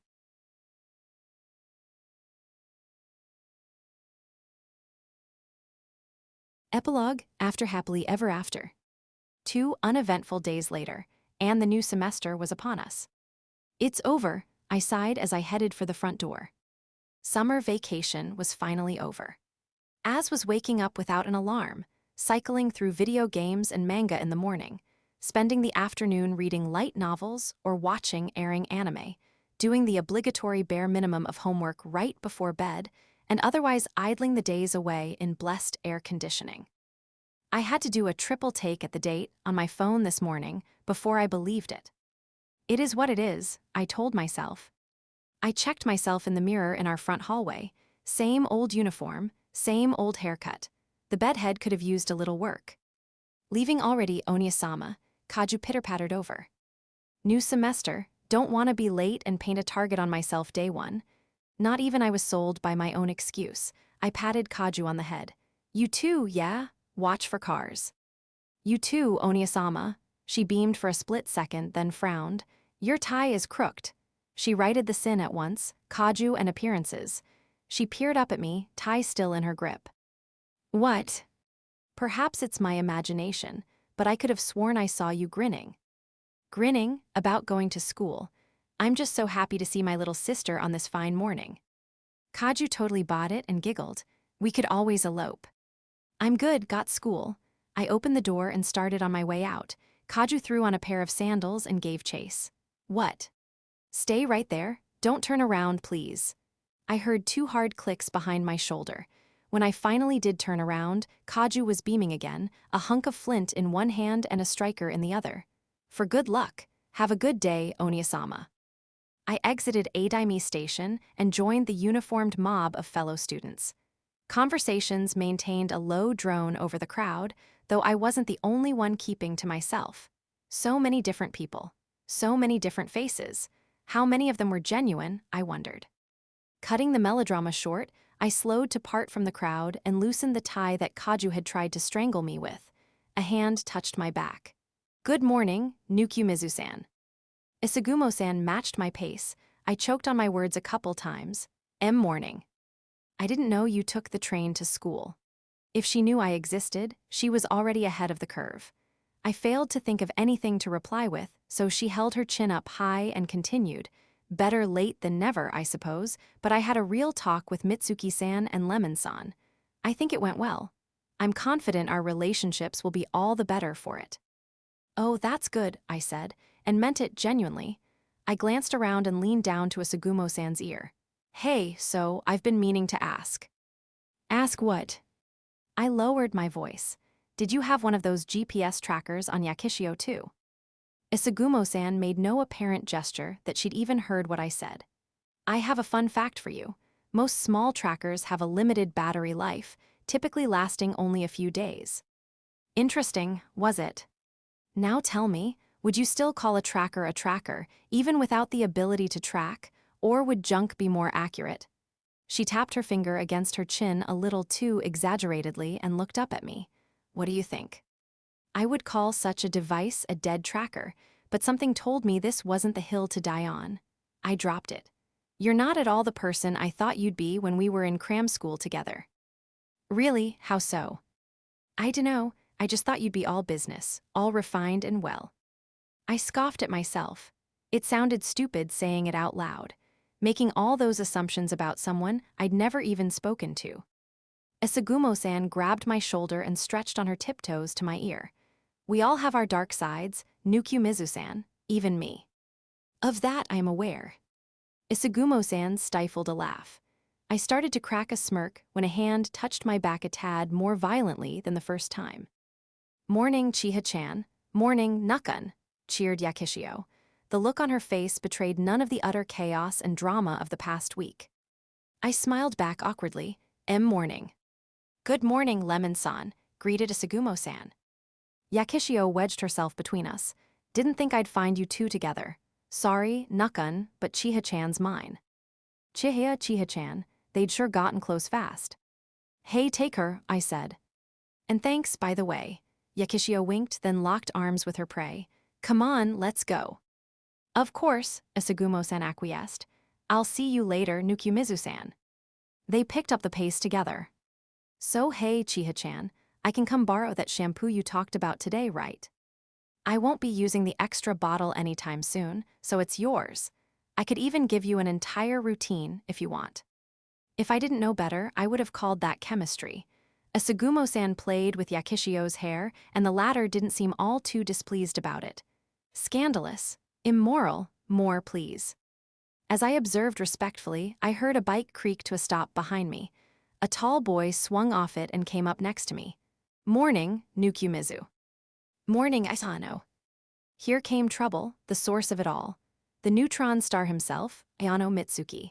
Man, it was one after the other. Maybe that shop guy had turned me into a stamp rally checkpoint. So what's the deal with them? I asked. Wish I could tell you, they've really hit it off. Ayano sighed. You can bet Chihiya's heard every embarrassing story I have by now. What can you do, right? Ah, he was humble bragging again. It had only happened twice, but I was already sick of it. I made a mental note to be a little nicer to Yanami from now on. Cool, give me time to escape the blast radius next time, please. Anyway, he threw his arm around my shoulder. You tell me when you find the one, for real this time, I'll be your wingman. I couldn't think of a single person I'd want less as a wingman. How would I know when I found the one, anyway? I considered my most available options. Was it wrong of me to hope for better? The girls behind my phone screen didn't require half as much maintenance as they did. Yakishio and Asagumo-san spotted Ayano and waved. Morning, Mitsuki, the former called out. Good morning, Mitsuki-san, said Asagumo-san. Mr. Popular waved back. Morning, guys, let's catch up to him, Nukumizu. That sounded absolutely awful. I was already wiped, and I still had to put aside enough energy for whatever Yanami wanted after school. I'm gonna take my time, I said. You go on without me. If you say so, see you later. He and his merry band sauntered through the school gate. I took my sweet time doing the same. No one else was going to bother me. Once I got in that classroom, I would be zen. Boy. I stopped. Had someone just said something to me? I looked around but didn't see anyone I recognized. Must have been my imagination. Boy, literature club boy. Someone's breath tickled my ear, and my heart nearly leaped from my throat. Behind me, glued to my back like a shadow, was the student council's own Shikiya-san, who was looking sicklier than ever. Can I help you, senpai? She reached for my neck, her spindly fingers tightening around my tie. I froze. Hello. First day already, your necktie is loose. Shikiya-san suddenly loosened her grip. She looked almost embarrassed. Apologies, that was rude. She pulled something off my collar and closed my hand around it. Excuse me. I was left with a single strand of black hair, Kaju's. How had it gotten there? Scatterbrained goober. I let the hair go in the wind. While I watched Shikiya-san leave, it occurred to me that I'd never given back her handkerchief. Nukumizu, dare I ask what you're doing? For the love of, I was wasting my energy being surprised at this point. Forget it. Hey, Kamari. She had ridden up on a bike. The white helmet looked good on her. An objective improvement, in my humble opinion. Shikiya-senpai was fiddling with my uniform. Before that, with the G guy. That was Ayano from Class D. He's been to the club room before. Kamari wasn't listening. First the delinquent, she muttered, then the honor student. She got that twinkle in her eye, there she went again. Hakamada's not a delinquent, first of all. Second of all, keep your fantasies to yourself, pretty please. Is it a secret? Kamari was off to the races. She started blushing and grinning, which I hated because it was kinda cute. It is neither secret nor public, because there is nothing to be secret or public. I'm leaving before you make me late. I left her for the shoe cupboards. Day one of the new semester was already off to an exhausting start. I was going to have to start coming to school earlier. After school, the fire escape at the old annex. I was staring out over the campus grounds with Yanami, the pleasant September breeze carrying away the last of the summer heat. So you didn't think to update me because… Yanami tore open the packaging on an Agura sandwich from a local bakery. She was not happy. I stabbed a straw into my milk. You never asked, and in my defense, it wasn't my info to share. It never occurred to you that maybe I had a horse in this race, like they kinda made it my business. She took an aggressive bite, then plopped her elbows on the railing. Whatever. All's well that ends well, I suppose, so long as Lemon-chan's happy. The track team was warming up out across the field. We could make out the echoes of an admonishment being hurled at a certain tan girl for trying to skip stretching. She's definitely better, I said. At the very least, she can handle the rest by herself. Yakishio had settled things on her own, in her own way. We had no part in that. In all matters of love, no matter its form, it really did come down to the parties involved.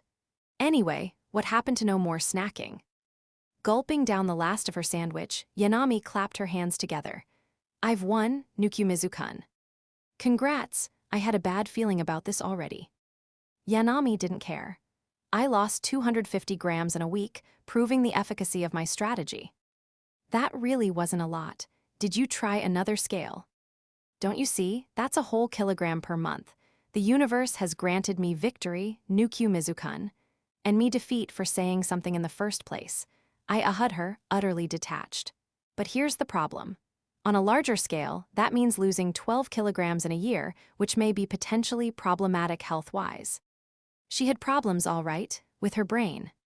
So here's the deal, Yanami went on, pseudo-intellectualist conceit oozing off her every word. I keep doing what I'm doing, but if I cancel it out by eating enough to gain a kilogram per month, I'll maintain my weight perfectly. Am I a genius or what? Yanami-san, I'm begging you to think about what you just said. Does any of that actually make sense? Unfortunately, even I was too human to abandon her to her fate.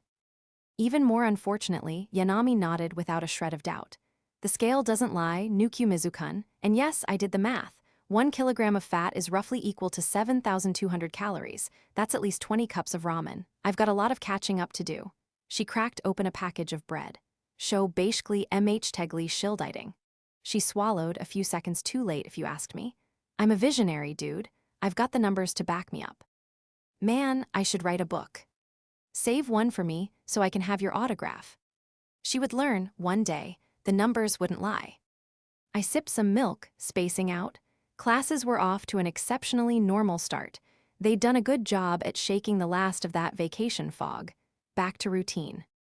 Unrelatedly, Amanatsu-sensei's Aben gamble hadn't played out. She was still single, and she made sure we all knew that. Forgot Prez said the journal was done. Should go grab that, I said. Oh, I did that already. Yanami dug in her bag. Here, snagged one for you. Two men gazed longingly at each other on the cover. The clothing in particular seemed like a rush job. One could only wonder what the artist's original intent had been. I flipped through it. Wow, I can't believe Tsukunoki-senpai actually got hers in. I skipped through the pages until something made me pause. An entry for Yakishio's picture diary. The caption described us coming to visit her at her grandma's. The illustration depicted the five of us all packed into a car, headed toward what looked to be a fairy tale-style castle. Presumably, the markings on the castle walls were meant to be the Tsuwabuki school emblem. I chose to let slide the fact that Yakishio had never actually been in the car with us. I turned the page. Yanami's story was next. Her previous work had been a bittersweet tale of love and carriage skewers. This next one had me curious. Ignoring all propriety, being literally right next to her and all, I read. Literature Club's Summer Activity Report. Yanami Anna, a good morning. Here I am, reading my magazines at the convenience store again. Well, pretending to, really. This corner of the 7-Eleven is where I have the best view of the intersection he always crosses every morning. I'm going to tell him good morning. I know I will. And who knows, maybe we'll even walk to school together. An intoxicating scent wafts by me just then. The clerk announces to the store, smoked Arabici sausage. Get it while it's hot. 7-Eleven is my weakness. Their snacks are just that good. Their Arabici sausage is all natural. You can tell by the texture and the way the casing pops when you bite into it. And don't get me started on that smoky aroma. It stirs up an appetite like nothing else. And they're not too heavy for a morning snack either. Usually they're done earlier. They're never fresh this late in the day. I still don't see him, so I make a run for it. Of all the days for there to be a line at the register, it feels like forever before it's finally my turn. One smoked Arabici sausage, please. That'll be 116 yen. I should have exact change. I open my wallet to check, and the automatic doors slide open. I hear his laugh. He's waiting at the intersection with his friends. The light turns green. No bag, please. I take my sausage on a stick and try to put away my wallet, but I can't. My hands are full. Every second I waste, he gets further away. I stuff the sausage into my mouth and run out the doors just as they start to close. Author's note: do not run with food in your mouth. I have to say it. Kun Goodmo. The sausage falls from my mouth, but I catch it in midair. The light turns red and my shoulders fall. He's long gone, laughing with his friends. Another morning without a good morning. My sausage didn't taste quite as good after that. I was suddenly accosted by an inexplicable craving for sausages. I like your story, I said. Your passion for sausage really shines through. Really? Man, I'm glad I went and tried some myself for research then. Yanami finished off her bread, then got real serious.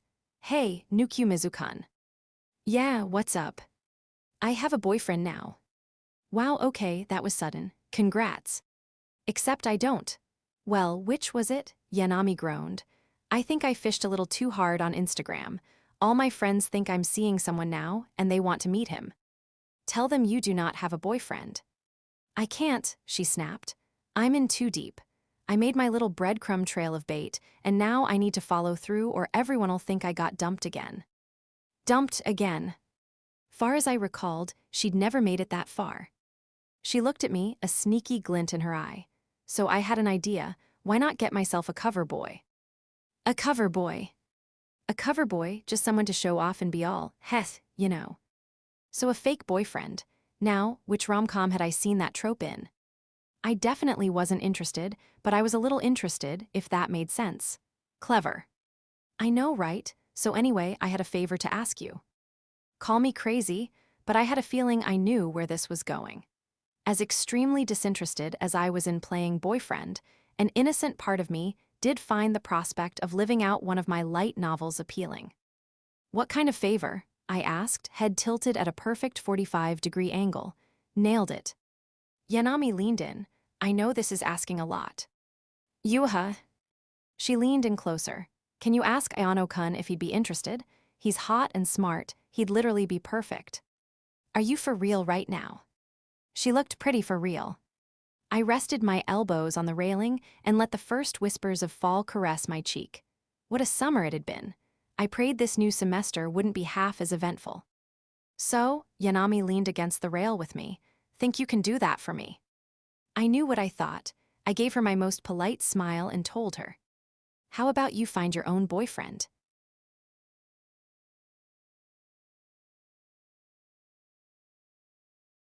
Bonus story, when your sister might have problems. I stood at the front door, back home after my impromptu trip to Shinshiro. I'd gotten permission from my parents to spend the night, so that wasn't what worried me. No, what gave me pause was something else entirely. Kaju. She never liked me being away for long. She got lonely. Our mom had to physically hold her back to keep her from chasing after me at the train station during a field trip back in junior high.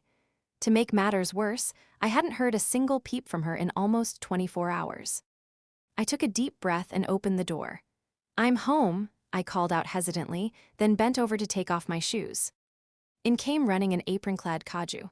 Oniya-sama, welcome back. Hey Kaju. She was in a good mood. Odd. What are you standing around for? Come in, would you like lunch first? A bath? Or maybe, oh Oniya-sama, we must. Kaju grabbed my face and squished and pinched my cheeks. What was happening right now? You didn't eat any wild mushrooms out of the garden, did you? You are such a jokester, Oniya-sama. Do you have any laundry? I'll take care of all that for you. I'll, bring it over later. I'm gonna go change first. Of course I'll get on lunch. Off she scurried. Again, what? A question I would have to answer after getting settled, first and foremost. I made it up to my room and was pulling my shirt off when I noticed a bunch of stuff crammed onto my desk. Books. Probably the ones I'd lended her. I reached for one and froze solid almost immediately. They were books all right, ones I had kept purposefully hidden on account of their titles. Who says little sisters can't have their own rom-coms? That time I told my sister siblings can get married for a laugh, and she took me seriously. I can act spoiled if my little sister is older than me, right? I think my sister and I aren't blood related, but that's none of my business. My sister has problems.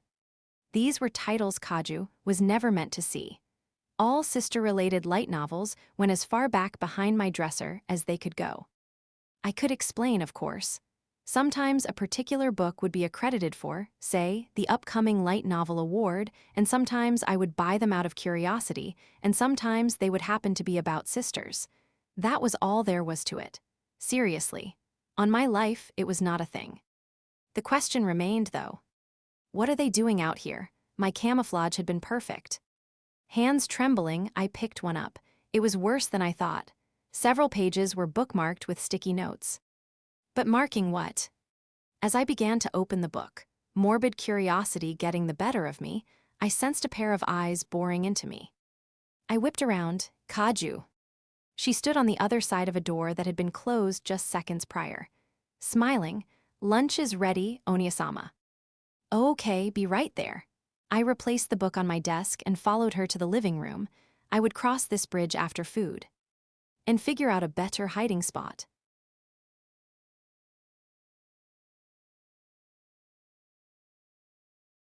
Afterword. Long time no read. Its Takibi Amamori. Wow, 2 volumes of Losing Heroines. You'd think they couldn't lose anymore, but here we are, thanks to all of your support. This time around, we're giving the spotlight to the only one who didn't get a chance to really shine, our lovely Lemon-chan. It truly is an honor to be given the opportunity to depict life after the fact, for heroines both lucky and unlucky. Imigimuru-sensei really hit it out of the park with Asagumo-san, considering she only had a short cameo in Volume 1.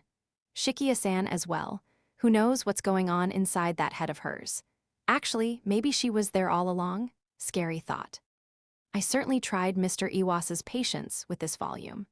His guidance had us bouncing drafts back and forth all the way up to the deadline, which was surely a nightmare for Imigimuru-sensei when things inevitably came in late. My apologies to everyone affected by the crunch, and my thanks for nonetheless producing such a quality final product. The existence of which I owe to you, the readers. Largely for buying my book, yes, but also in part because a story is only truly a story when experienced. That's right. You, the reader, are responsible for breathing life into Team Failgirl via the stage in your head. Loyalty to the cause is voluntary, of course, but I hope you'll stick with us. If another volume is in the cards, we'll join a slightly more mature Nukyumizu-kun for his second semester. Rest assured, there will be plenty of losers. I hope they'll have your company as they figure out this thing called life. Now, I was given a rather generous number of pages to write this afterword. I considered filling them with talk about my health and my age, and that one time I counted it wrong, thereby consecrating me a year younger, if only that was how it worked. Even got about halfway through that idea, but I stopped because I, an adult, have that power. So if you flip back a few pages, you can see I made the grown-up decision to dedicate them to the interlude I never got to fit into the main story.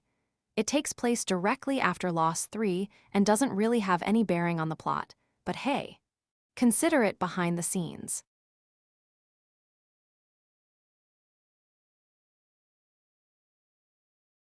About the author, Takibi Amamori. Thrilled to be able to bring you a continuation in the lives of the losing heroines, and glad to have you share it with them.